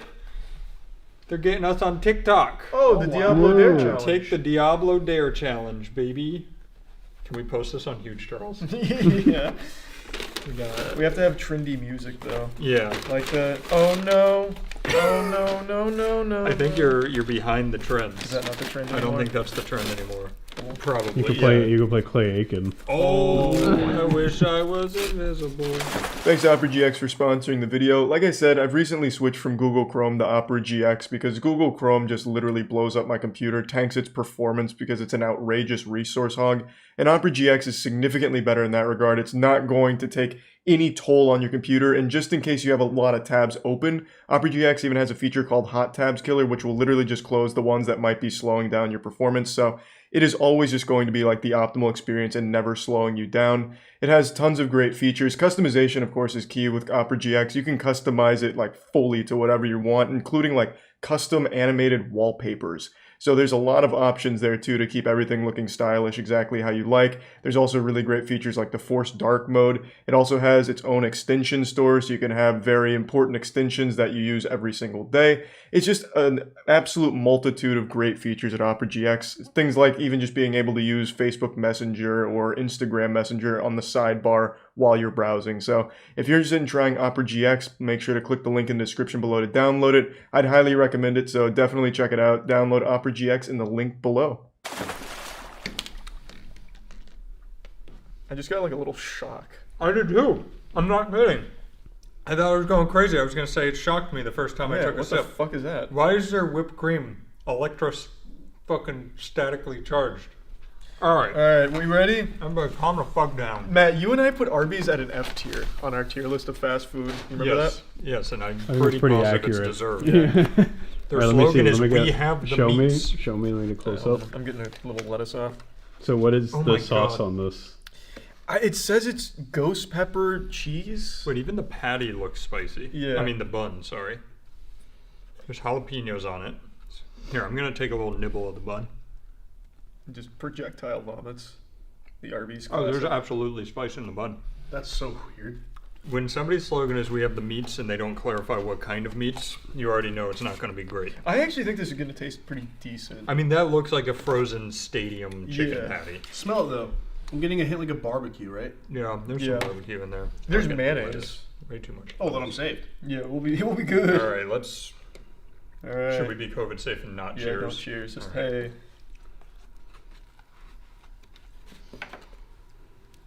That's pretty tasty. I don't like the bun, but I like the No, chicken. I don't like the bun, but the chicken's nice. The bun's a little dry. Is it hot at all for any of you? Not yet. Is that relish? What is that that shit in the middle? Chicken. No, that's cut up jalapenos. Oh, okay. Is it not hot? Not at all. Guy, take another bite, maybe? You know what we're missing? Maybe it builds. Hold on. That's kind of what I was thinking, but it hasn't started yet. Here, wait. Make sure you see like the jalapeno in there. Really make sure you take a bite of that. I would expect with this hottest sandwich ever made, every bite would be painful. Does it at least taste good? This is the best thing I've ever had at Arby's. And So I mean, it's not maybe. saying, but I mean, it's fine. I mean, the fries are definitely better. There's no Saving spice. this bad girl. I would say, wait, not pepper jelly. I don't think it was that color when you brought it. That's fine. Wait, no, that is absolutely a different. That's fine. It's Caleb doing it, not me. That smells like it's gonna be fucking painful. Oh my god. It's not going to be that bad. Guys, I think I actually made the sandwich better. I'm not gonna lie to you. I don't want that. You can try it if you want. I'm telling you, this slaps right now. Well, I love pepper jelly. Is that raw? Well, let me see. Wait, that's absolutely raw. Right? I just took Yeah, show Caleb. I he's can't good. tell if it's just like the sauce or if it's just actually like pink in there. I mean, it's pink, but That's definitely pink. Yeah, you might want to. Okay, well now I'm kind of concerned. Is yours that color? no. No, mine is cooked all the way through. This is when the comments will be like, well, actually, based on the current location of the sun in the equator, that's actually how chicken's supposed to look on a Tuesday. It could have been a fatty piece too. But the only thing I would say to appease your mind is that these are definitely not cooked when you order them. They're cooked frozen and then cooked again. So that's probably a weird like fatty piece that has, you know, like when you get a chicken, it sometimes has those red spots in it. It's probably that. I wouldn't eat it, but that's one of the various meats they talk about. Right. Yeah. I'm not gonna lie, Arby's is trash. It is like this is. That was the best thing I've ever had from Arby's, and it might actually just be salmonella. So I'm gonna wash my hands. Oh God, I've got that running through mine too. It might just be fat. Is it just fat? Yeah, it's just like not cooked enough fat. How about eating the fries? Am I allowed to eat the fries? The only good part of the meal? Why is he running? I don't know. What's wrong with him? Please throw up. Please throw up.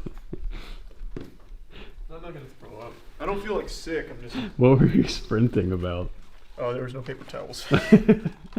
No, knowing how we are, I know that the next step of this video is Charlie now wants to eat something spicy.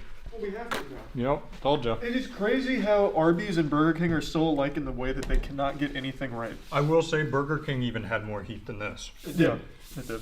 Like this, if you handed me this and said this is a spicy chicken sandwich, I would even question that it's a normal spicy chicken sandwich. Chick-fil-A's spicy sandwich has more kick than this. Let alone the hottest sandwich in the world. Yeah, that was trash. Keep in mind, Goblin ate this. What are we doing here? Oh, this is the end. This is the end hot sauce, somewhere between 90 million and 100 million Scoville. Realistically, I think it was 3 to 6. I don't remember what it was. Yeah, it doesn't say. We might as well do Bernoriums. No, let's not get carried away. Well, isn't the whole point that we're spicing up the Arby's I'm sandwich? still worried mine could be like an actual salmonella hazard. You can use my sandwich if you want, though. Oh, it's not. That's a that's baby wrong. back bitch tip. There we go. All right, ready? Yeah. Cheers. The end. I said BN like you were speaking French. Why? Why would we do this? Fuck, man. God damn it. Wow. Wow. Oh my god. No, dude. Oh my god. I forgot. I actually forgot. Like any sinus issues, you just eat spicy shit because that shit clears it really quickly. Yeah, Caleb just cleared his COVID problems. Yeah, you can taste I can again. smell again, yeah. Arby's really came in hot, am I right, boys? Yeah, the Arby's fries are hot in the Diablo Dare challenge. Feels good to be back. Welcome back from Christmas break, boys. Alright, I'm sorry to panic a little bit. You'll get through it. It's fine. My teeth burn. Ow, ow, ow, ow. Oh my god, okay, this one bad. Alright, we're back. We're back. You. It's 2022, baby. It's gonna be a huge year. Start out with the end. My teeth burn! Oh, there's a lot of mucus going down my throat. Flushing out the salmonella. Oh my god. Oh yeah, I'm melting it away. You okay over there? You want some Arby's to fix it? What is that? What is that helping? And where is it coming out of? What do you think goes on at Arby's HQ to make them so bad? Nothing. I actually believe they hired a 16-year-old from TikTok and told them to run their marketing department. That sandwich was the best thing I've ever had from Arby's. Shoes. I love that the best thing you've had from Arby's, you couldn't take more than 2 bites because it was raw. That's the secret. That's when they're at their best. What if we just don't cook it? We have a problem with drive-through times. They're too long. How can we fix this? No grills. You should have tried the sandwich, Danny. You might have actually liked it. It was Yeah. good. I love me some Arby's.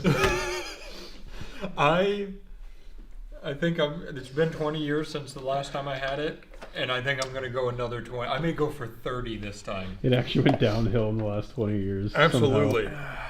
They're jingle slaps, though. What blows me away is that there's people that eat it regularly and defend it. Yeah, absolutely. And it's literally just deli meats with melted cheese. Literally look at this chicken patty. Places try to hide that things are like frozen and, thrown into a deep fryer. That is literally just a frozen chicken patty pulled out of a bag. That's why I like And the best part is that's literally just like a breast that's been pounded to death Yeah. and tenderized and then covered in that. That was good. Oh, good. You want to shout some people out on your channel? Yeah, shout outs to Clay Aiken. The Arby's for having the meats. We love Arby's. All right, shout out Clay Aiken. See you later. Thanks, Arby's. In the ever-growing world of professional slapping, more and more people are getting involved in the sport, which means more and more powerful monsters are being discovered in the world. It's like a Pokemon hunt, finding all of the legendaries. And recently, Slap Fight Championship has had a huge influx of new faces to be slapped. It's like in Demon Slayer when they introduced the Hashira. There's so many interesting characters coming into the fold now, it's incredible. So the first new slapping athlete that I'd like to show you all is the Bell, who actually comes from my home city, Tampa. So this guy was basically made for slapping, because living in Tampa is a giant fucking slap to the face too. So he's been training his whole life for this inadvertently, and it's a pretty exciting fight. He goes up against Frank the Tank, who is an absolute machine, and it's a great one. Let me show you. First, from Tampa, Florida, That's my hometown, baby. The Bell!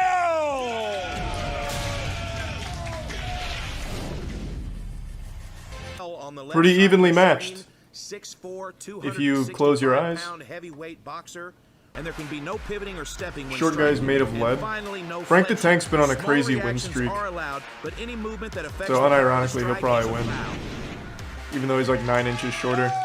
All right, friends, we are back at the barrel with He's like a little cannonball. Frank the Tank on your right and the Bell on your left. JT was telling me Frank pretty much takes First every thing you'll fight notice is that ever. there's a 5-inch height difference between He would the Bell actually and just take a Frank. fight from The Bell genuinely is a anyone that massive, asked. massive man. Fucking Mike Tyson in Another his thing you'll prime. notice is that Frank the Tank has Sentient decided to garbage use truck, his left Optimus hand Prime. today. He'd throw We've down. not seen that before out of Frank. Okay. I guess that answers that question. That Frank felt like definitely knows Tampa, how I to bet. generate power. Frank did not think that it would be fair to use his right hand. What a fucking gentleman. That's just the type of guy Frank the Tank is. He's like such an a anime friendly guy. character. Just a great guy to be the people's champion at Slap Fight Championship. The Bell is also a great guy. Oh! But the Bell doesn't mind slapping the piss out of you. Not bad. Frank now realizes that he's in a fight. This is not his first time slapping. Good man. I tell you, last night at the weigh-ins, these two guys became friends That was quickly. crispy. They're both very funny. The Bell had us all in stitches. But today, when he showed up for the fight, it was a different personality. Oh my goodness, Frank staggers him. Oh, he's fine. He ate that. Okay, the Bell had a tough time staying on his feet there. I actually didn't think that was a super great shot. I'm surprised it did Looks so like much he's gonna damage. take a few seconds here, talk to his corner man. If Frank Today, goes the Bell right is hand, being though, I think it cornered just by ends on the undefeated spot. Puerto Rico. Oh, and another Ooh. fantastic shot from the Bell. Frank tells his corner man, hold my beer. This guy's pretty good. Oh, no. Wait, what? Okay, looks like we've got a stepping Uh-oh. warning. Okay, I see it there. What happened is the right foot of the Bell pivoted. when I'm he threw still that probably strike. pulling for Frank the Tank. The man's just And such a Frank with wholesome another deity. left-handed bomb. Wow. You know how much I love Tampa, Florida, though. So it's hard to root against such a wonderful city, but I do like Frank probably more. How many people watch this I IRL? can't imagine that he would withdraw Usually from every the event fight, they but like that sell out their definitely was seats. a big shot from Frank. Granted, it's not like the fucking Staples Center or anything in Madison Square Garden, but All right, the Bell with the get yourself some brewskis, watch some slapping. Oh, Frank almost goes down. Okay, take a look at Frank here. Look, and slapped him back to the past. What was the penalty? Too powerful? Okay, it looks like we may have another pivot there with the right foot.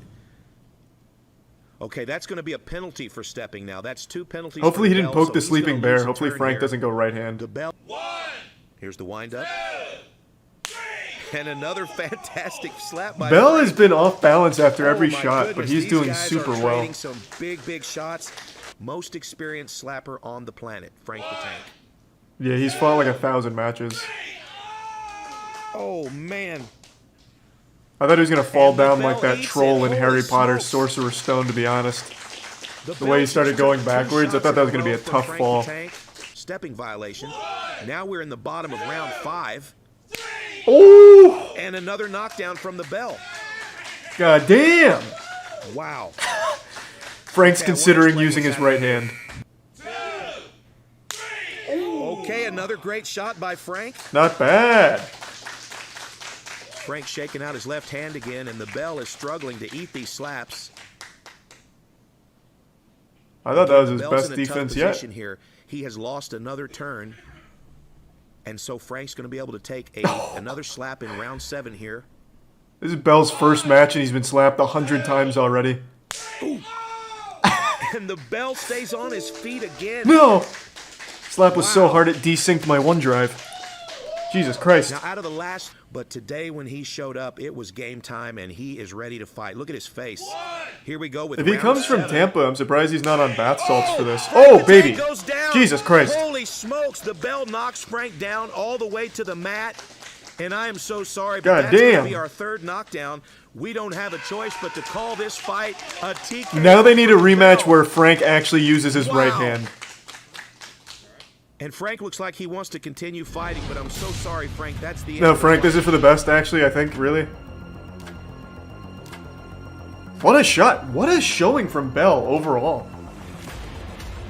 4 out of, like, 5 of his slaps led to, like, actual knockdowns. I mean, that's a big boy. Like, you know, it's not surprising to see. From Tampa, Florida, the Bell. Tampa! Whee!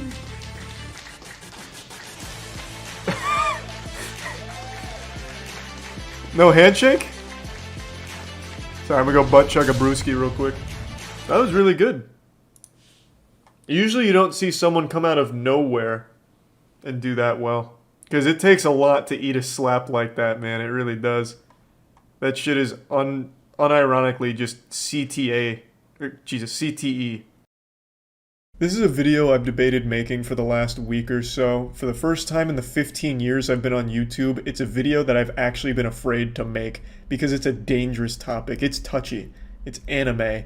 And anime fans can get wild. They always say war is hell, but I think war is child's play compared to an argument with a weeb. I also recently learned about antimatter, and it's the only thing in the universe that releases 100% of its energy in like this devastating explosion.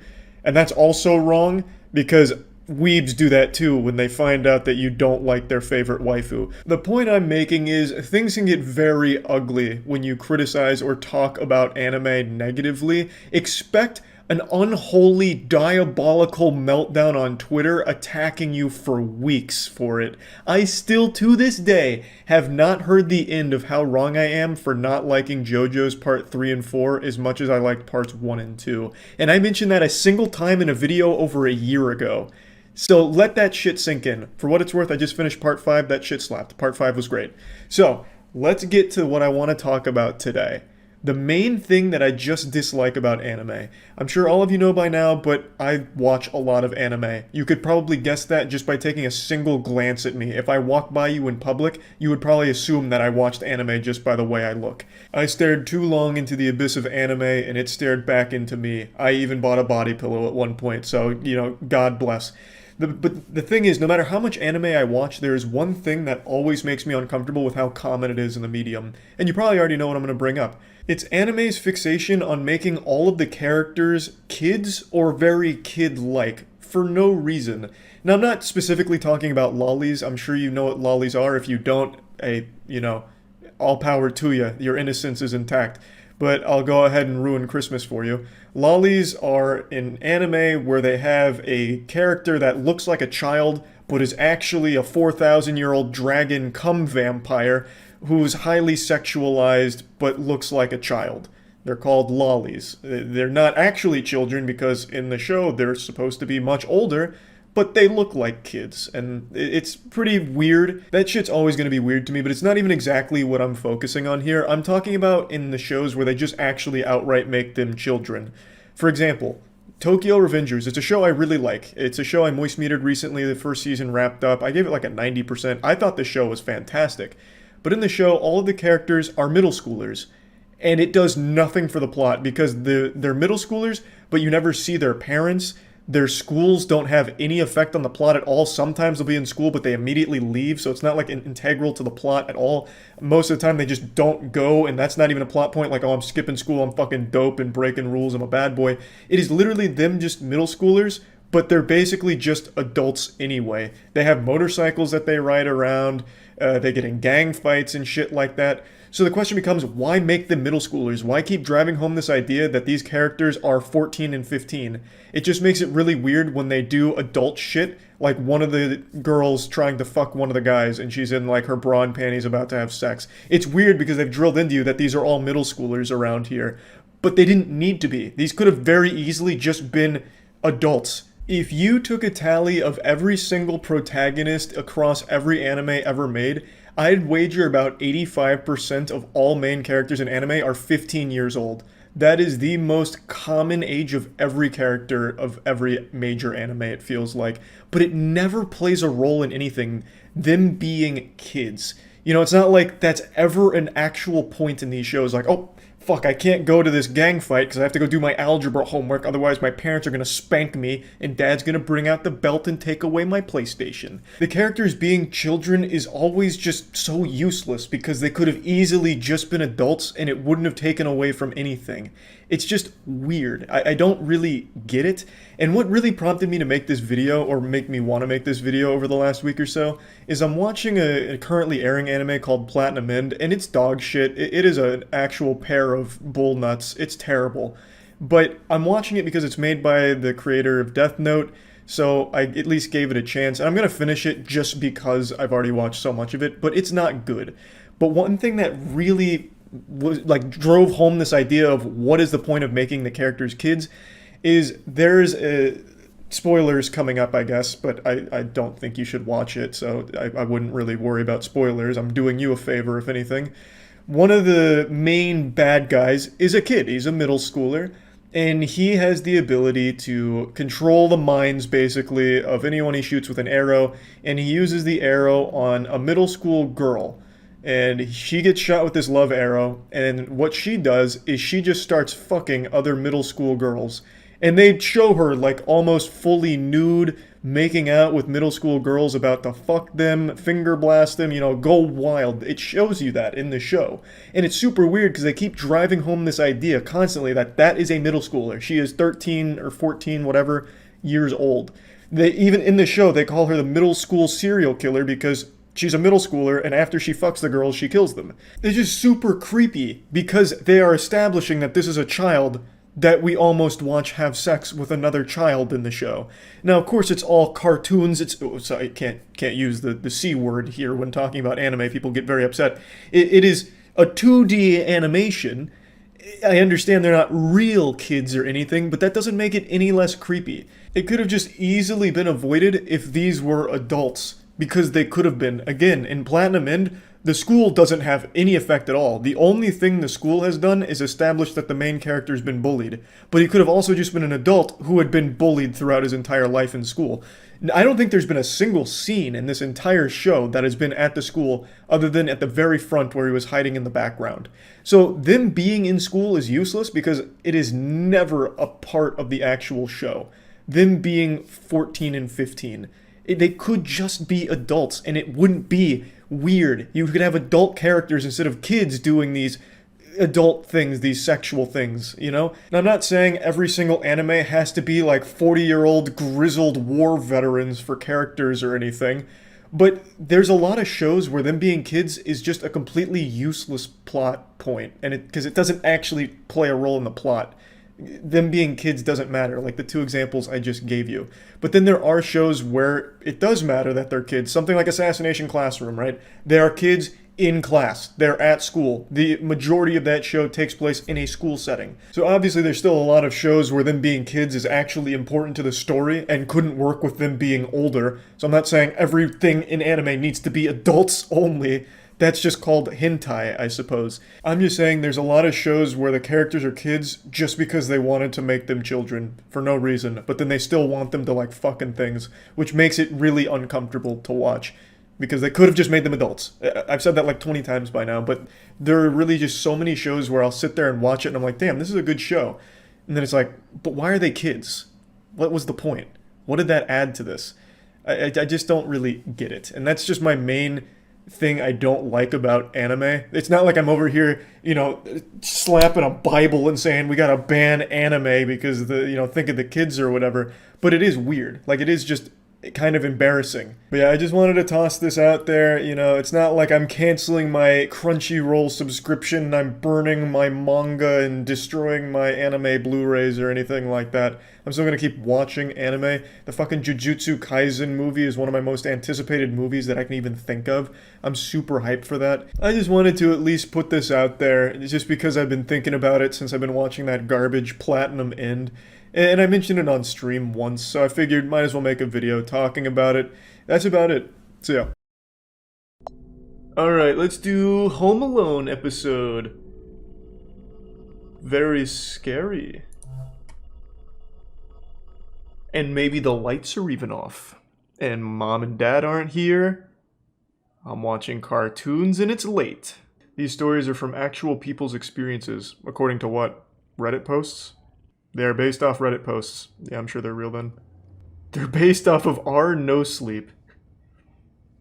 You know those aren't grounded in reality, right? Am I fucking dumb, or do we just not have a microwave here? Well, I guess I put it in the oven. I don't think I've ever, like, put a cold lasagna in the oven. Usually just microwave that. That much of it. Yeah, I guess I haven't done a whole lasagna in a microwave, to be fair. Oh, yeah. Oh, yeah, it's good. But it turned out Slender Man had already poisoned the lasagna. The stairs, he didn't see it. No, I didn't see it. I was too busy watching TV. Damn, I missed the big scare. Someone clip it so I can experience it. I'm sure I would have shit myself. Where's the clip of the scary guy on the stairs or whatever? I want to see it. I want to see what I missed. Who keeps breaking shit out here? Here it is. Spooky stairs. Let's see. I don't want to miss anything here. I want to get the full experience. I was very harsh on this game based on its trailer. But let's see if it's actually scary. Oh my god. I saw it. Look. Some little feeties. Man, I forgot how miserable homework was, that it could take a few hours to do. Stupid kids. Dumb idiots doing homework. It's not my fault that the homework took 3 hours. Complain to the school. Tell Miss Paula. It's not even 3 AM, so I'm sure it's safe. Oh my god! It's the weird neighbor. What? How did mom even get this photo? They're staying at the neighbor's house? What are they doing? Is she cheating on my dad? They're just across the street? This is clearly taken from across the street. What? Mom? If I pissed on this man, it'd fucking, like, punch a hole through him. He's still here! It's, who's that? Slade from the Teen Titans? Oh, I can still drink. Oh, he crashed my game! Oh my god. I won't let him win. Unless, of course, I have to do that entire episode over again, then I probably just won't bother. Speedrun is 1 minute and 28 seconds. How is that possible? There must be a good glitch to use here. I'll have to check the tech. DB Cooper has come for you. That's true, this could be DB Cooper. I didn't get a good look at him. Oh no, it's not Paula! It's this fucking guy! I'm not falling for that. But I should at least check.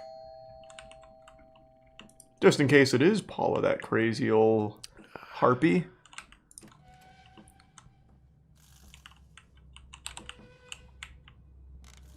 Paula, you old crone, I'm coming. Hang on. Oh my god! Is that you, Paula? It's not Paula! Wait, so if he was there, that means it really was Paula at the door. I'm not playing this again. I'm not going through the fucking 10 minutes of nothing just to get to the 1 single second of anything happening. Though it could have been his accomplice. I'll never know.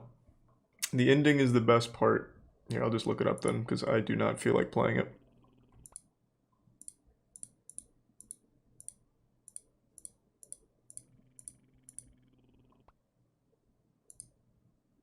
So that's it. Just go downstairs for the police.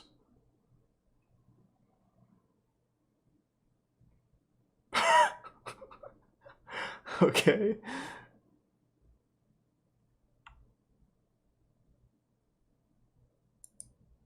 It's pretty. I mean, that is a cool ending. Yeah, you didn't lie to me. That ending is kind of nuts. Based on a true story, by the way, according to Reddit. At least, if I understand it, it's Reddit stories. Why are there so many videos on it? I think it's just a matter, like, the fact that anytime a new horror game comes out, everyone needs to play it.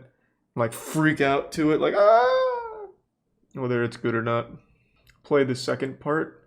Oh, is that the good one? Oh, that might have been the problem. Yeah, I only played, the first part. Yeah, you're right. Let's do the other one.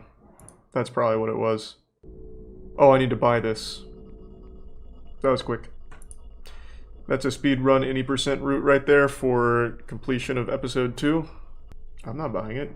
I didn't even like the first part. Why would I buy it? Oh, because 2 is the good... Oh, okay. Yeah, 2 is the good one. You're right. Yeah, let me buy it real quick. I forgot. That must have been what it was. Check the speedrun meanwhile. Oh, yeah, that's a good idea. While we wait. This is the world record for the bad ending, which is exactly what I got the first time. I actually might have had an actual competitive world record run. Yeah, there's just no glitches or anything here.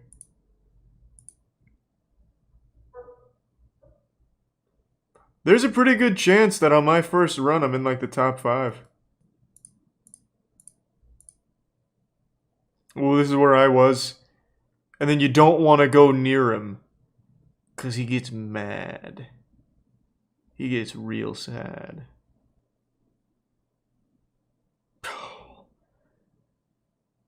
Damn, that's kind of nuts.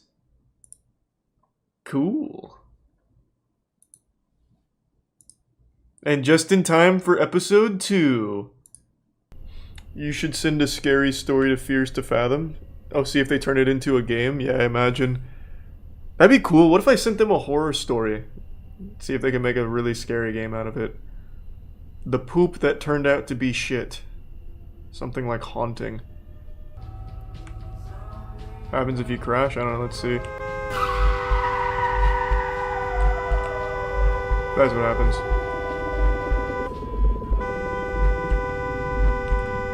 Sends me on some kind of interdimensional journey. Run it back! There is a good chance that was the speedrun world record. I think that is the quickest you can crash your car, if I had to guess. That's pretty good. Maybe you should try to experience a horror game for once. Experiencing caps lock. What does that even mean, man? As opposed to playing it? Like in the dark without chat, I'm assuming. That doesn't do anything except make it more boring. I mean, I'll turn the lights off, but I never really see the point. It doesn't make it scarier. And I assure you, I would never play any of these goddamn games alone, because they are just not fun. They're so boring. No! Shit! Ah! Couldn't really drift in there very well, but we're fine.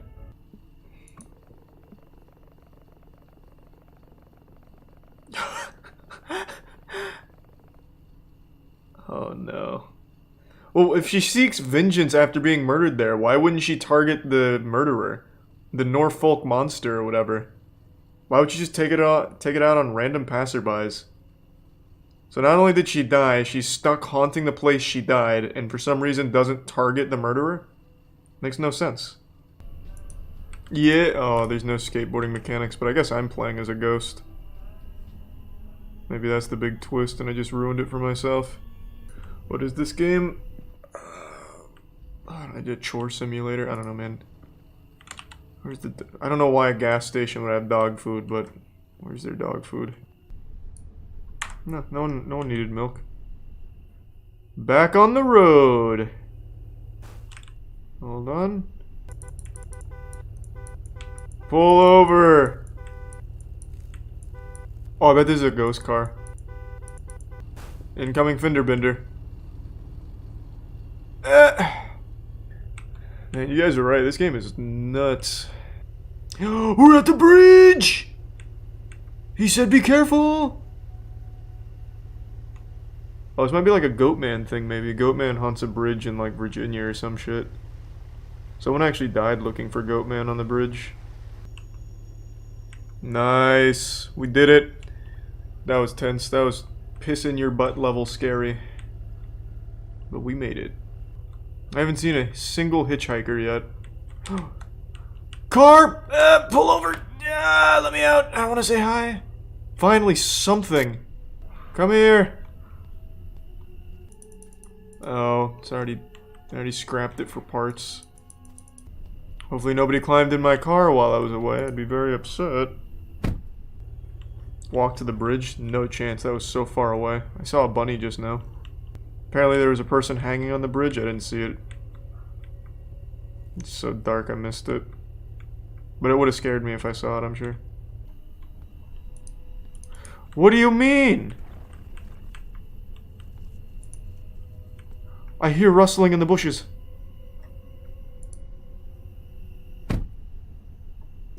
Oh, Jesus, get out! No! Car! I'm saved. No, stop! No! What do you mean you can't understand how they'd leave someone stranded like this? This could easily just be a setup. We could be the psychopath. They have no way of knowing if this is legitimate. They stop for us and we kill them. Like, that absolutely could be the case. They have no way of knowing this is a genuine, like, distressing situation. I wouldn't stop for someone in this situation. I really wouldn't. I do not trust it. Thanks to resub Moradin. Pull over! I won't kill you. Damn it. Oh, he stopped. Yeah, exactly. Just call the police, let them know that someone's stranded wherever we're located, and that's it. Hey, bud. Need me to hop in the back? Yeah. He's gonna drive off with your stuff. Nah. Me and this guy, we go way back. He's not gonna fuck me like that. We met at the gas station and everything. We're like brothers. Alright, no need to apologize, Jason. I was kinda rude to you as well. We're both at fault. Oh my god. But yeah, if you don't mind, Jason, could you put the pedal to the metal a bit? Surely the speed limit isn't 4 miles per hour here. Hey, bye, Jason. Oh my fucking god. Hey, here's all my shit. Hey. Oh my god, it's, who the fuck is this? Is this Jason?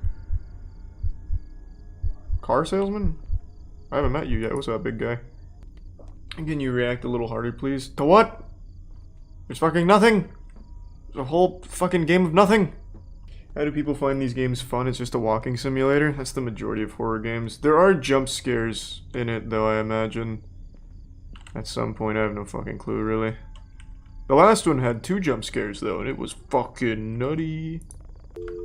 Stop! I didn't mean to hit that. I can't get up. Shit! Tommy, put super glue on the bed or something. What? Well, now I'm just stuck here.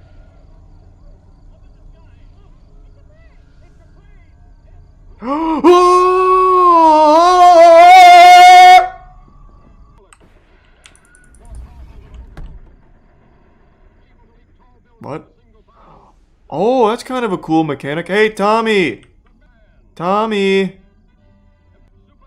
So does he come in here at some point, or like, what's up with that? Oh god, I've been drugged! No!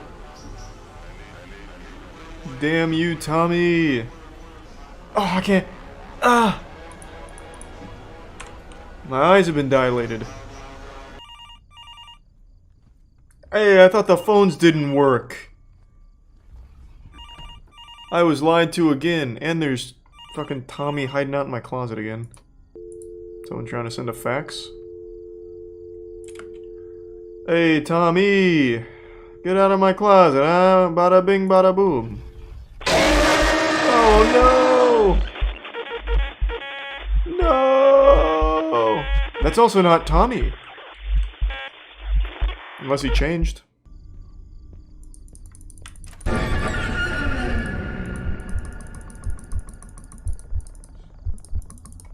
Stop!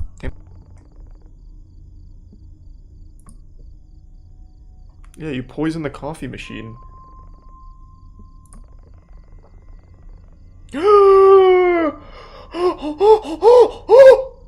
Ghost coffee! Maybe I can scare him away.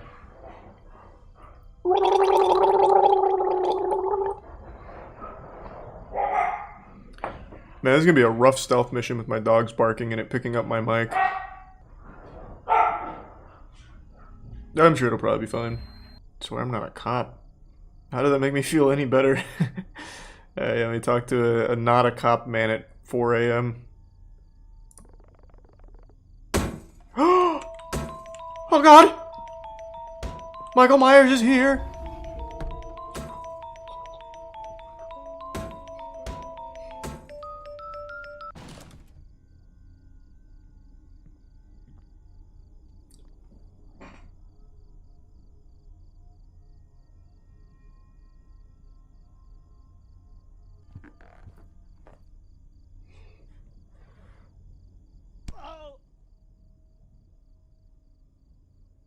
What? What?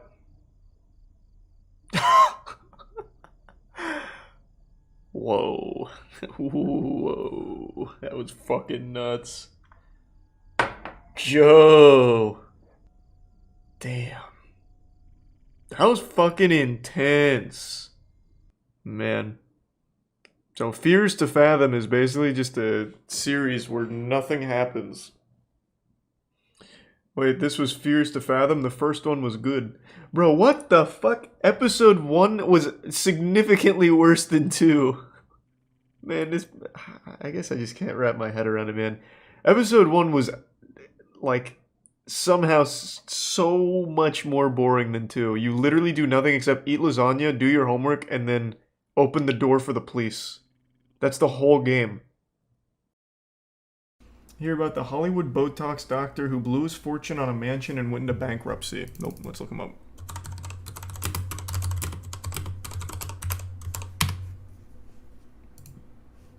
A celebrity Botox doctor blew his budget on a mansion.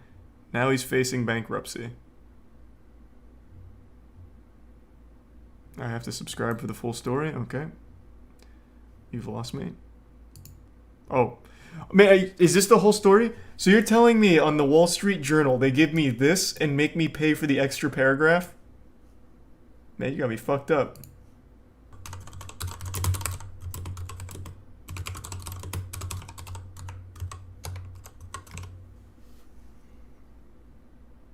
Oh, this is the one he bought. It is? Okay. Well, hold on, let's see. Let's go to newest. Yeah, this is it. The developer bought it. So that Botox guy, based on that story, tried to be like a multi-million mega mansion builder. And he was unable to sell it, from what I understand, so now he's bankrupt. Okay, this is the one.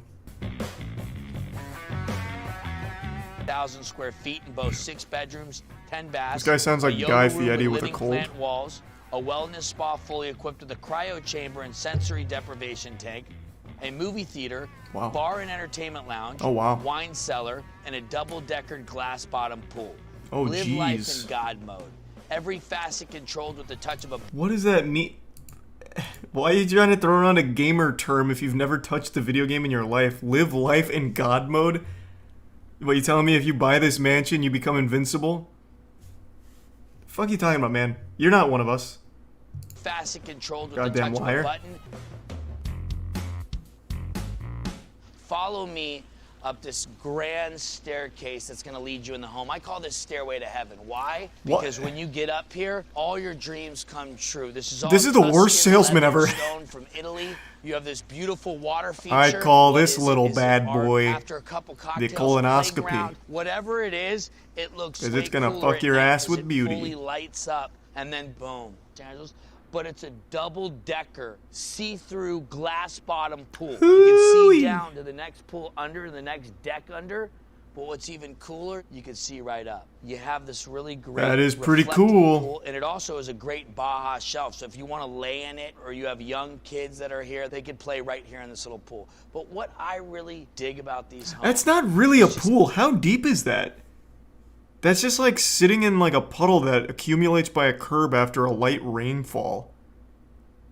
Not even a kid can really do much in there. So I just like sit in it all sad and shit. Does it go deeper than I'm led to believe here? No fucking shot. I can see like right to the bottom. That's like the depth of this man's shoes, maybe. Fireplace bifurcates the formal living room to the formal dining. Come with What me. was that? Bifurcates? This formal dining room is all. Pardon me, I'm not rich enough to know that word. What? Bifurcates? I can gather from context clues what it most likely means, but let's see. Divide into two branches or forks. Bifurcate. Damn, I've never heard that. So this is another favorite feature of mine. It is called the Top Brewer. It retails for about $15,000. What is it a sink? What is this? This takes coffee beans, grinds them fresh. With the touch of the button, you have 16 beverages from espresso, Holy shit. cappuccino, any type of milk, and then also sparkling waters and cold beverages. Oh, can you show it in action? That sounds Here we pretty are cool. in the chef's kitchen. Now, What? this is where the real work I hate takes coffee, place. but what a You've got cool little 8 idea. burners, full refrigerator. You're gonna do your outdoor dining. This is a fabulous setting for a dinner party, right off of the kitchen, just off the family room. You have everything flowing in this house, which is really what California living is about. Are those outdoor? Is Flowing that in this. conducive to being outdoor furniture? It just looks like cloth. Well, it doesn't really rain in California, does it? So I guess you don't really need to worry about it. I guess that makes sense then. Seems like it'd be a disaster though for the one time the Lord says, fuck it. Here's a little rain, a little drizzle. This house.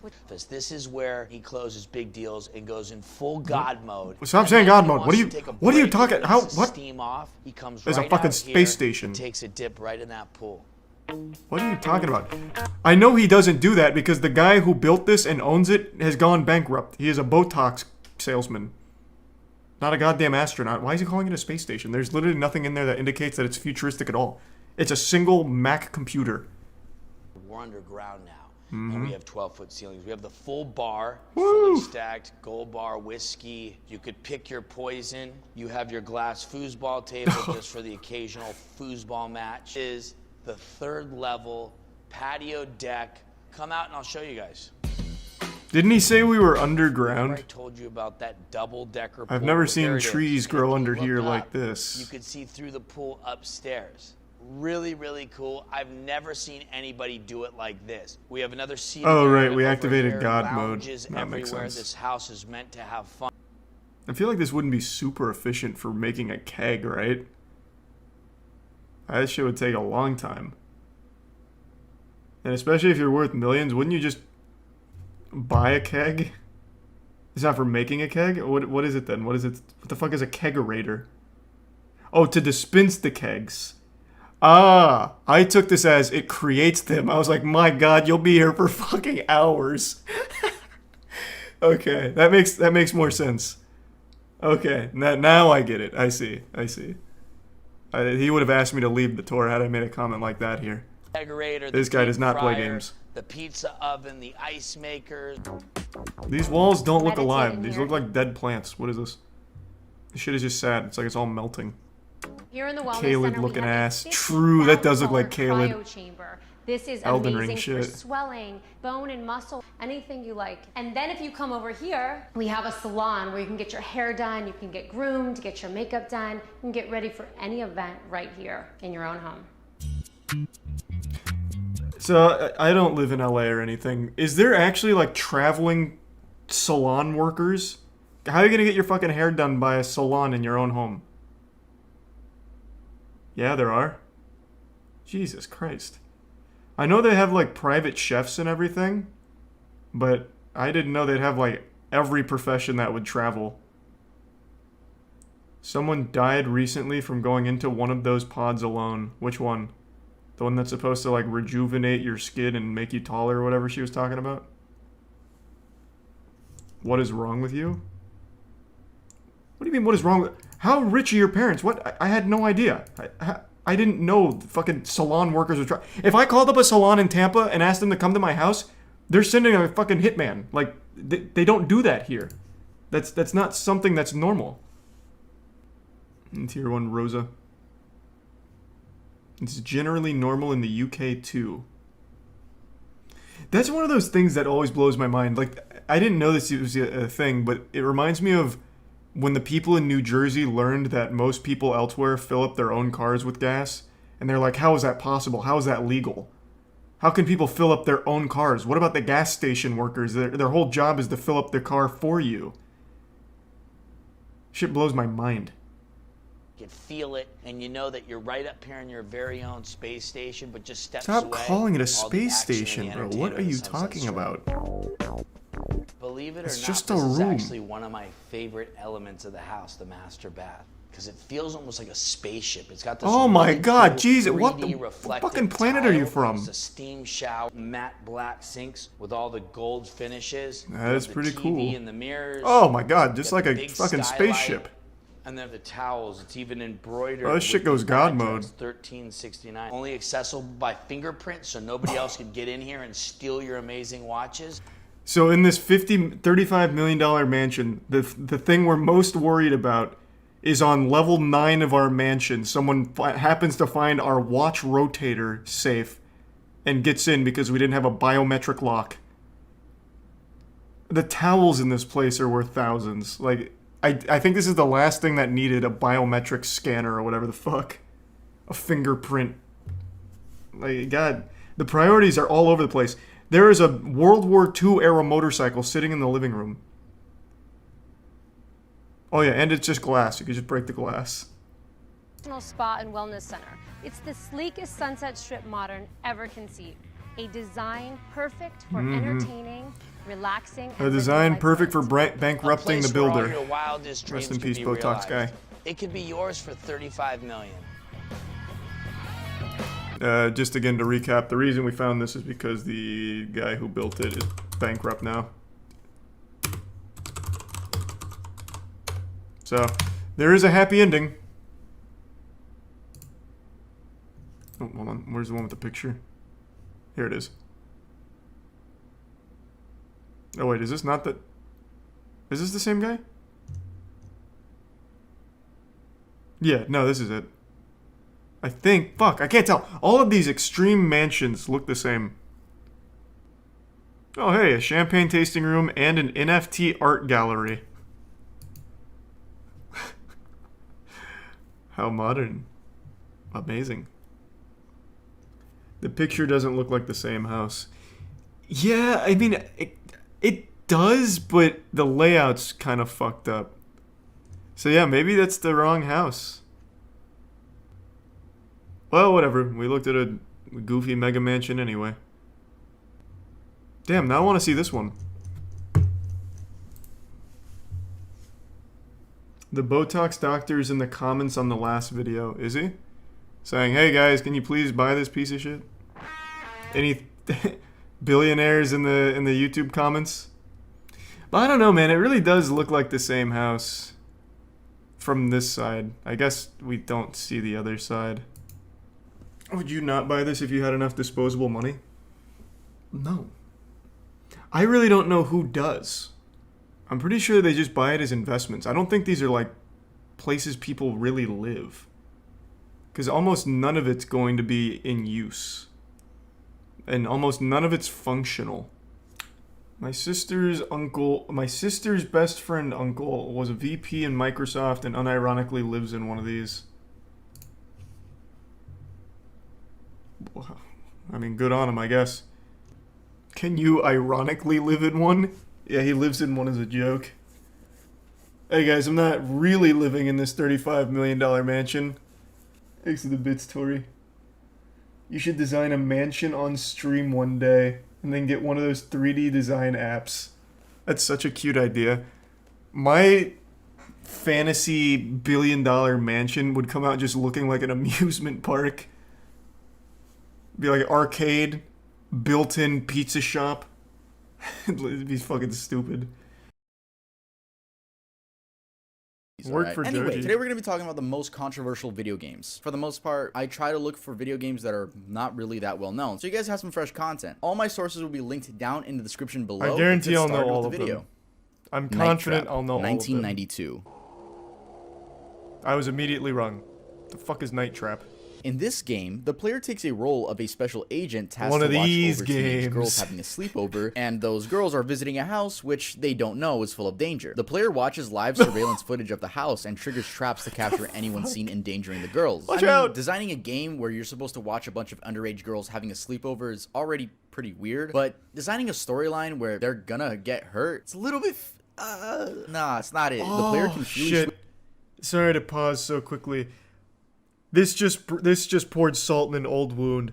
Who remembers, I think it was 2 years ago, that game they tried to make about a, was it a female streamer? It was a full motion interactive game. Or, yeah, full motion interactive game, whatever. A live movie. What was it called? Because I can't remember it now. Was it Gamer Girl? Was it actually just called Gamer Girl? It might have been. And they canceled it because it got clowned on so hard. Rest in peace. This game would have been fucking amazing. Oh, yeah, you play as the moderator. Fuck! Dung has been taking out my stream. Fuck! Would have been so good. Oh, come on. No. I'll skip around a little bit, but you get to the big reveal. I was so hyped for this game. Thanks, recent floppy. I mean, they filmed most of the game. They should just release it, man. Why not? Like, why just hold on to that? Let us have it. Go independent. Like, shit. I mean, I'll finance it. I want to fucking play it. I want to see what it was. What was the studio behind that? Let me look. Like, what do they want? Like, $100 maybe? What the fuck is all this? Oh, no, wait, these actually did get published. It's just they were not popular. Hey, if you're watching this Whales Interactive, I will buy a Gamer Girl from you. In whatever state it's in. I still really want to play that pile of shit. I mean, you're not doing anything with it. Fucking, what, on like a flash drive or something? Like, I'll take it from you. I'll put that shit on Steam for free. Just for the love of the sport, god damn it. I want to see that game badly. No, I didn't do the new Destiny 2 raid. And if Gamer Girl comes out, I may never need another video game. This has everything you could ever want from gaming. Couldn't stand in my way, would you? This game looks awesome.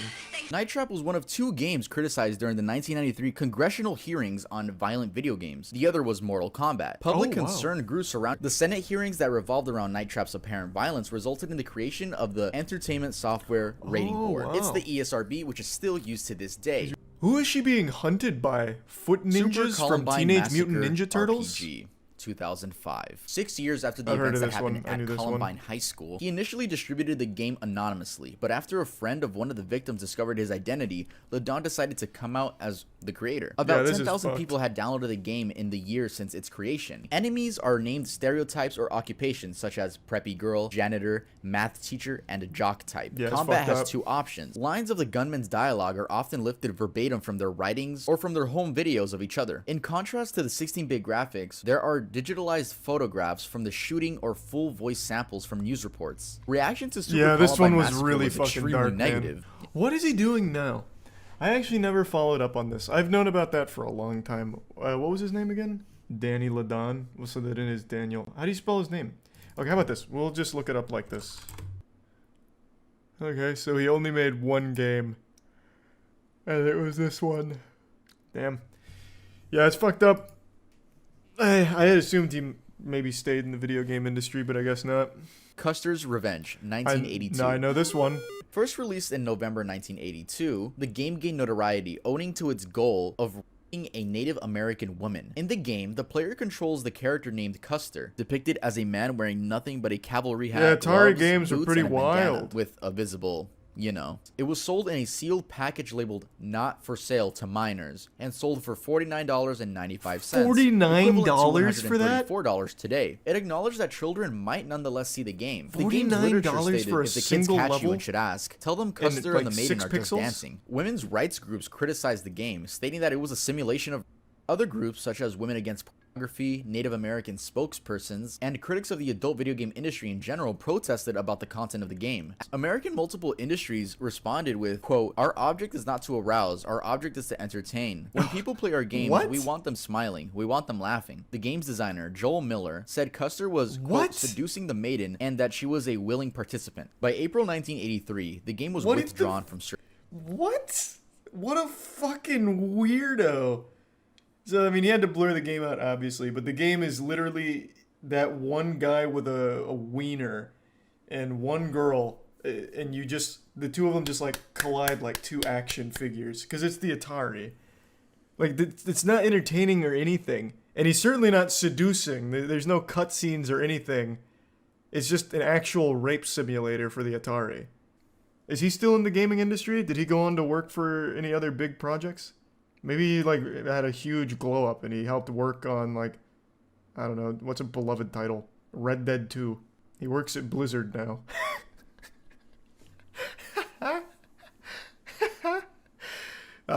Okay. So it comes full circle then. Hatred, 2015. Yeah, this one was big. What is important? It just wanted to be as edgy as possible. Hatred is a gruesome shooter game presented in an isometric perspective, in which the playable character and protagonist is a mass-murdering villain who, quote, "hates this world and the human worms feasting on its carcass," and embarks on a genocide crusade against the entire human race. The player can carry 3 weapons and an assortment of grenades, as well as drive some vehicles. Health is regenerated by performing glory kills on people. This was a rare case of a video game being given the adults-only ESRB rating. Yep, Games I with remember the this AO whole rating thing. are JFK Reloaded is a 2004 first-person shooter game developed and published by Traffic Games. It simulates the 1963 assassination of John F. Kennedy, the 35th President of the United States. The player, controlling Lee Harvey Oswald, is tasked with recreating the 3 shots fired at Kennedy and gains higher scores the more accurately they lined up with the report. Shots can be reviewed in slow motion and from multiple viewpoints. As Kennedy's motorcade passes on Delay Plaza, the first has to miss the car, the second hit Kennedy in the neck and John Cannoli, the governor of Texas, in the chest, and the third fatally hit Kennedy in the head. The perfect score is Holy 1,000. shit, wait, this is really Halt thorough. the player from pursuing alternative scenarios. That The is on score is replay deducted system. when the player goes off script from the event, such as hitting Jacqueline Kennedy, the First Lady. JFK Reloaded was denounced by several public figures like David Smith, a spokesman for Ted Kennedy, stating simply that it's despicable. Politician John Kasich discussed the It's game a in his weird book, concept Stand for a Something, game, The but, Battle like, for America's Soul, the and he's tech's talking kind of about graphic interesting for content its in time. mainstream video games. For some of them, I do have to explain why they're controversial, but this one is like, you could just tell. Silent Man, Hill. I feel like I'm pausing after like each one now, but I always have something interesting. You guys know that the Kennedy family lobotomized their daughter? We were talking about this on the podcast recently. I didn't know how fucked up that was, but I don't remember what year. The mom and dad Kennedy had their daughter undergo a lobotomy. Her name was Rosemary, because she had like mood swings and shit like that. So they had her lobotomized, and it was horrifying, the report. Then I think the lobotomy even won a prize for the science behind it or whatever. But basically, they were poking her brain through her eye socket, I believe. And when they were making cuts, they would have her recite the Lord's Prayer out loud. So she was awake during this, by the way. So as they were like making cuts, she would have to be reciting the Lord's Prayer as well as singing the national anthem. That's what it was. And when she started being incoherent, they would stop cutting. And the result of the lobotomy is her like mental capacity diminished to that of a 2-year-old child. She was incontinent and couldn't live on her own anymore. And so what they did is they basically got her like her own unit, like her own place to stay, and completely forbid anyone from knowing where she was and visiting her. Like, her mom and dad never visited her for like 40 years or something. The rest of the family didn't even know about it. And it didn't come to light until like the 80s, I think. The 70s or 80s, where the lobotomy was more well known. And then they tried to reintegrate her into the family. But I mean, by that point, she'd been living in that facility for like 60 years. And then she died, I think, in 2005. So yeah, I was reading about that the other day. It was fucked up, man. They lobotomized her over mood swings. A legitimate lobotomy. Source beyond Wikipedia. Oh, there's so much on it. Like, you can get the cliff notes from Wikipedia if you want, but there are, like, I think there was an entire, like, giant book written about it, and I think there was a movie, a documentary. I can't remember now. But man, it was a wild story. Yeah, they sent her right to a lobotomy. Homecoming, 2008. I'm sure we've all played or at least heard of the Silent Hill series, and I'm still pissed PT was cancelled. Alex Shepard, a soldier returning from war to his hometown where he finds his town in disarray and his younger brother is missing. As he continues on his search to find his younger brother, he discovers more about the this order, was controversial. Cult, I streamed as well this as the game. town's history and his own past. Okay, a Silent Hill game. Why is this on the list? The game is literally banned in Australia. This scene shows Alex having a drill forced into his right eye socket, causing a lot of blood to spew out. I couldn't find an HD version of the scene since the scene is a QuickTime event. Everyone just posted what happens when you succeed. I only found this extremely pixelated version.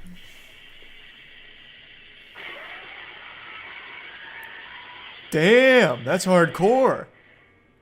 Get banned in Australia, Left Behind, idiot. Eternal Forces, 2006. I don't know Left this Behind, one. Eternal Forces is a Christian strategy game. In the single-player campaign, the player controls the Tribulation Force, a Christian group in a post-rapture New York City who are combating the influence of the global community peacekeepers with their side and only using lethal Move force over, against StarCraft. the Antichrist The army Lord's forces here when now. necessary. This was a very controversial game as it quite literally is telling you if you don't believe in Christianity or are an atheist, well, you're wrong. Other than that, the game's reviews are extremely negative. Like, it's just a bad game in general, which is going to be a common thing in these games. That's Most not of them. super Not all of them. controversial. Silent Hill's great. I just want to make that That's clear. like every Except the next Christian one. game. The next one, if you're a lonely teenager that's a guy, or at least you like girls, you're going to love the next one.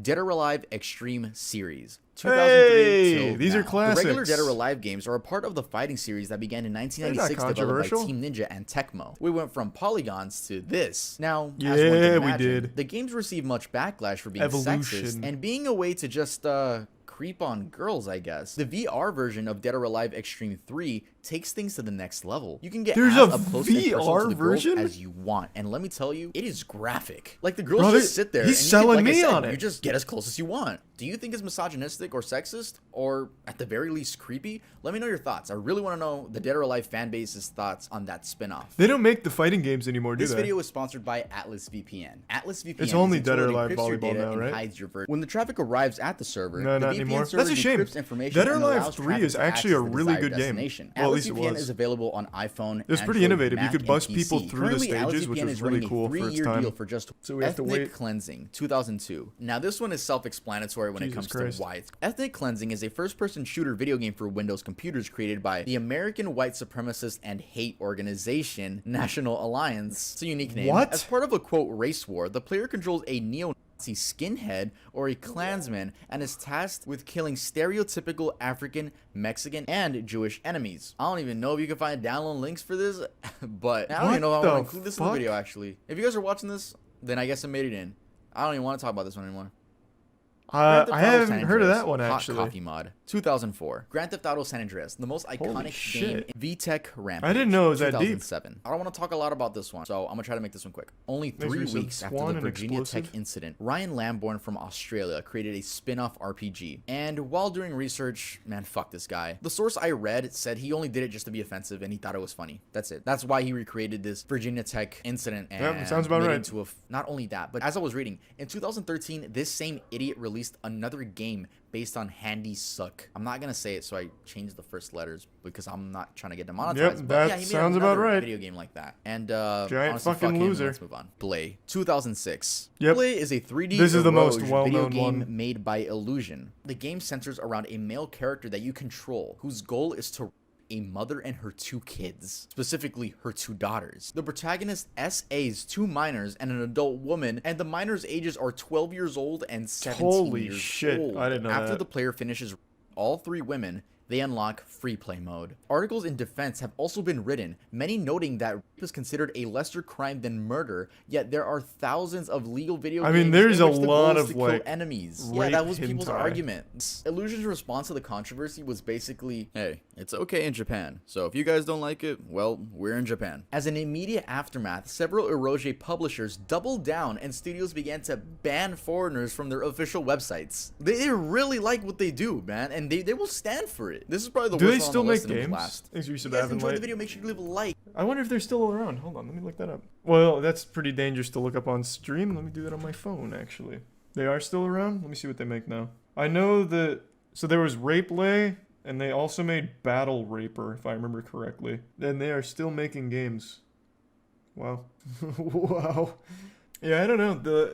There is like a whole lot of like rape hentai, man. I don't know.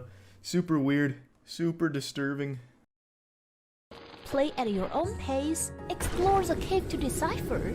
Low attitude Wow. fighting. As long as you think of it, you can definitely do it. Alright. The first time the player presses will cause The a world is at my butterfly fingertips. effect, and if you like open world games with a high degree of freedom, That actually looks kind of cool with like the to go umbrella. out of their own plot line of the game as you That looked wish. kind of nice. Then Okay, yeah, that makes sense.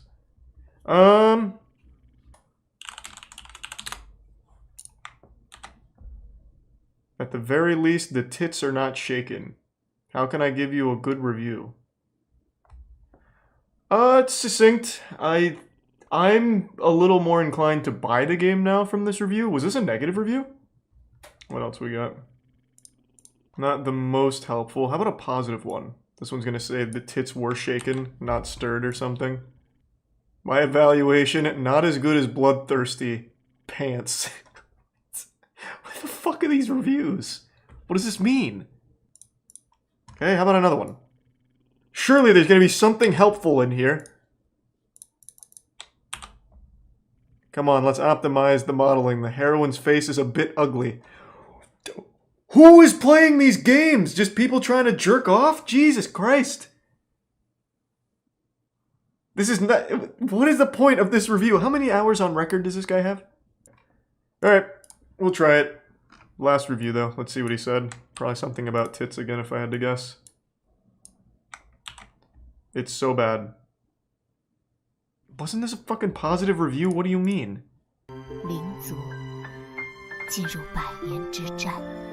I mean, visually the game does look good. So, I mean, there's a chance that it's not even, like, terrible or anything. Okay, let's test out the first thing.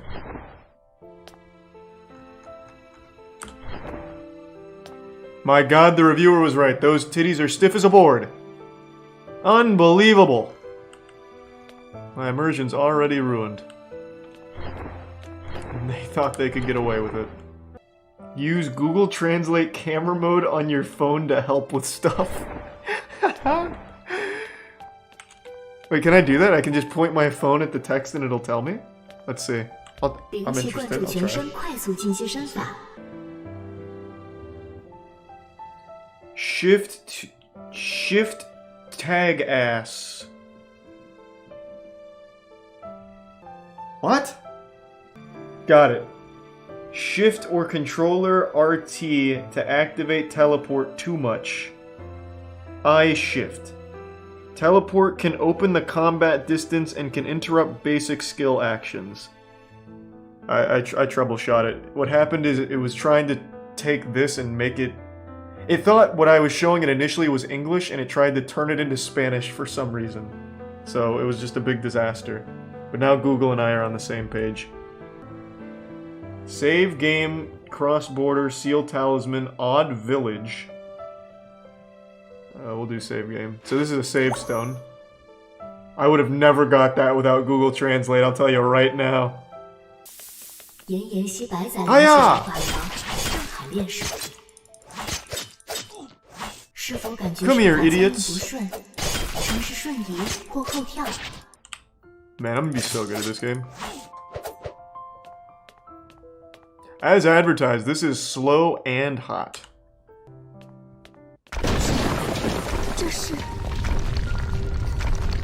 Hold on, I want to see his name. Oh shit! Fuck. Oh, what a dodge! Oh. He's staggered. Oh, using the iframes. Woo! First try, baby. That's how we do it.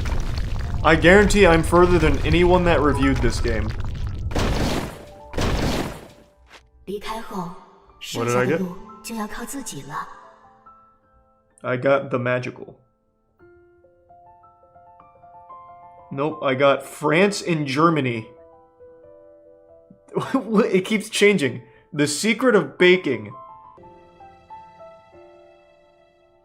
Breeding machine unlocked.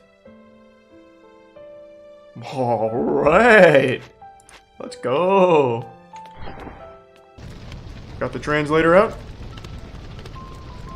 I feel like a tourist right now. Like everything that happens, I just bring out my phone. Water can extinguish fire? I wonder if like the old lady has jiggle physics on her tits.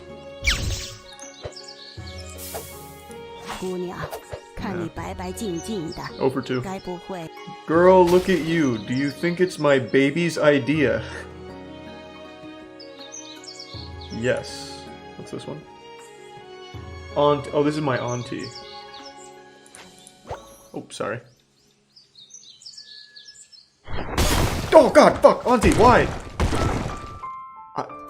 Gee, it hit me with a jump scare there. Holy shit.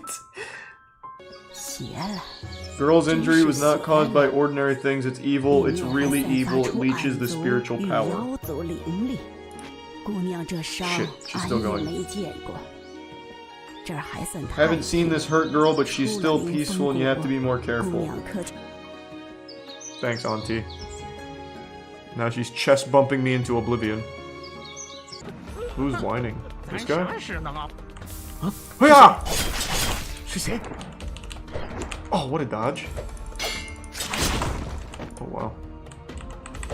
Oh, I'm stun locked. Ah! Oh, here we go. What a combo!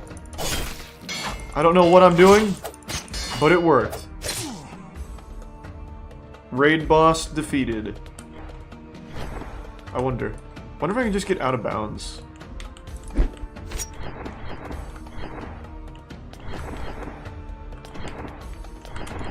Oh, that was easy. All I had to do was walk to out of bounds. Oh, never mind, there's an invisible wall. They thought of everything. Oh, Jesus Christ! Come on. Diplomacy is dead. Hold on. Phone locked. Let me get my translator out. Oh, Jesus. It seems the girl is not legal. The poor monk just wants to try the girl's martial arts. There is no malice. Okay. Oh. What is happening? Suck my dick anyway. Okay. Probably about. Stop! I'm not trying to fight. Sorry, that really was an accident in the last one. There's nothing to do here. Just a fucking empty sand area.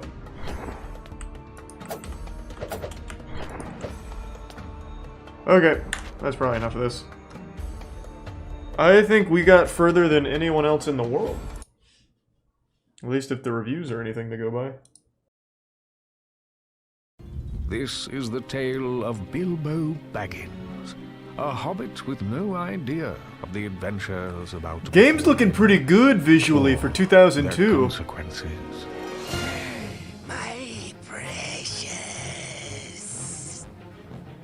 RTX is on. King Thorin, you need a burglar to Thanks, you steal give into Troy. Lonely Mountain. Here he is, Bilbo Baggins.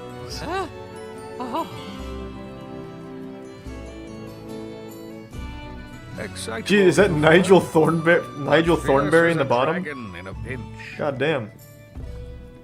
Which dwarf is that? jumping, all that stuff. But the two important things are slash jumps. Oh yeah, how do we do that? Yeah, yeah. Which is when you perform a grounded attack, like a slash, and then jump right after to cancel the slash animation. Okay, let me practice. I'm gonna get this first try. Watch. Ready? Okay. Okay. There it is. There it is. Oh my god, I'm fucking nuts. Okay. Whoops. This is kind of hard on PC controls, not gonna lie. I'm starting to get the hang of it. Yeah, I think I will turn the music like very close to off. Alright, we're looking good now. Thanks to the resub Faye. Yeah, I'm not gonna do the menu speedrun, it's fucking boring. But then again, maybe I will just for the sake of getting on the leaderboard. So, okay, hold on. Before we learn like the actual fun Hobbit speedrun, I'll do the menu speedrun. Which is like, I think, 1 minute. Let me check. This is just for the sake of getting on the leaderboard. This is more of a vanity thing than anything. I'm just gonna go off instinct. I've done menu glitches before on these old games, and I think they usually pretty much work the same. Have you done a casual playthrough at least? Nope. Like. I've actually never played that this game. Trigger is actually supposed to be connected to this ladder. I imagine it's actually a fun game. It Seems like it would be, outwards. but the speedrun what's got me interested. But since it is... Okay, so I just need to remember my keys. Because I switched it to match his. So it's left click jump, right click attack. Oh, I actually thought I had it. Fuck.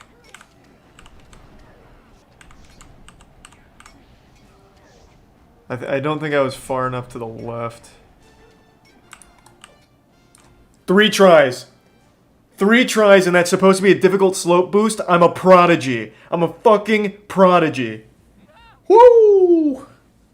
I'm coming for the world record myself. Just a dream. But what an adventure. Oh, that feels good. That feels real good. Okay, so like I said, what I'd like to do first is grab a top 5 record for the menu glitch. So for those that don't know, PC version of Hobbit has a menu speedrun where you can basically skip to the end of the game through menu manipulation. It's really boring, but it's a sub 2-minute route. And as long as I can get like around that 2-minute mark, I'll be top 5 global. So I want to do that. I keep forgetting that I've changed this. Okay. So now, I'm going off pure gamer instinct here. I don't have like the menu tutorial anywhere here. So I'm just going to try and match what I see. So it looks like it's save. Then reload the save endlessly. Maybe I have to count how many times because it's probably pretty precise. Let's see. So like in Psychonauts, for example, it uses a glitch similar to this. I'm going to try and use those fundamentals here. See if the fundies pay off. So I think it's save. Back out, go to load, and I should have an autosave or something too, so it should have 2 saves. Let's see. Yep. No, that's not it. Okay, how the fuck does it work? Hey, Amy. Yeah, we're doing the Hobbit speedrun. This shit is just as technical as Super Mario 64. What I'm doing here isn't, though. This is kind of cowardly, but I just want a top 5 record for this category. Let's see. I think this is right. No, it's not working because I can't get the save to go off again. It's gonna be like when chat solved the Rubik's Cube for me. Okay, so now I'm on the different menu. Did I store this menu now? This is tough.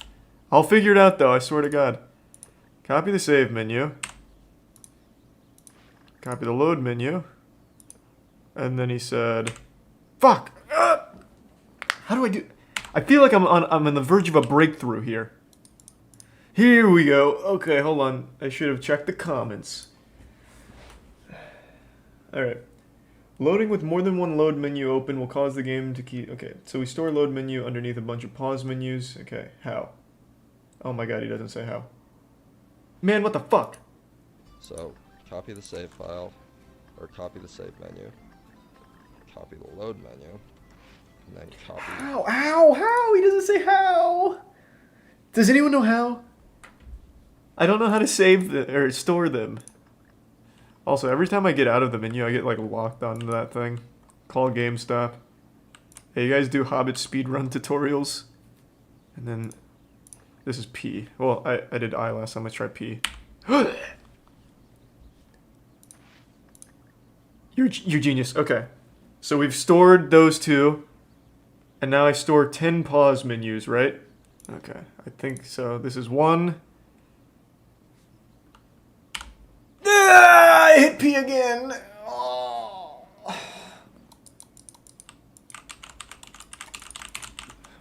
I'm stuck.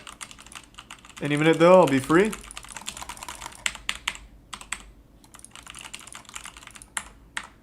Come on. Be nice. Be nice. I'm like really hard stuck.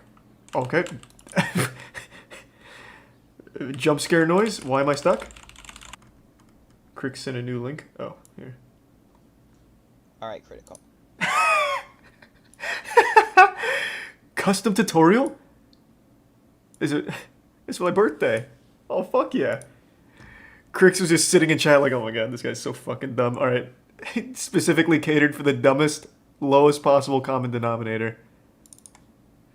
Now, can you release a tutorial on why my game won't start? Never mind, fixed it. Alright, all my settings also saved, which is good. Alright. So I've saved to this pedestal. I'm basically exactly where I should be. Looks like my audio settings went back to extremely loud. Can't wait to do that every time I reset. And that does work in every level. Like, if you go to here in Rust Mutton, make a save, you can do the same thing. Load game, delete Q, exit game P. Okay. Thank you, Crix. Alright. You were not highlighting yes or no. Yeah, I see that was probably the main problem. So, let me just go back one more time. So I come to the pedestal, I make a save, and then he said don't go to load game, right? Save it. Now once you press Q, it brings you to this menu. Okay, so then this is when we do our 10. So I've saved here, so I'm coming here, load game, delete. I'll highlight yes, Q, back, exit game, P1, 10. So then in the main tutorial, it said that now I need to go back to the main menu. But let's just see if I did it right. So he just raw loads this bad girl. Click the left arrow at menu, and it should just end the level. Let's see. And then you just load your save, and it should. Okay, so yeah, he just comes on here. He just says, "I'm loading that save." Oh, I'm time traveling. I'm translating through the dimensions. Hard crash. Okay. Didn't make it out the other side of the wormhole, I guess. He regretted leaving home. You're right, he only did 3. Okay. Alright, so we've traveled through the vortex now. Good, good, good.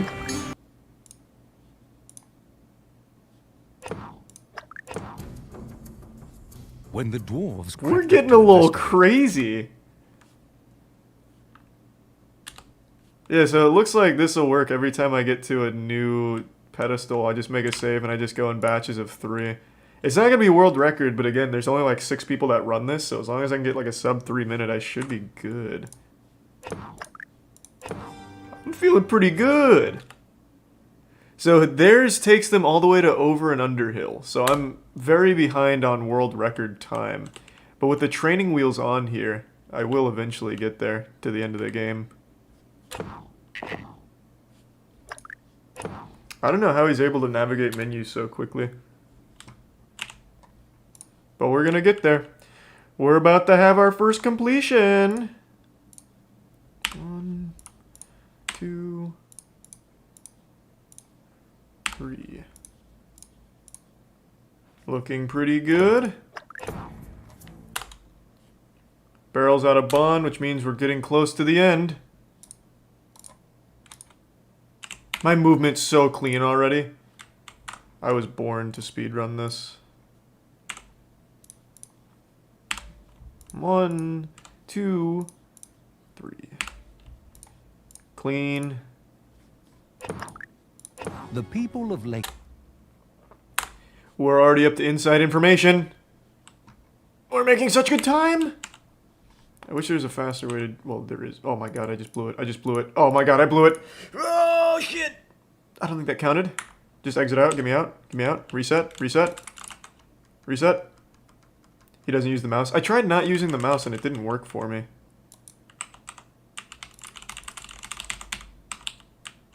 Oh boy, I'm hard stuck. So when I'm just using like arrow keys, for example, so here, P, I can't go left or right. I guess I could hit P again, but that'll just close it. 1, 2,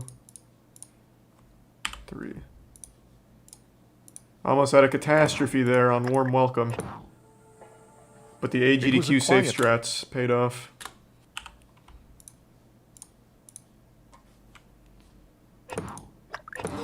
Thanks, resub Pharaoh. Bilbo.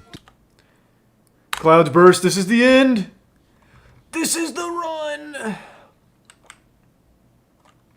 I think, right? Clouds burst is the last one, if I remember correctly.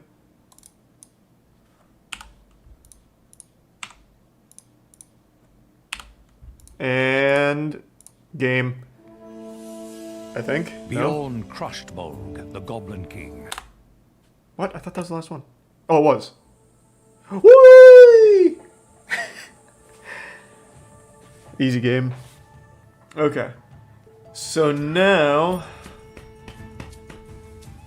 let me try again using like the actual world record strat. And see if I can just get sub 3 minutes, and then we'll learn like the really fun 80% route. 8, 9, 10.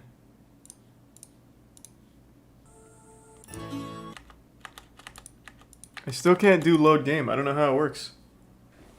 Yeah, I don't understand how it works. I haven't gotten this like actual world record strategy to work. He skipped the cutscene on the background first, then clicked load. I did that. That's what I did on that one. Save edit.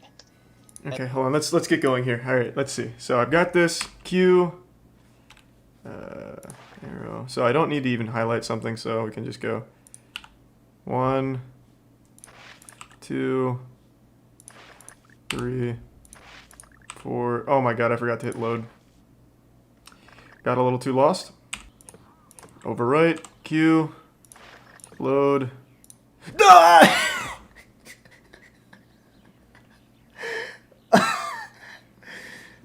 I'm overheating. Alright, run it back. Just practicing. Overwrite. Load. Delete. Oh! I hit Q again!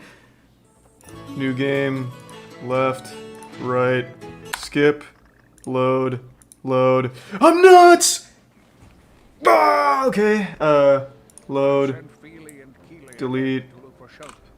Would you please give Beaufort a hand starting that fire? Wait, no. Fuck. I was wrong. 2. All the neurons are firing in my brain right now. 4. 5. 6. 7. 8. 9. 10. Okay, then we come here. Load. Left. Right. Enter. Ah! What is this? Oh my god. Did it work? I'm nuts. I did it. Okay, then we're at Warm Welcome. Get the stick out. I'm actually cruising. Just like that. Fuck, yes. Alright. I can do this. I can do this.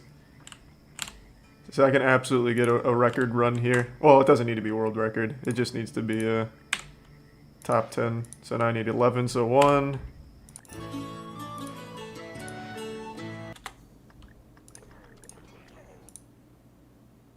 Yep. I am a prodigy. I can fucking do this. But not defeated. Suddenly, Bilbo... And then I can learn the actual any percent route, which is really fucking cool. I just want to be on the board. That's all I'm looking for. So I need to beat 4 minutes and 22 seconds, I believe, is the number 5 spot. And I am very confident right now. I think I'd go as far as to say I've mastered it. So here comes real runs. Yeah, if I can get anything sub 430, I'm on the board. Let me double check to make sure I'm not wrong. Oh, yeah, 433 is all I need to beat. That's so free! 4 years ago, what an idiot. Move over, the Zoomers are here.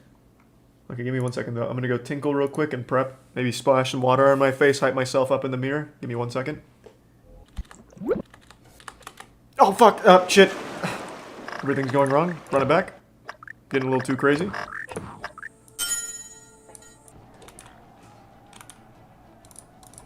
Oh, my movement kind of looking clean. Alright, immediately accidentally jump slammed. Fine. Move. Move. Ready? No! Run it back. This is where most of my time is going to be spent, I think. I got this in 3 tries first go of it, so I'm pretty confident. Forgot to slam. Oh! Whoa! It's alright. We're falling apart. We are falling apart right now. There we go, got it. Can still get top 5. Move, Gandalf. Can't you see I'm busy?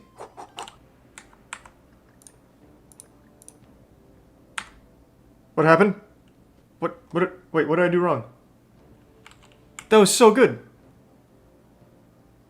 Why didn't the dupe menu come up?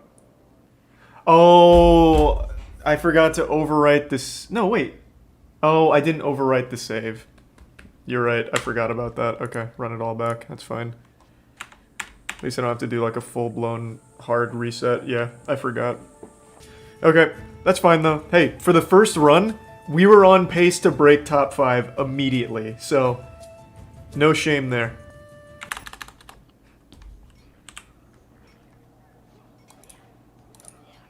And we're already making much better time on this one.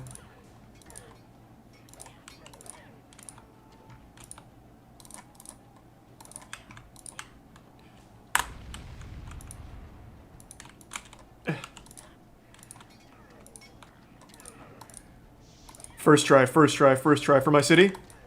Forgot to slam. It's alright, I'm getting a little crazy. Oh! That wasn't enough? How? Oh, okay, that was a wasted attempt. I'm tilted. I can't believe I didn't get that. Oh boy, we're falling apart. We're falling apart. That was so good, too. There we go. Still on pace to break top 5.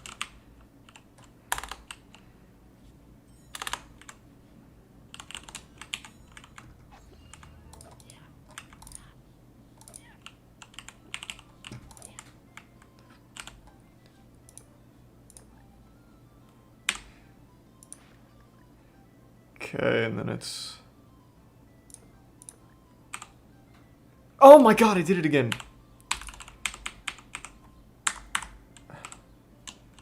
Okay, override.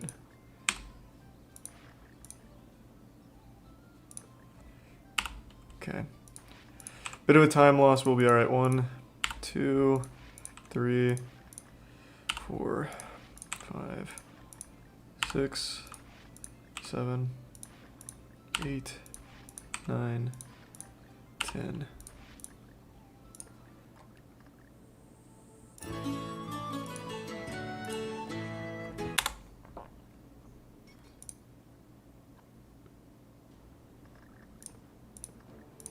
Okay. I remembered to dupe, so we should be good. Okay, looking good. Save. Load. Delete. 1, 2, 3, 4, 5, 6, 7, 8, 9, 10.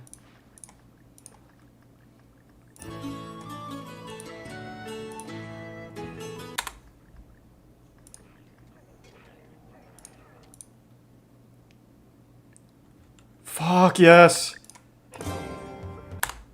I can do this. I'm on pace. My second attempt might be top 5. Oh shit. Okay, load. This is 11. 1, 2, 3, 4, 5, 6, 7, 8, 9, 10, 11.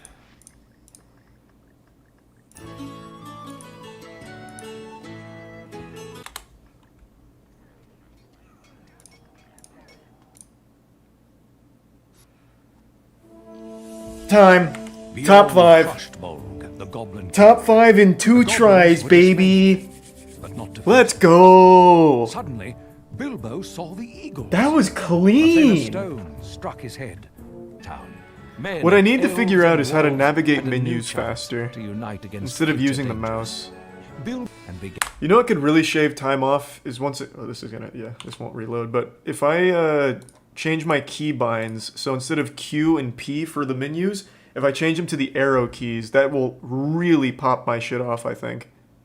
What I'd like to know, though, is how they're able to navigate the menus without clicking the arrows. I think they might just be moving the mouse for the arrows, though. I don't know how else you'd do that. But that was good enough for number 5 now. I'm 35 seconds behind number 4.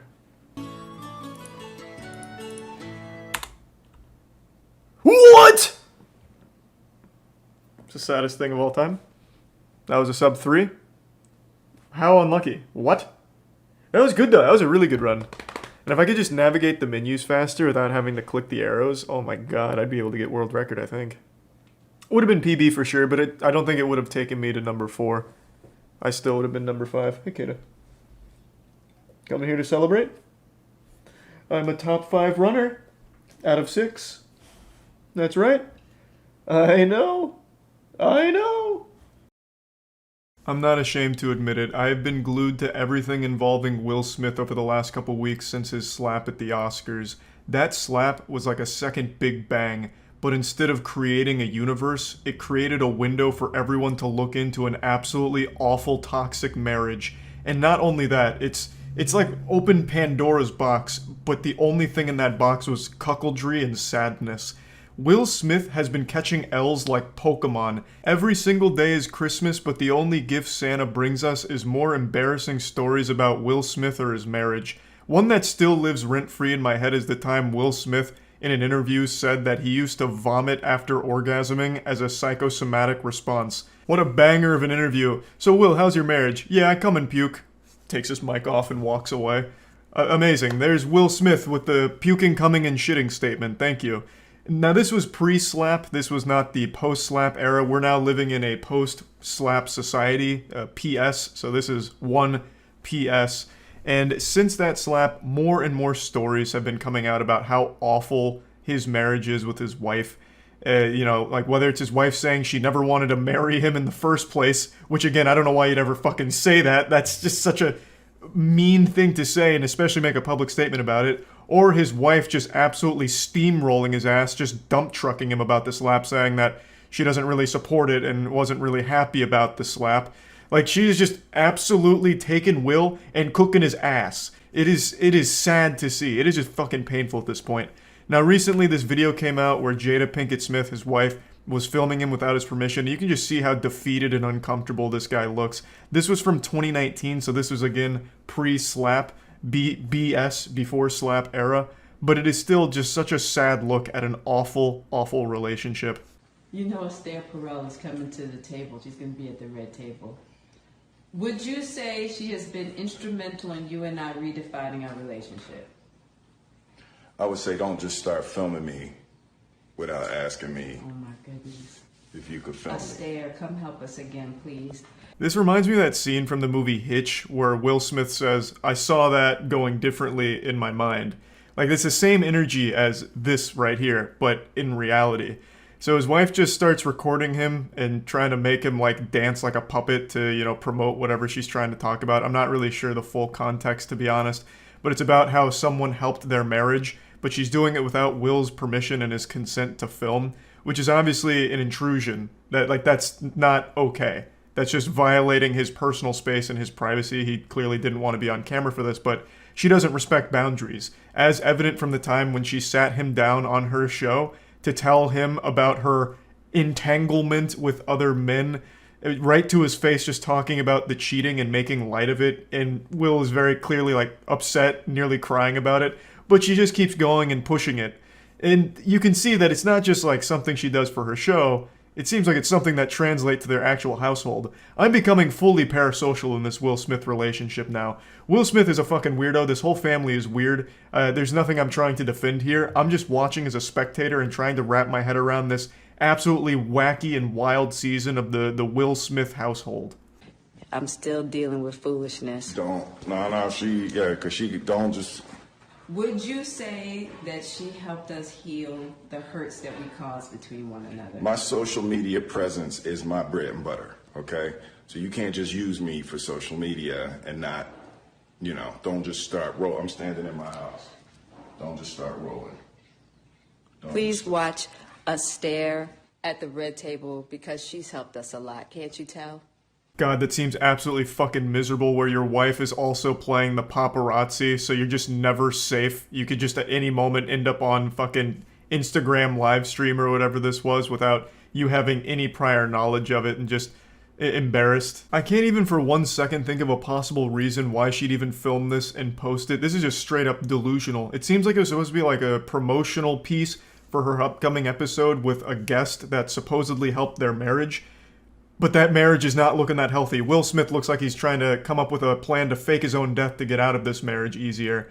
Whatever wounds she was talking about being healed thanks to this person have clearly not healed. She has been scammed. It's like a fucking crypto scam here. Those wounds have not been healed. It seems like only salt has been poured on those wounds, like a jellyfish sting, and the only thing they've done for it is piss all over it. It's not getting any better. This looks awful. And it seems like it was supposed to promote her upcoming episode, but this did the opposite. It just made the person she's bringing on look like a fucking idiot, if she was at all responsible for what you're seeing in this clip here.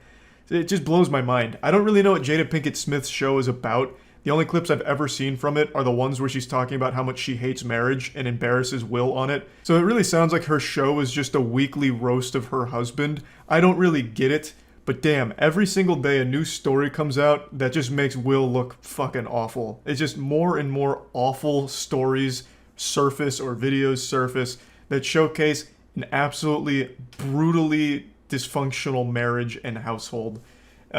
So yeah, I've been really keeping up with it. I can't help it at this point. I'm so invested. That slap has just been like a gateway drug, and now I'm fully addicted here. Will Smith has been banned from the Oscars for like 10 years now. I don't really know what's going on with Chris Rock. He's probably still laughing about the whole situation.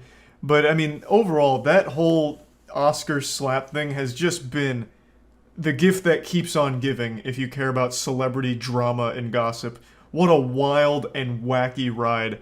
And I'm sure even more information about Will Smith or his wife is going to come out tomorrow. Like, at this rate, it's probably going to be a new story every day because it does not seem to be slowing down. But anyway, I just wanted to talk about it a little bit. That's about it. So yeah. You all know how much I love horrible, bad movies, and I am just giddy with excitement right now to talk about a movie I just saw that I now consider to be the goofiest film ever made. I just got back from the theater from seeing Moonfall, which is Roland Emmerich's new disaster porn. He's the man behind, like, 2012, Day After Tomorrow, some classics. And with this bad boy, he has created the stinker masterpiece, a smelly magnum opus. This movie, I can't even believe actually exists. I saw it in IMAX because I don't like to just watch a bad movie. I want to feel a bad movie, and goddamn did I feel it deep in my ass.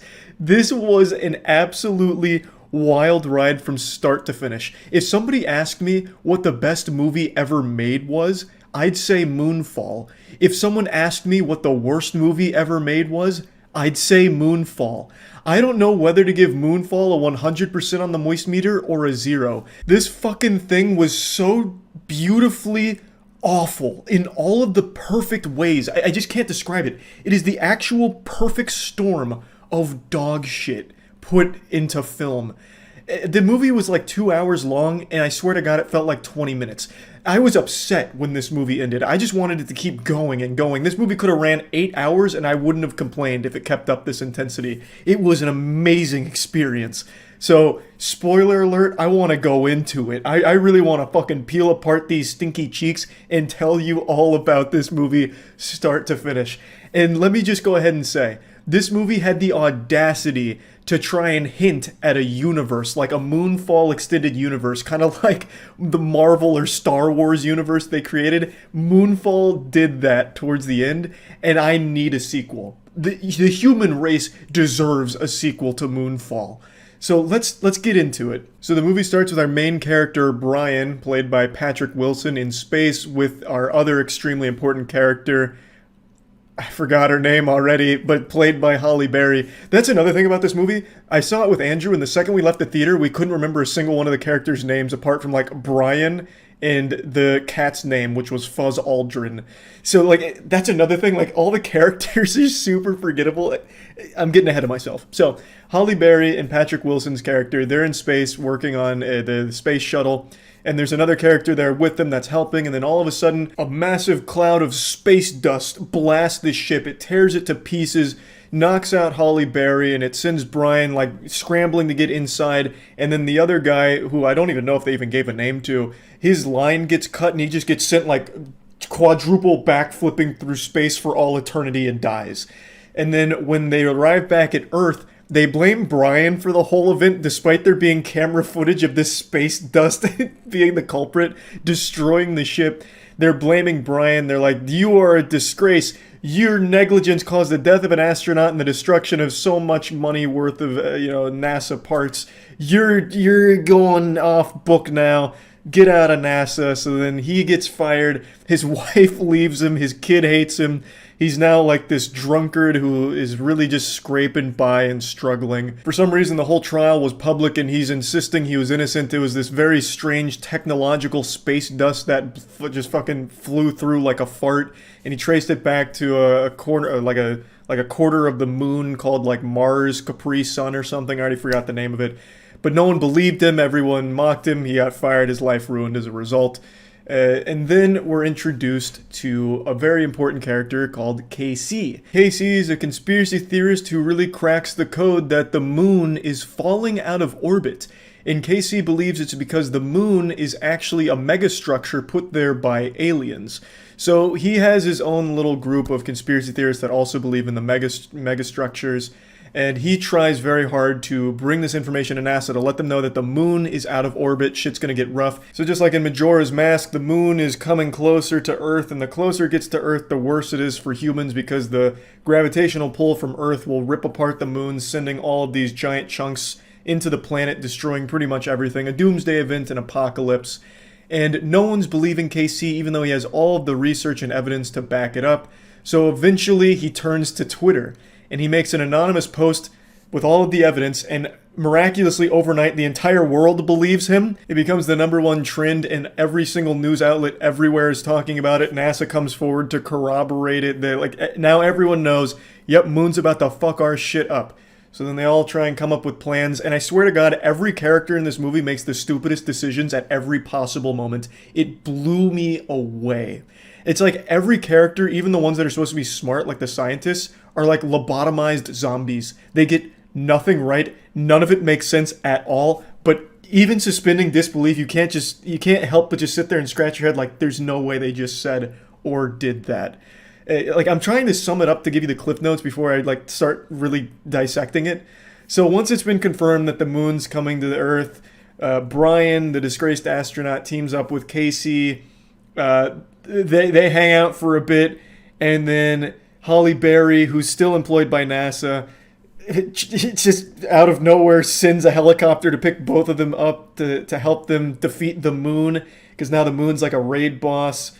So then they come up with a plan to like take an EMP device to the moon. Everyone believes them now. Also, NASA confirmed all of this and then like really figured they needed Brian's help, because they sent like a crew of 3 astronauts up to check out that crater, and then the giant space dust came up in the shape of like a goddamn ringworm, and it kills all 3 of them.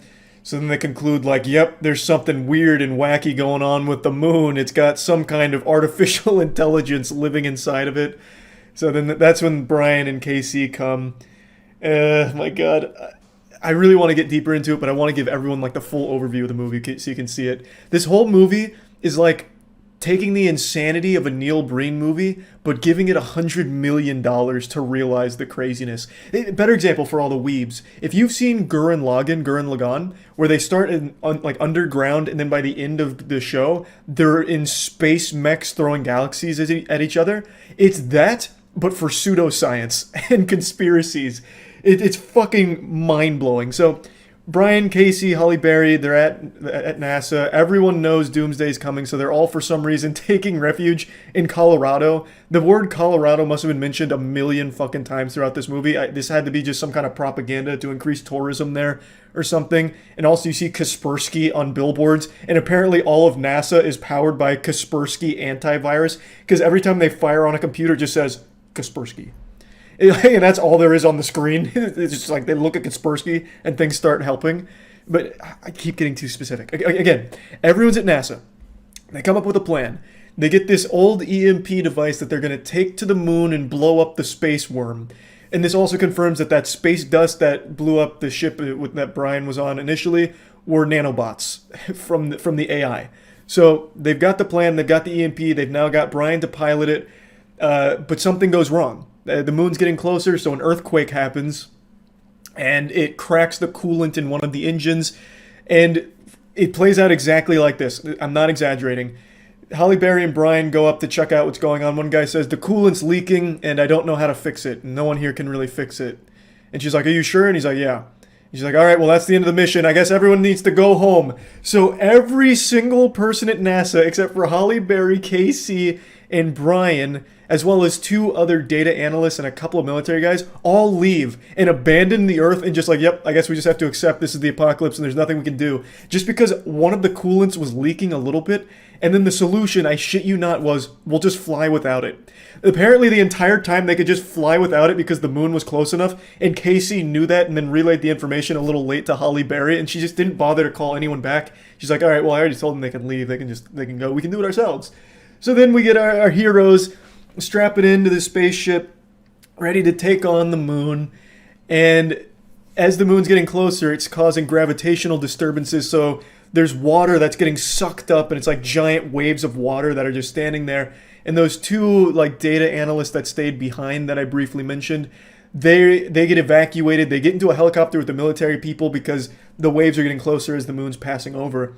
And I can't even believe this fucking happened. They take off with plenty of time to escape, but instead of going away from the waves, the goddamn pilot kamikazes into the waves, and it's supposed to be this emotional moment of, oh my god, there is no escape. But like you can see, when the helicopter takes off, it could have just gone right, but instead inexplicably just goes left into the waves. And I'm missing so many impressive details. Brian's son, who hates him, went to jail. Brian got him out of jail. And for some reason, the military flew Brian's son here just to be in like the middle of the shitstorm. So Brian's son's there and then needs to take off in a car away from the facility as the waves are getting closer. But instead of taking off, he goes to a mountain and parks just to check out his dad's spaceship as the waves are getting closer. So the spaceship takes off, it's beating the waves, but his son and then Halle Berry's son is also with him, and then their babysitter are all just in this car, outside of this car watching. And then eventually the kid's like, all right, now it's time to probably go, as the waves are literally like bashing the bumper of the car. It's like, okay, we've had our fun. So then they engage on this high-speed chase against the moon, and then they eventually get hunted by people that are like scavenging for parts. Oh my god, it's so much. So everything on Earth's going to shit. Gravity's all fucked up. Halle Berry, Brian, and Casey are now heading towards the moon, and it turns out the AI that inhabits the moon is attracted to electronics, but only if there's organic life inside of it. So the EMP they brought is useless because the AI won't bite it. So they're using it like bait and trying to fish with it. But for some reason it needs to be inside of it. They don't explain why. The AI was circling it and like playing patty cake with the EMP, and they didn't blow it up for no reason. They just concluded that it needs to be inside.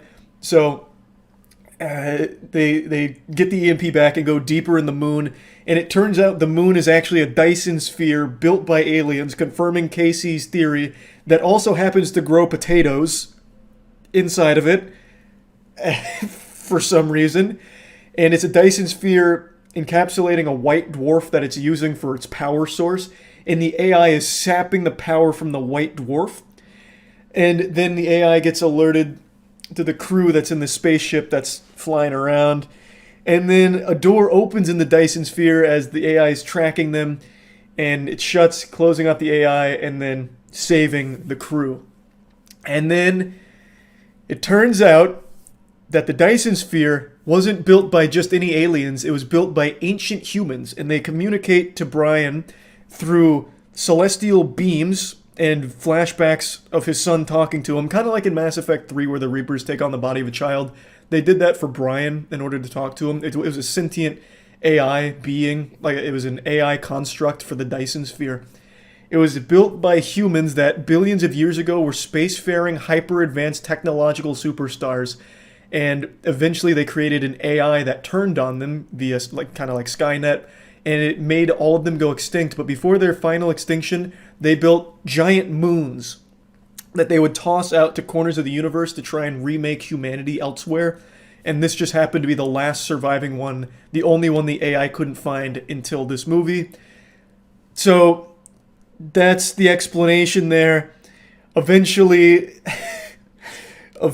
they upgrade the EMP, the AI construct on the moon, like turbocharges the EMP, then gets some defense systems going that just start shooting bullets at the AI, and then they're escaping the moon.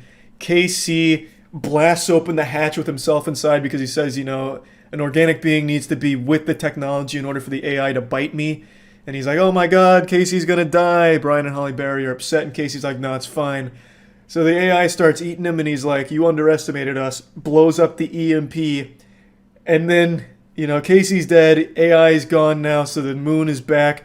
So then the moon leaves Earth, and now it's just this giant Dyson sphere that is now outside of Earth, and everyone's happy. Earth's super fucked, everything flooded, everything got absolutely destroyed, but there's still some people left, and now the moon's our friend again. And, yeah, that's not where it ends. So Casey didn't actually fully die. The AI construct on the moon installation actually copied his consciousness into their database, and now Casey has become the moon itself. And the last line is, we have work to do, which hints at expanding the universe and bringing all of the other AI that is still out there into the fold. And my god, I can't wait to see the sequel. I pray there is one, because this was amazing. I am not even doing this justice with my brief explanation. I need to get into the nitty-gritty of it to tell you just how fucking off the wall this shit was. So the billion-year-old humans, they basically just created Halo. They just stole Halo's plot for a little bit. The installations they made back then were Halo rings. They all lived on Halo rings.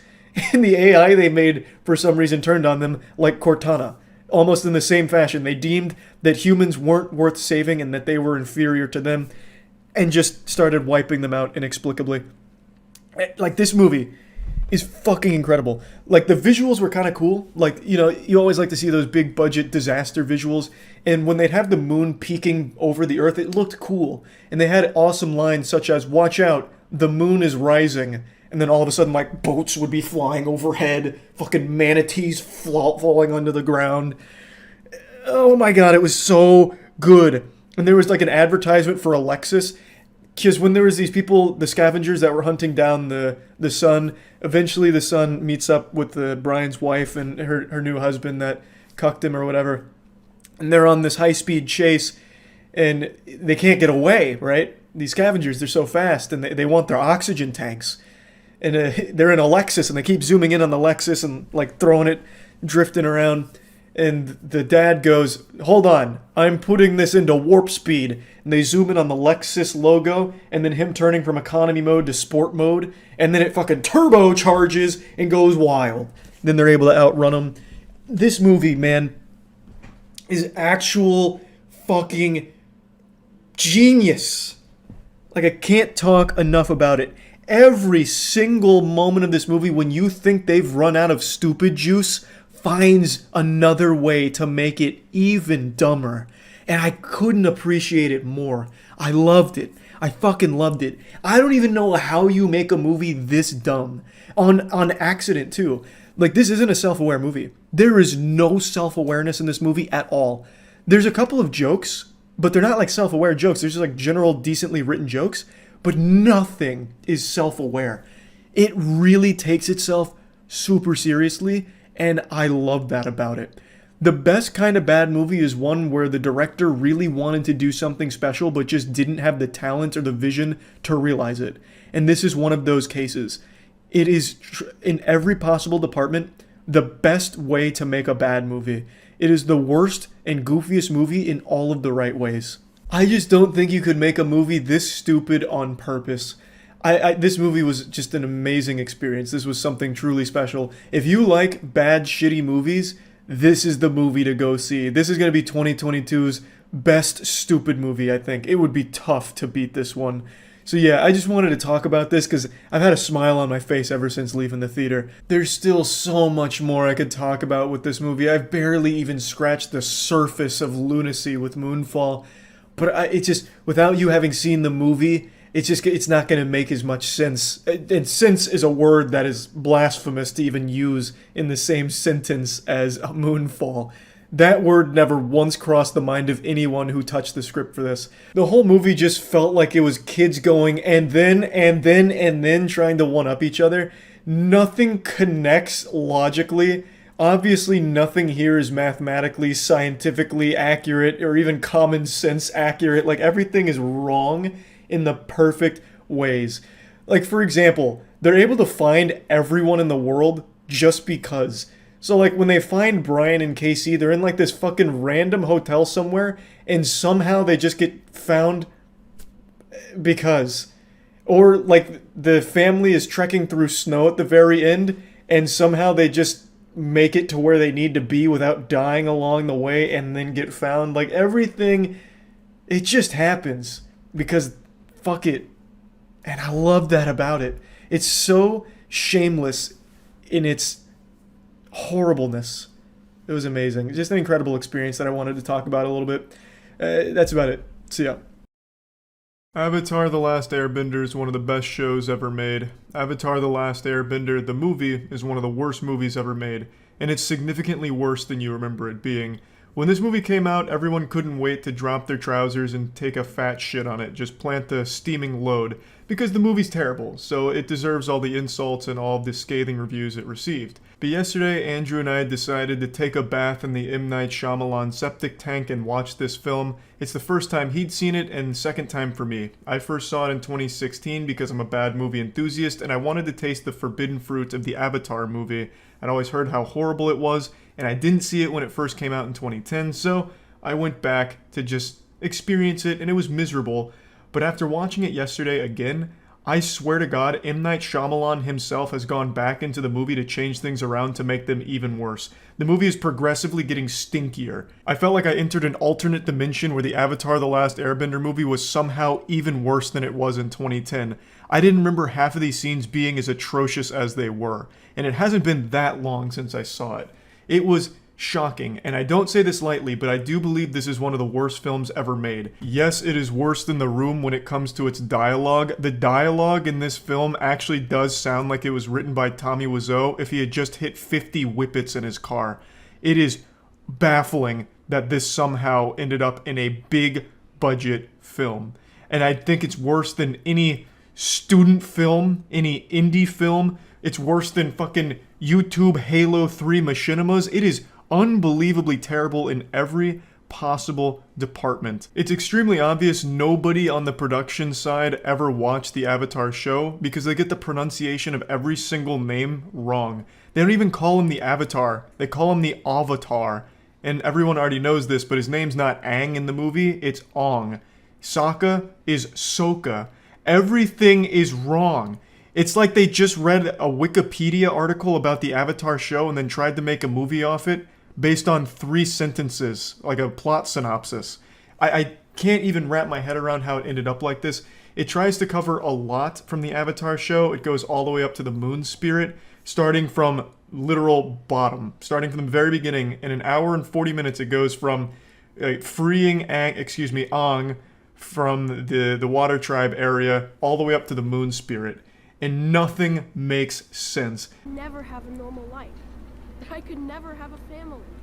They said it cannot work with the responsibilities of the Avatar. Why can't the Avatar have a family? I asked that.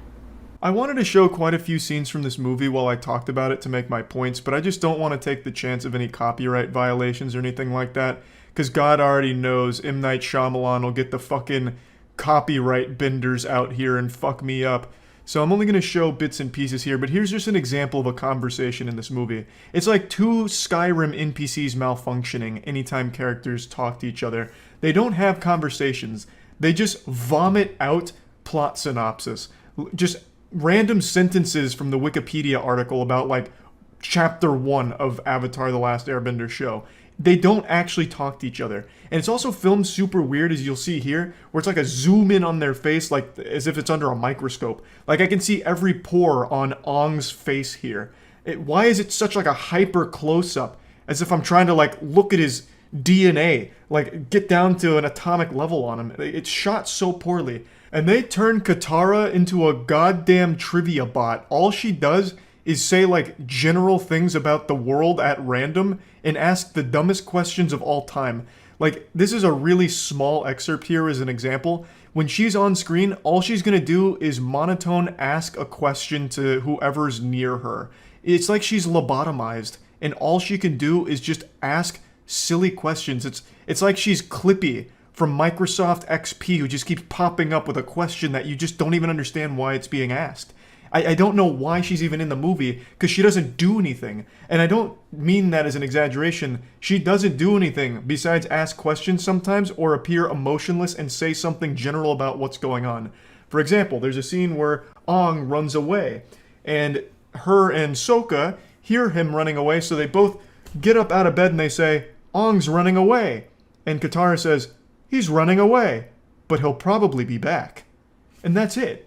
That's like the only thing she contributes to the film in every scene, is just saying things that everyone can already see, or asking questions that are either already being answered or have no place in the film in the first place. She doesn't even waterbend. There's only 3 scenes, I believe, where she's waterbending. 2 of them she fails.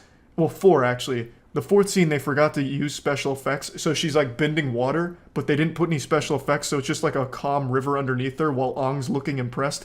So I imagine what was supposed to happen is she was supposed to be like lifting water up, but they just forgot to add that. So 4 scenes where she's supposed to be waterbending. One of them, they didn't even add the effects. And then the other scene is she just gets hit by fire. So in the first 2 scenes, the waterbending fails. The last scene at the very end of the movie, where she's facing off against Zuko, she makes 2 water barriers, blocks 1 fireball, gets hit and knocked out. That's it. That's like the last time we see her. She doesn't do anything. I don't even know why she's here. She's just a fucking punching bag. And Sokka, I can't even imagine what M. Night Shyamalan told the actor to do, because when he's on screen, he just looks like he's always on the verge of tears.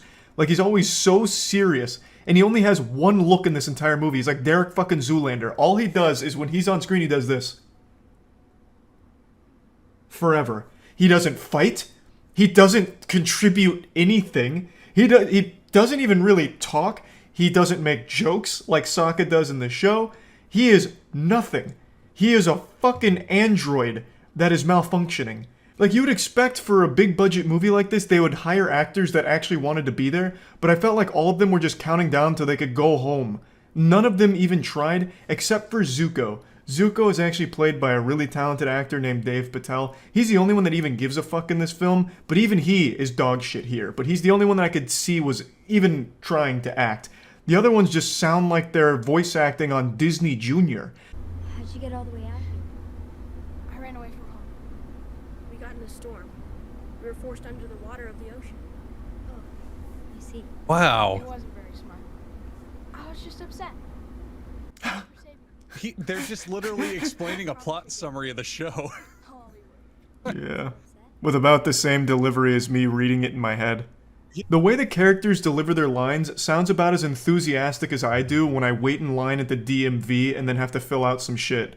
Like, they just seem so unbelievably bored to be there. And the movie, the most criminal thing about the movie is just how boring it is. Because like I said, they try and covered a lot from the Avatar show in a short amount of time. Thus, the majority of the movie comes out exactly like what you just saw, where they're just vomiting plot summary at each other with nothing else happening. Now, this film had a $150 million budget, so you would expect with that much money behind it, at least the fighting and the effects would look good. No. It's made in Adobe After Effects, it feels like, or Sony Vegas. Like, it's fucking trash. Look at this. Oh my lord! Here it is! Yeah. Whoa! Watch out! This is an actual scene in the final cut of the film. Fucking 10 earthbenders doing an interpretive dance in order to summon a small pebble and slowly push it towards their opponent. This is actually the scene out of Austin Powers when he's in the fucking steamroller and slowly about to run over that guy. And he just keeps screaming. That's the action in this entire movie. It's just people standing there waiting to slowly be hit by something, whether it's a small pebble from the earthbenders or a slight gust of wind from Ong. He doesn't use any cool airbending. Like, when Ong is fighting, he is summoning, like, actual puffs of wind. Like, as much wind as I generate just blowing out. That's what you see on screen for the fights. It's so fucking bad. Also, firebenders can't generate flames on their own in this movie. They need a fire source nearby. So the whole film falls apart at the end, where they could just extinguish the flames around the city and the firebenders would be powerless. Because the waterbenders could just throw water on all the torches that light up their city, and the firebenders wouldn't be able to fight back. Because for some fucking reason, M. Night Shyamalan decided to completely change how the bending works for them. So they needed a nearby fire source. Thus, the whole thing could have been avoided by just, if they just said, oh, here's the Fire Nation coming in. Alright, extinguish those torches. Then they're worthless. The film is so unbelievably silly. That's the M. Night Shyamalan twist. Oh, it's just like Lord of the Rings. It is. It's as memorable and good, too. Yeah. Mm-hmm.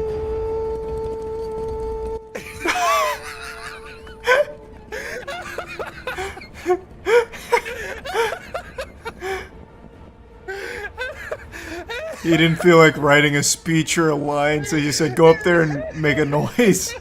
That right there is the only good piece of dialogue where one of the guys just goes up and instead of giving a speech just goes, because they just decided not to write dialogue or anything inspirational. Just this random fucking dude goes up there and just makes a goofy noise. That's about as much effort as that went into the entire film. That's the perfect summary of this film. Just go up there and do whatever. I don't care. I got paid a lot of money to make an Avatar movie, but I don't feel like doing any amount of work to make it good. This movie is beyond bad. This movie is like getting a colonoscopy while wide awake for it. It is painful.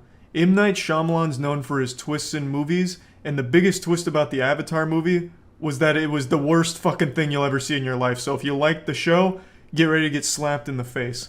It is so much worse than I remembered it being, and it hasn't been that long since I've seen it. It is so fucking bad, and I've only scratched the surface. I wanted to do a really in-depth dive on it, but I just don't really want to risk like a copyright violation or anything, so I'm going to refrain from doing that. I'm just giving you the general basis on why it's so bad and what makes it so awful. There is not a single moment in this entire film that is even remotely interesting or well done. There is no character besides Zuko that even tries a little bit. And even Zuko, who's by far the best performer in this film, does an awful job. Because I really feel like M. Night Shyamalan told everyone to do terrible. Like, go out there and give it your absolute worst take. Andrew made a good point. He said Shyamalan probably just took the 70th take of each scene so all the actors were exhausted. That's the only explanation for how it ended up so bad, and how every single character in here is so poorly done. It makes no sense that this fucking film is in the state that it's in. And yeah, I just wanted to talk about it a little bit since I rewatched it yesterday. That's about it. See ya. It's looking pretty good. He's already laughing at me. No, he's not. No, I wasn't. I was just laughing. I just remembered something. Oh, okay. Yeah. Oh, good positioning from Daniel Palmer. That's a good shot. No! Yeah, let's go. They're a little... Do you need a second to swap? No. This is when I do my best work when I'm confused. Okay. If I just keep touching it, he won't know. Yeah, no, if you're always touching it, I'm he's not so touching nervous right now. What the fuck? Yeah, baby! Danny's gonna do super well there. Danny's just feigning. I'm so nervous. Locked in it. Fear. I'm so nervous. Did she get a warm up this morning? I played a game, yeah. Danny's defense is legendary. Let's go. Let's fucking go. That is that Daniel Palmer action. Oh! Am I supposed to root for Danny or Rizzo? I don't know. I like them both. I pull for the underdog. No. Oh, God. Okay. That's a free goal. Danny's just... That is a free goal. Where is he? Danny's just having fun. He's right behind you. It was confident. Yeah, I was pretty confident. Danny said he was going to spot him a 1-goal lead. Yeah. Well, I gotta take it easy, man. Just really confident. And this is where Danny turns on the demon time. No. Oh, okay. I'm nervous, guys. Relax. No, okay. he's hustling right now. Like in Drake and Josh when they go to the pool lobby. It's the exact episode I was seeing.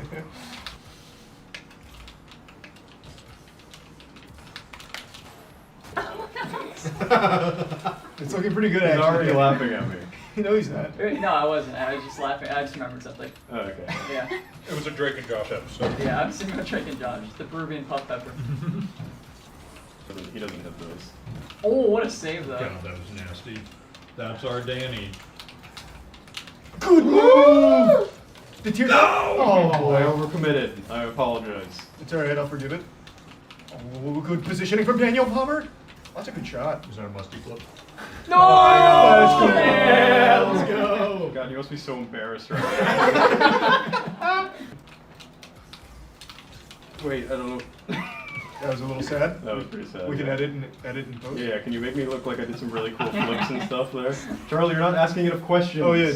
Hey, what's the deal with the... No! Oh, Danny, this is your time, baby. Oh no, Danny, don't miss. Danny! No! I am so nervous right now. I can't hit open goal. This is crazy. Oh, Danny with the loop-de-loop and pull. Oh no. Shoes are looking cool. His shoes are looking cool! No! Rizzo's shoes were cooler. Oh, Danny! The nerves are kicking in. Yeah, that was pretty I close. forgot there was a timer, I'm going to be honest. I actually just didn't kinda look at zoned the... in. Same. Alright, Charlie, you Alright, go. I'm coming. Santa Claus came early this year, and as you can see, it was a holly jolly holiday for my balls thanks to Manscaped. The Performance Package 4.0 is here, and with it comes some of their best tools yet, such as the Lawnmower 4.0, the Weed Whacker. It just has everything you need to have an efficient and safe experience when trimming your balls. Of course, I've talked about this before. I've hurt myself shaving down there. I'll freely admit it. It was a disaster. I hit the shaft of my penis going just a little too close, and it bled, and it made me very afraid to shave down there. And now, thanks to the Lawnmower 4.0 in particular, with its safe technology, I have not hurt myself since, not even come close. Manscaped just has everything you need to make sure that your grooming is as efficient as possible. In addition to the Weed Whacker and the Lawnmower 4.0, it also has ball deodorant, ball toner, boxer briefs, and a travel package, so that way you can take everything with you on a vacation to make sure that things don't get out of control while you're away. So if you're ready to take your grooming to the next level, make sure to check out Manscaped products. You can go to manscaped.com and use code MOIST for 20% off plus free shipping. That's code MOIST at manscaped.com for 20% off and free shipping. Alright, come on, Charlie. Can you put up more than 2? Goddamn right I can. Oh my god, kind of just gross, actually. Holy shit. Okay, controls are a little different than what I'm used to. I was going to say, you just checked the scoreboard? Yep, okay. That was confusing? They're a little... Do you need a second to swap? No, actually. This is when I do my best work, when I'm confused. Okay. Oh! Yeah, baby! Okay, hold on. Time to get serious. Okay. That was just the warm-up goal. Oh. I thought you were changing controls. Nope. That's how he gets you. Got him with his pants down. The controls have been correct the whole time. This is what I play on normally. Out of boost, no problem. This is why they call me No Boost Charlie. Yep. Matt, did you practice last night too? Like Oh god. I did not. Go! You. Probably the same way you do it for like Legends. How did I miss? Wait, I'm coming back. There's still time. You ever use it for the... That was nice. I still missed as well, so oh god. Oh god. It's all like if I just get an air roll, this would be a totally different ball game, and I think we all can recognize that. Yeah. Yeah. That's Yeah, if arrow down. your I buttons think- were correct. Yeah, I think the scores would be reversed. Yeah, if only we had a way to change it though. Yeah, They need to add that. The feature. technology is just I not can't believe you have to there just yet. like keep buying controllers until you find the right one. Yeah. And then here I come. This is when I do it best way. Yeah, do a musty dribble on flip? him, dribble on Musty him, flip? musty Oh yeah, flip. show me the musty. That was actually better than I expected. I know how to musty. Flex. Get that shot. Oh, that's Oh, a win a man. bully. Nice. Alright, one more go. I've been Game downloading time. all the info. I know exactly how Yeah, to beat Matt's him. on. Okay. Alright, it's Matt's turn. Alright, Matt. Now that you've downloaded it, Alright. I've exposed his weaknesses. Yeah, he's So been you watching should it. be He's been watching Wait, it. That's why waiting. we're such a good So, team. so Matt, have you played? Yeah, he's at Ever? gold. He's at gold. I'm plant. Thank you very Yeah, much. it's plant. Oh, okay. Jesus Christ. He is. Oh man. I'm warm. Alright, nice. Matt, I think Matt's gonna do it. Matt might Did you just be hear the that? My favorite part about Matt's game is whenever he's near the ball, you can, even over Discord, you can hear him just start slamming his like keyboard and mouse. It's so funny. Like that. I always hit it really hard. It makes it more powerful. Yeah. Everyone knows that. Nice. Oh, He's dribbling. Alright, I'm a little rusty. good. Oh, what a save, attaboy. Bitch. It's coming back though. No, yeah, I can see the neurons starting to reconnect. No, now he thinks that you're like far away, but you're actually right behind Yeah, him. I'm right Yeah. there. The footsteps. It was you almost beat him on that. He's kind of good at this I game. was looking pretty good for a second. If I just keep touching it, he won't know Yeah, what I'm no, doing. if you're always touching it, I'm he's not so touching nervous right now. What the fuck? Well, that's because it's the big stage, Matt. You might be recruited. Good touch. Mine's better. Wow! Did you see Matt go in the air and touch the ball? it. Yeah, that's kind of nuts. That's what I was This scared is of. all you. Don't This is do all this. you. I thought he was gonna like hit it down or do something cool. Instead, he just. Well, you didn't think that He was just cool? made you look Yeah, like it's a kinda fool. Well, watch this. I could have given. I don't want to watch it. I What's could have cool? gave you a tip if you left that up. But. Next time you do a replay review stream, you should do a Charlie game. Oh, that's a big mistake you made. This is an easy goal. Matt, that was so fucking good. Matt, stop scaring him. Alright, sorry. I'm more of a team player. He'll never expect this. I don't think that could have been worse, actually. Yeah. The more I look at that, Yeah. there should be plenty of time for 6 goals, actually. I've seen crazier things happen. Oh, no. Come on, Matt. Rizzo, no! I could have. I'm so nervous. That's no excuse. I had an excuse. Yeah. Matt, that movement was. Matt, you heard of Mexico wins. Come on. Please, Matt. Don't get Matt. I feel like I'm shaking. You look like you're shaking. That was disgusting. Is Charlie going back in? I thought we were doing 2s. There it is this time. Alright, here I come.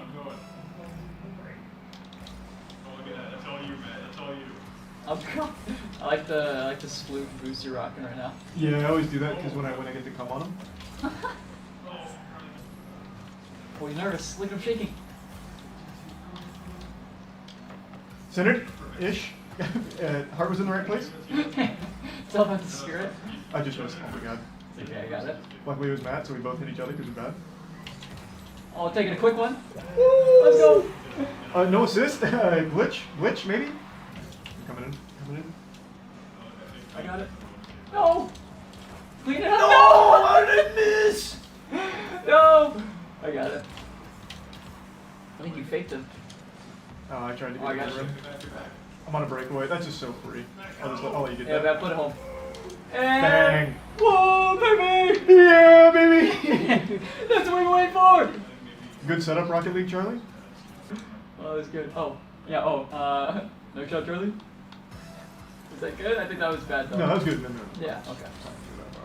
Down with the center. Alright, I can beat try him. to get there. Nope. Good Missed bait.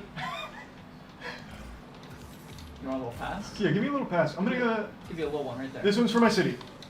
Okay. Yeah! For my city.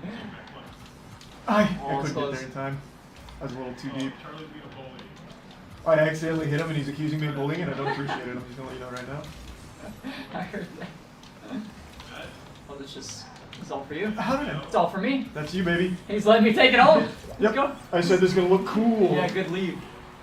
I love that. Such a team player too. Yeah, Letting you go absolutely. coast to coast like that. I didn't get the assist for it, but we know like it wouldn't have happened without that maneuver. Oh god. Oh, shit! No! You got lucky there though. That was pretty unlucky. I had just got out of goal. I tried to recover, but I couldn't get it in time. Ah, that's on me. That's on me. He lucked out though. Had a better dice roll than us. Good RNG. Game time. Let's go! And then here I come. Oh, you know what we need? We get another goal. When we get another goal, and we need to high five each other. Oh yeah, we haven't even done that yet. Oh wait, I just realized we're right next to each other. Are you thinking about like a real life one, or are you? I was talking about in game actually. Oh, you know, that's right. That's right. Okay. That's what I'm talking about.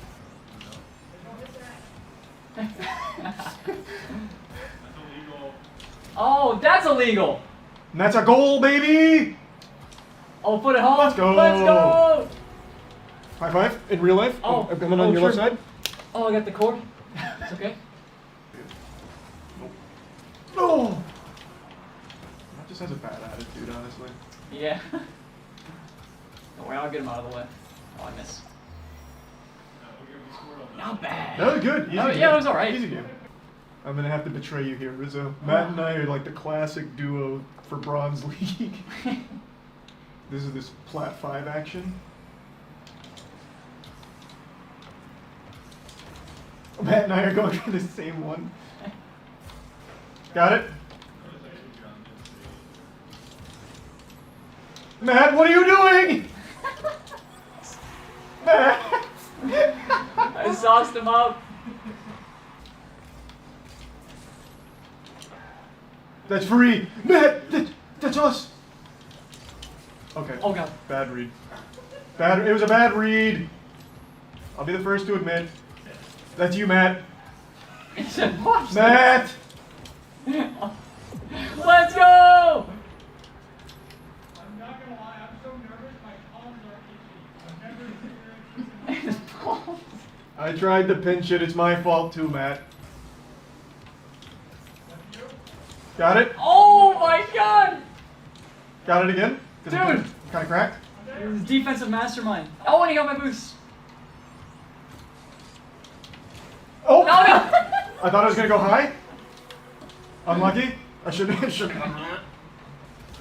Oh shit! Got it. Oh my god, he saved everything. No! Except for this one.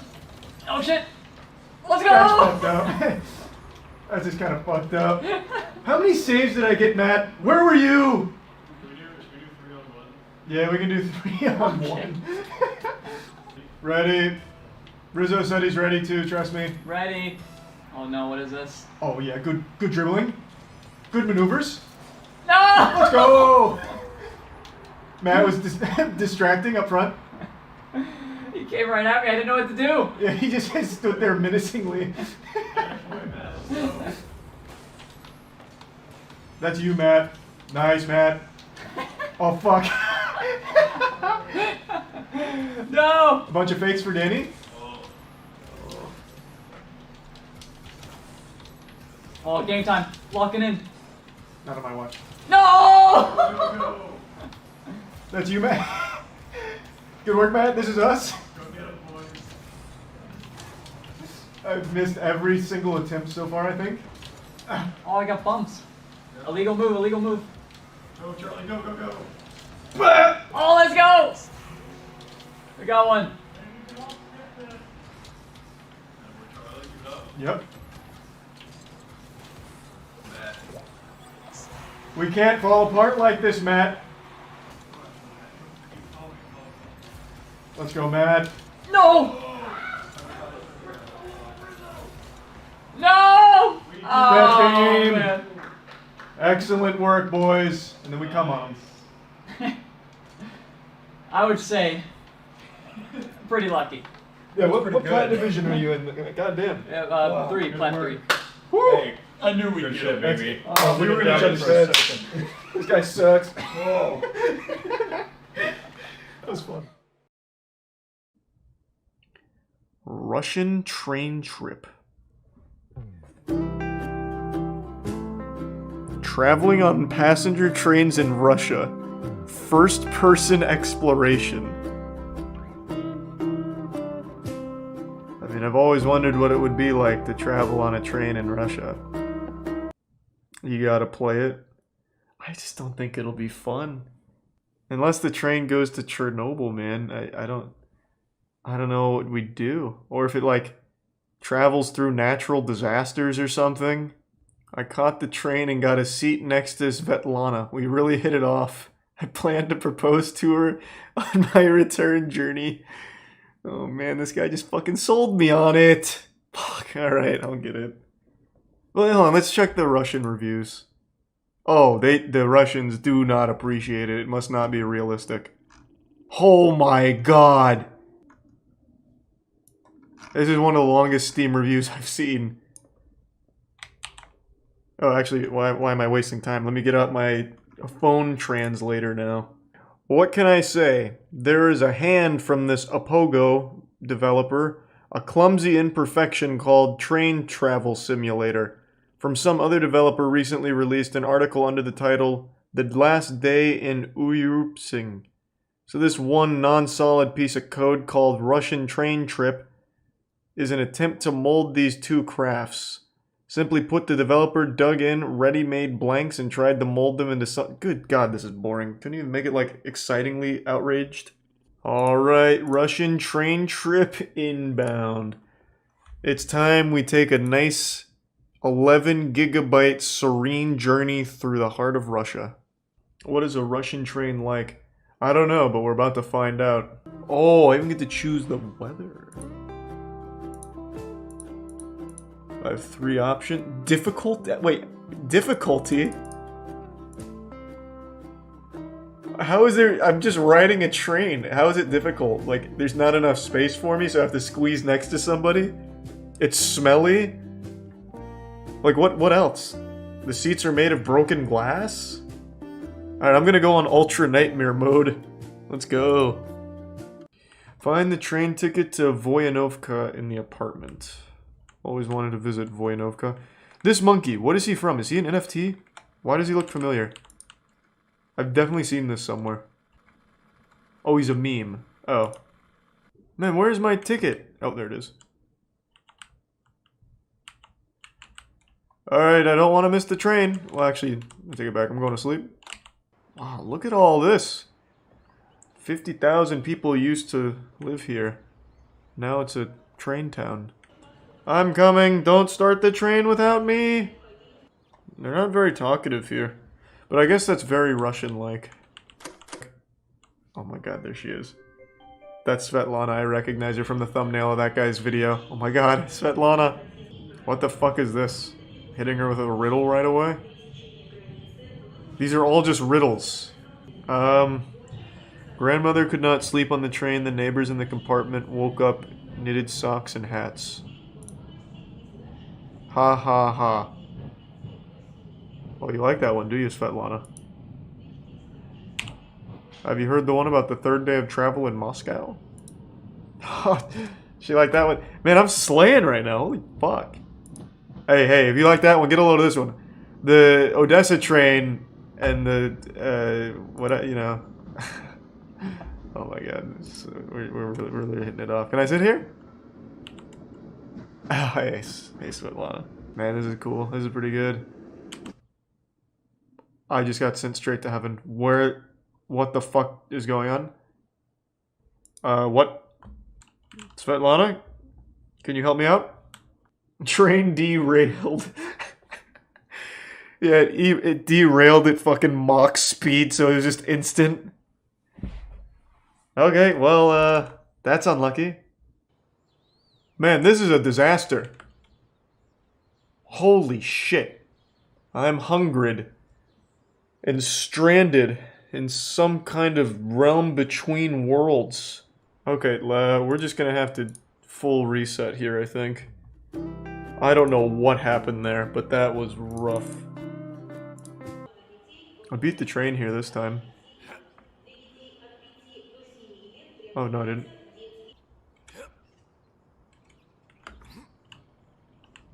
I'm stuck. Oh my god, what a fuck. What the fuck? Oh, there we go, free.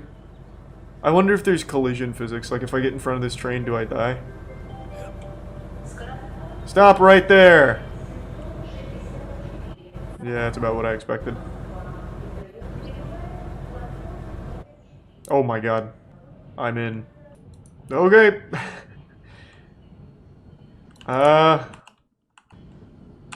Let's try another save load.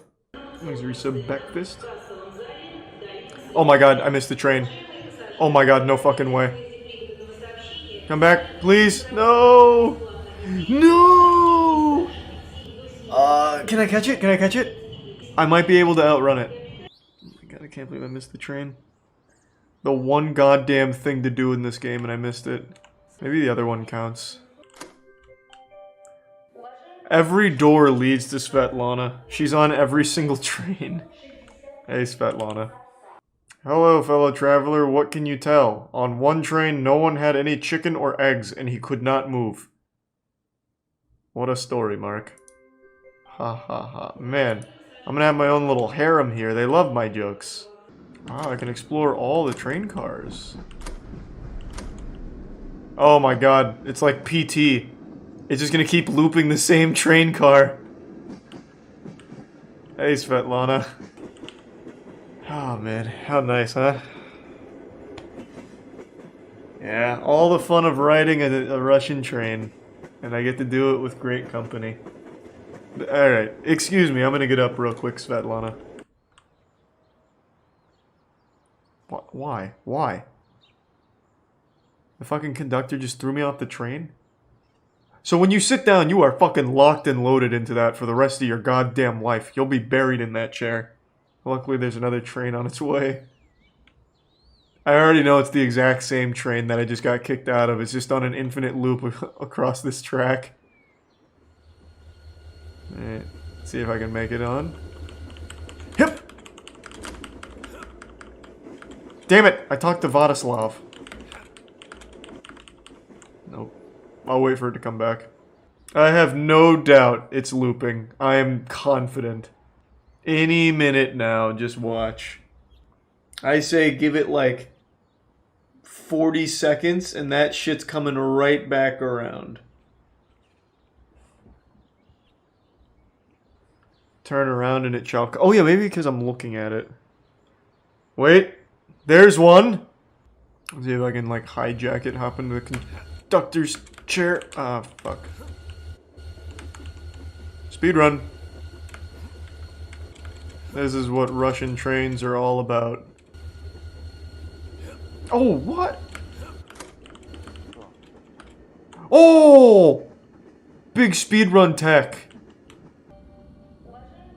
Did I make it to Voinovka? I got this word right the first time. Voinovka station? Something tells me I didn't. I think I'm right back where I started. Awesome. Well, this was good.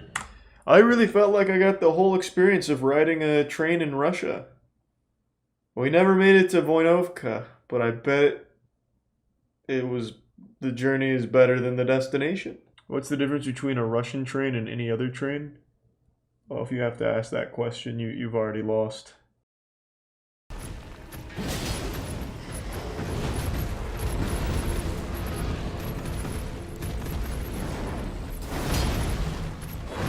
Oh, what the fuck? Wait, what? Where'd the second one come from? Oh, nice. Good tactics. Good strat. Can they not come out this way? Oh, that's sad. I need to lure one over here.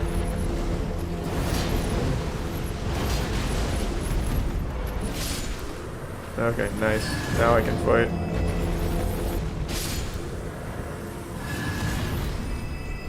Nice. I actually needed those somber smithing stones, so that works out. What? Oh, the archer hit me.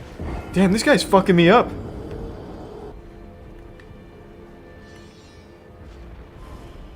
Whoa! What the fuck? Alright, so he knew I was there. Damn, I tried to sneak up on him and he hit me with the peekaboo. What a fucking genius.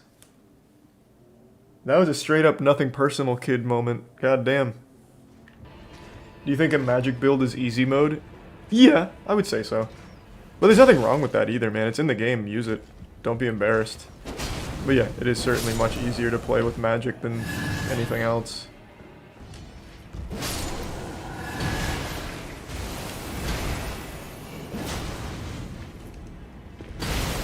No! I'm stuck! Let me out! Jesus Christ! Scary. Very scary.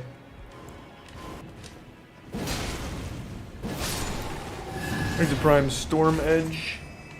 And the resub Evan. Kisa. And the gift sub Pretty Aight. What's current objective?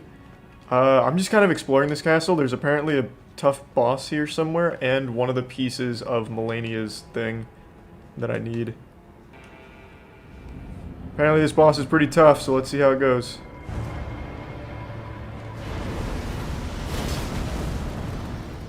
Okay, too far. He's one of those bosses that just summons extra enemies to help him fight. Literally my least favorite kind of boss.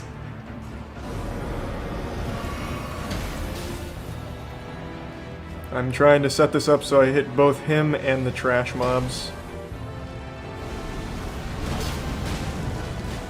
Uh-oh. Oh god.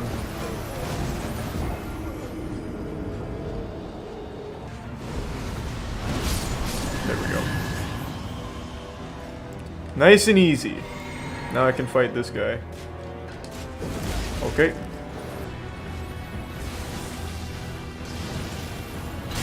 Oh, what?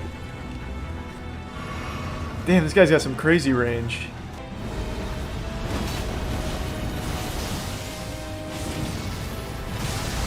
Damn. Oh my lord. Got me with that peg leg. God damn it, I'm trying to bait out an attack. Come on. Oh, the AoE. Fucking huge.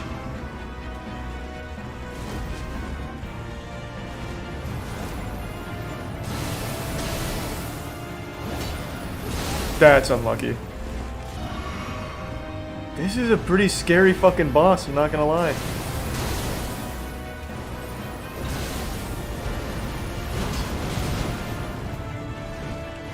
Don't do it, I'm not ready.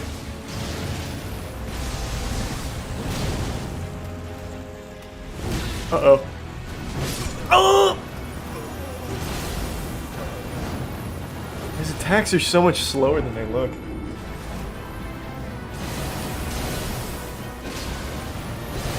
Oh, that hit?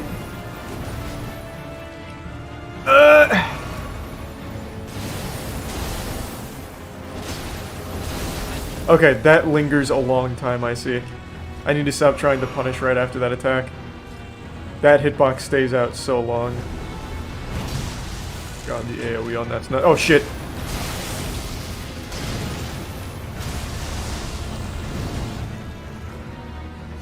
God, that was risky. That jump attack. I'm fucking nuts.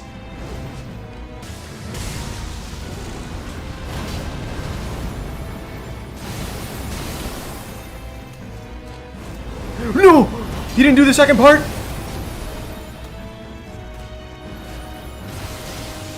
That was very close.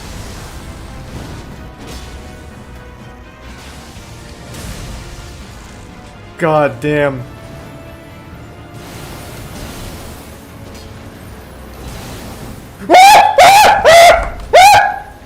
No, not now! No, there's a wasp!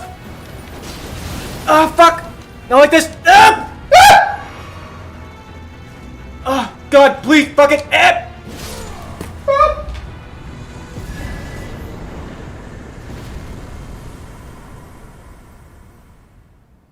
Alright, well we got the boss. I don't know where the wasp went.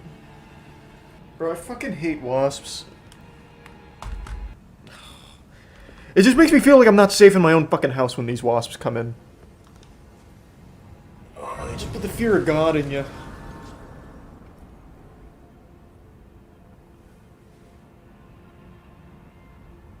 Thanks for some socks in the Prime Inferno.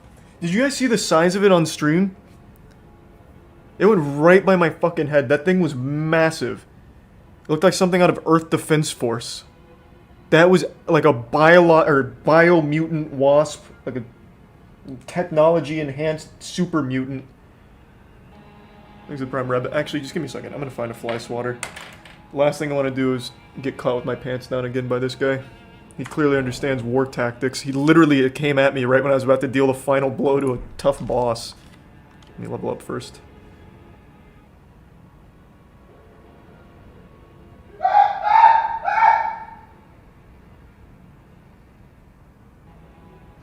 Hey, I got some good news. The Fearless Warrior got it. It wasn't as big as I initially thought, but we fucking got him, baby. You see it? We fucking took him down. That'll teach you. Tell your friends. This is not a safe spot. I hit it with this Charizard Jumbo card. That's how I got it out of midair.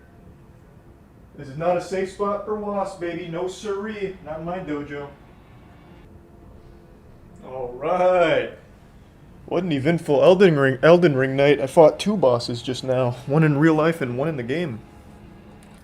Oh, fuck. Yeah, I don't like bugs. I really don't. Cockroaches make me very, like, upset. Wasps, I fucking hate for obvious reasons, so yeah. Okay, so I'm done here. I got the medallion. Let's keep exploring.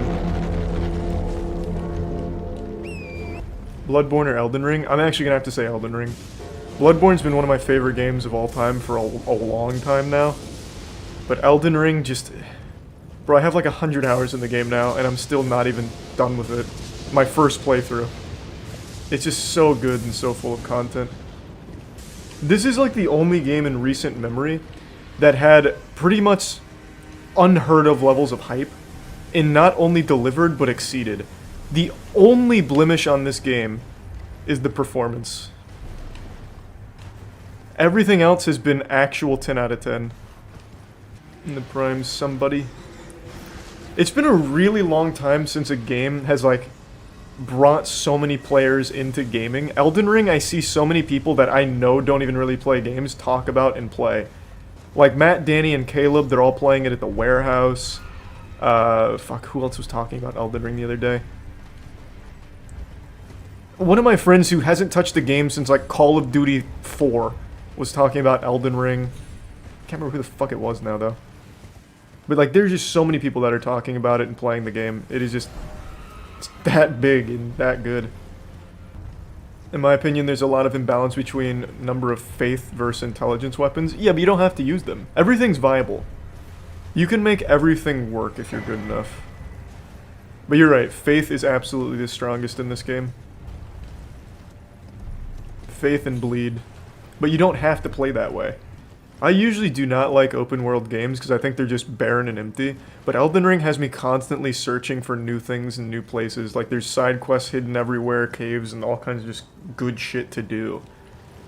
They did a really great job with every aspect of this game. In front of this church you can obtain the katana. What katana?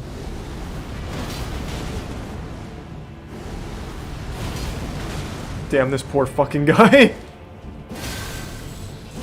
Why is this guy so weak out here? Oh, shit. I thought there was going to be an AoE follow-up. Oh, boy. Don't do it! I really don't feel like using more weapon arts on this guy. I just feel bad. Oh, okay. Never mind. I'm going to use weapon arts on this guy. He just one-shot me with a faith spell. What an asshole. Thanks for resub dipping sauce.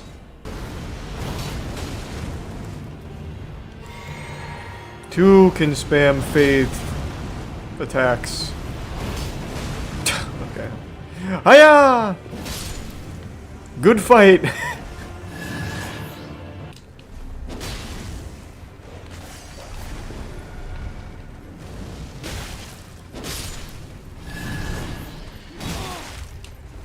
Okay, this guy's absolutely going fucking wild on me. Holy shit, he just never stops. What's harder, Bloodborne or Elden Ring? Elden Ring if you're not using summons. Elden Ring has 2 of the hardest bosses ever. Radahn was the hardest for me. He's the one that I fought. It took me 55 tries and I still killed him in a pretty dishonorable way.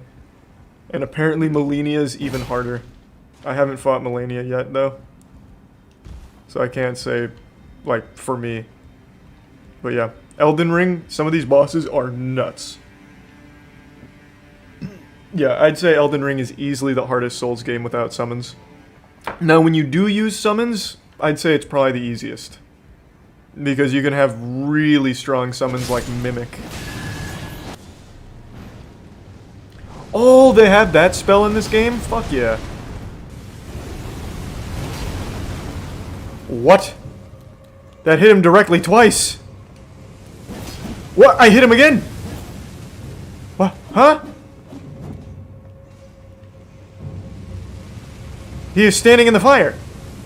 Oh my god. Is this guy... Is he the chosen one? Can he hit me? Okay, so he can hit me, but nothing else can damage him. What is happening? Is this the boss? No, he's just guarding the boss. Okay, so this is clearly a mechanic.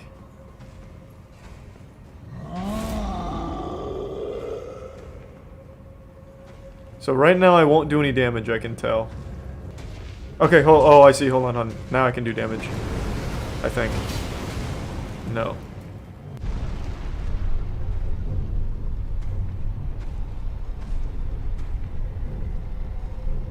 Oh, it worked! I don't know what I did, but we got him. Now I can hurt him. Outplayed! Oh, fucking genius. I'm just gonna spam weapon arts. Oh god, I'm dead. Never mind, this guy sucks.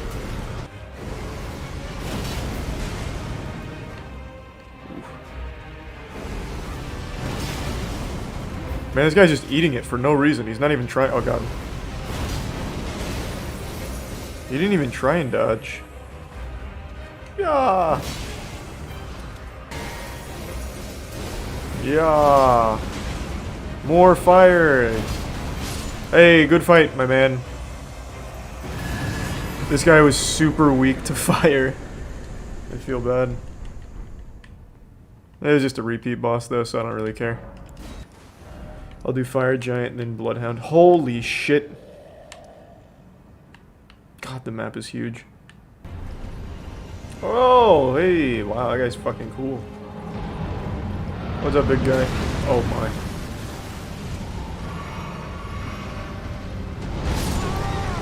I really thought I could maybe get under it in time. Good start.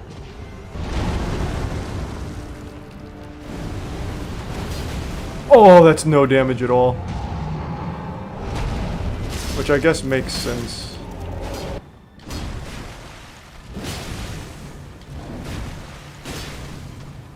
Uh-oh. Oh my god. That was nasty. He just hit me with a fucking 2-shot there. I didn't expect that kind of damage.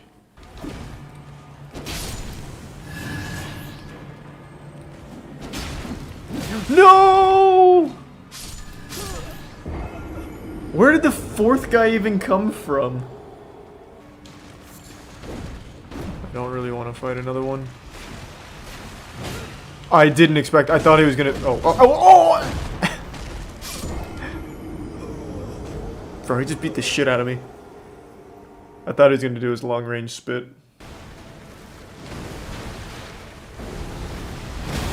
Oh. Unfortunate timing.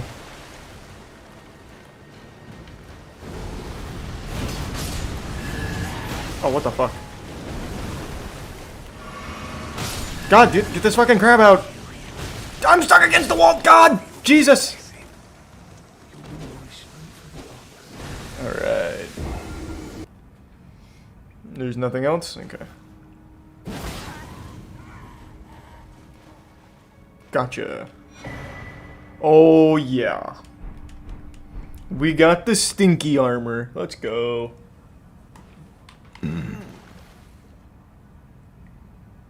No, I'm not gonna bother with the alt ending on this. I can always just watch the alternate ending. I don't want to go collect 5 seed bed. Okay, Dung Eater complete. Is your avatar still James Corden but in armor? It is. Honestly, the stinky armor would fit really well thematically with my James Corden playthrough. Too early. This guy's good, but not good enough. Oh, I thought that would stagger. I really did.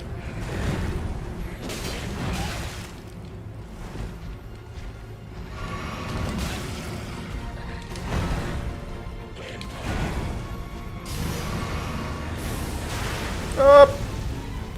Well, it's not looking good. Oh. Alright. Not a bad first run, all things considered. That actually still does about the same amount of damage. God, Bloodhound is still so good. Even with shitty stats for it, it still does a ton of damage.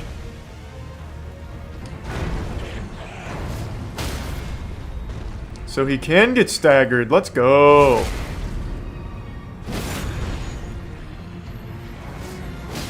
Oh, scary.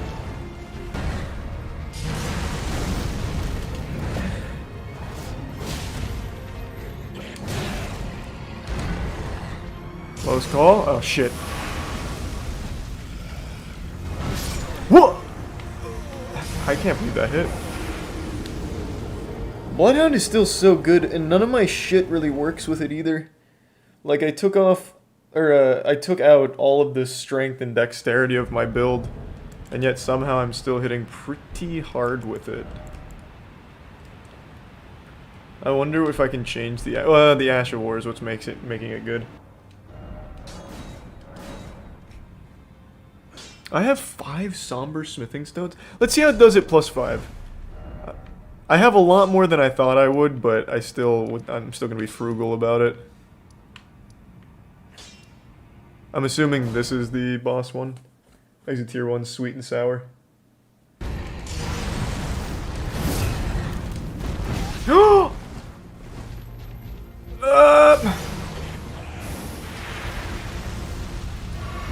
Terrifying. Gotcha. Man, Bloodhound just gets it done. When the night is darkest before dawn, you just pray to the Bloodhound Fang. So clutch. I'm not even built for this, and it still pops the fuck off. I have like no dexterity. I have bare minimum to use this thing, and it's only +5. Such a good weapon. That weapon art is just fire. It is so good. Yeah, like, I mean, only 23 dex. I feel at this point I might as well put more points into it. I mean, my faith is already 43, like I can already go kind of hard on the weapon art. Let's just do it. Just as like safety. Oh, wow. Scary.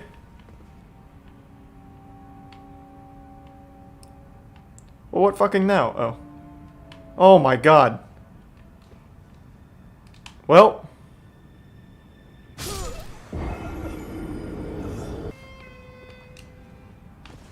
Jesus, let me up. Holy shit, why? Oh my god, that was lucky. Oh my god! This game was not meant for jumping puzzles. I'll tell you right now. Holy shit. Please stop. Oh my god. Don't scare me like that. No, I wanted to go down. Oh, fuck. Oh god. Fuck. Oh my god, my tight little butt. Oh my god. How? Oh my god. Alright, slow it down. This is a headache. This is a massive fucking headache. There's no boss down there either, so not worth it. What do I get for making it to the bottom? Well, good news is I'll never... Hold on. There's hope. No, down. That's fine. Here, easy. Oh, Jesus!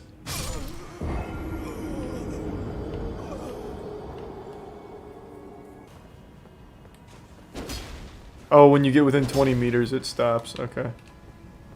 I don't know if you can be a plant, but I'm trying. Oh! Oh, what? There's two. Oh, what the fuck? Where were they? Yeah! Oh, you fucked up. Hey, sorry guys. I'm kinda nuts. Easy, wanna know. Shouldn't have taken your eyes off me, I was the real threat. Absolutely fucking steamrolled. Where was he? I didn't see any like props out there. He just kind of came in the dimension. Like just manifested himself. PvP meta is Blasphemous Blade and Night and Flame, I guess. Probably not. There's no way any good player is going to get hit by this. The only reason I hit that guy in his ass is because he turned around to fight the other guy. Thanks to resub, a dub free. Who'd I invade?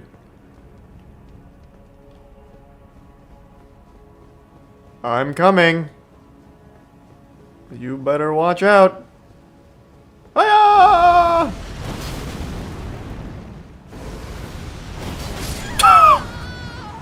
What were you thinking? You goddamn fool!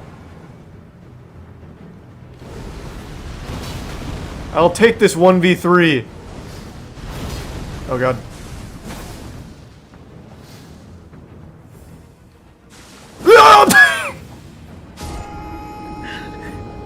I go out on my own terms. I meant to do a jumping attack, but I went too far to the left. You didn't expect that maneuver, though, I'll tell you what. Initiating moisture.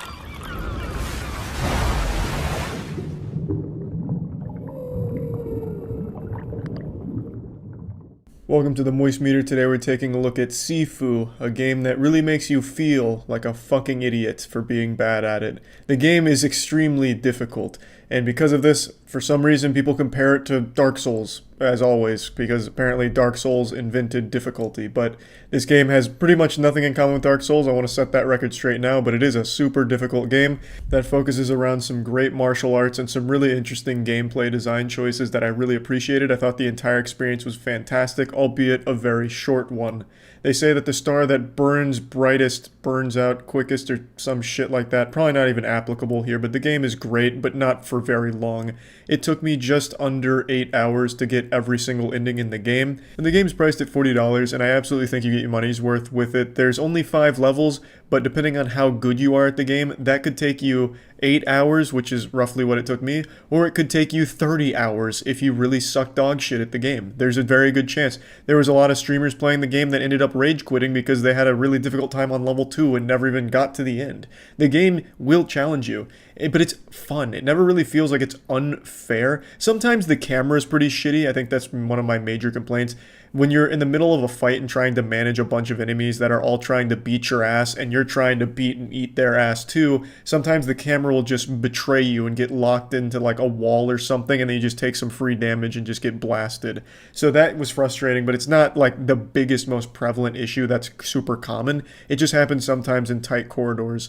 So let's really get into it. I think the aesthetic is fantastic. I think the game oozes style. The martial arts looks and feels great. The combat system is pretty reminiscent of like free flow combat from the Arkham series, but with its own unique identity to it, where it doesn't really play the same as those games, but you can at least see that they're comparable, just to give you a general idea of how the combat's going to feel. But it is a truly unique experience. I haven't played gameplay quite like this. Apparently it's very much like Absolver, which is, this makes sense because it's the same developers, but I didn't play Absolver. So this was very fresh to me and I really enjoyed it. It felt great. It looked great. There was a ton of different skills that you could unlock, and they were all really cool. Some of them a little goofy, like there's a little slap one you can do while you're backing up, and I'm sure it has its uses, but from what I experienced, it didn't really play much of a role. It was just kind of like, I want to disrespect this guy, so I'll slap him across the face with my skill here. So I really think there's just so much to like about the game. There's weapons in it too, and the weapons will give you an advantage, but they have limited durability, so use them wisely, and who you want to just obliterate, just fucking clobber with them. And if you get hit by an enemy's weapon, kiss your youth goodbye, because that shit is ending you on the spot. It does so much damage to get hit by an enemy's weapon, and that's a big thing here. The game is challenging, and enemies do a lot of damage to you. And there's a really unique system here, where you start the game at 20 years old, and let's say you die. Well, instead of just like restarting from a checkpoint or restarting the whole level, you can revive yourself, but it adds an extra year to your age. So now you revive and you're 21 years old. You just stand up and now you got fucking gray hair sprouting from your face and you're ready to keep beating ass. And that's a system that I think is really cool. So you can keep reviving all the way up until you hit 70 years old, and then if you died there, well, that's game over. Then you're going to have to restart. And I think it's just a cool system, and it stacks. So if you die again at 21, well, now it's going to add 2 years, so now you're coming back at 23, and so on and so forth. You can shave years off, not by using like biotin or Botox or whatever, but by killing strong enemies. They will take a year off, so when you die, instead of adding 2, it'll only add 1, but you never go backwards in age. So if you hit 26, you can never go back to 25. It's a really cool system that keeps it fresh, and there's these marks that you'll hit, like when you go to 30, you do more damage, but your health decreases. 40, even more damage, lower health. 50, same story. So as you age, you're doing more damage, but taking more damage at the same time. Very cool system, and I really appreciated it. It's just, there was so much depth to its combat, it just never got stale at all. And it is challenging. It's going to challenge most people, because parrying in this game is tight. It is very strict timing, and it's going to be tough for people to get a grasp on it. It took me all the way till the final boss to really start nailing parrying, because the final boss is a big skill check. You're going to really need to master parrying if you're ready to take on the final boss and really want to make a good run out of it. So parrying is something that's difficult. There are dodging options as well, but it's not like it's a great get out of jail free card where you can just dodge everything and be okay using iframes. That is also pretty tight. You can't just spam it. Of course, there are ways to cheese some of the bosses, but it takes out a lot of the fun if you do that approach, I would argue. It's just a really fun game. The gameplay just feels good, and I love the challenge, and I love the unique system with the aging. It just all works. I also really just appreciated the levels themselves, because I thought they were very fun in their design.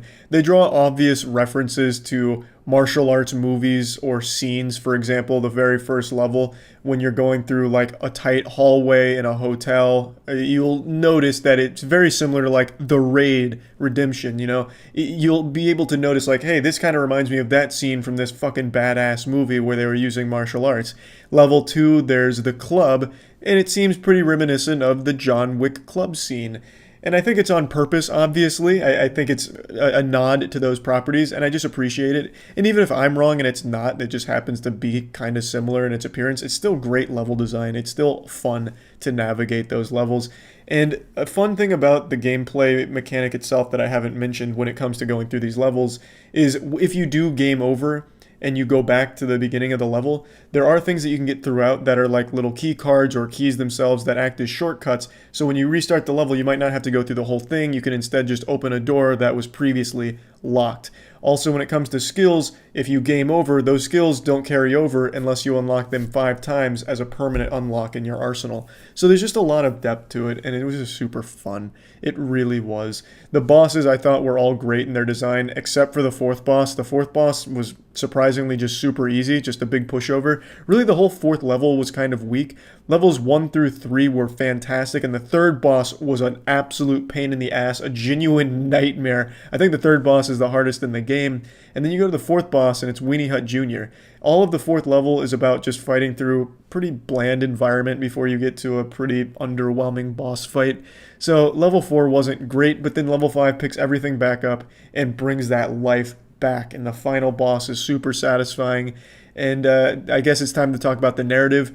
I didn't really get drawn into the story very much. I think there was a lot of lore that I may have missed, even getting all the endings. I think there were still some key story elements that I didn't pick up on because I didn't think it was that compelling or that interesting. I was never motivated to hunt down the 5 people for revenge. I just never felt really attached to the character or anything like that. Not that I think I was supposed to. It seems like the narrative was pretty bare bones in order to just keep the story moving and getting you beating some ass. So it served its purpose, but it's nothing special either. plugging Sifu into the moist meter, I'm giving it a nice 90%. I think this is just a great game, takes some risks, and I think they all pay off, and I think it's just an absolutely wonderful experience. Like, I really do. And I also appreciated that it's put at the $40 mark instead of $60, even though I think this could have easily been marketed and pushed as a $60 game because it is that good. I do appreciate that it's the lower price point because there's only 5 levels to it. If you're really good at the game, you could probably beat all 5 levels in like 2, maybe 3 hours. For example, when I went back to do the all true ending, you have to spare bosses, and to spare a boss, you basically have to break them twice. So I had to go through every boss again, and it only took me about an hour and a half to do all 5 bosses to get that true ending. So I basically speedran the game in an hour and a half, whereas previously it took me like 6.5 hours or so to do it. So yeah, if you're good at the game, you can really blast through all of the content that it has to offer quickly, but you'll still enjoy it every second of the way. So yeah, that's about it. See ya.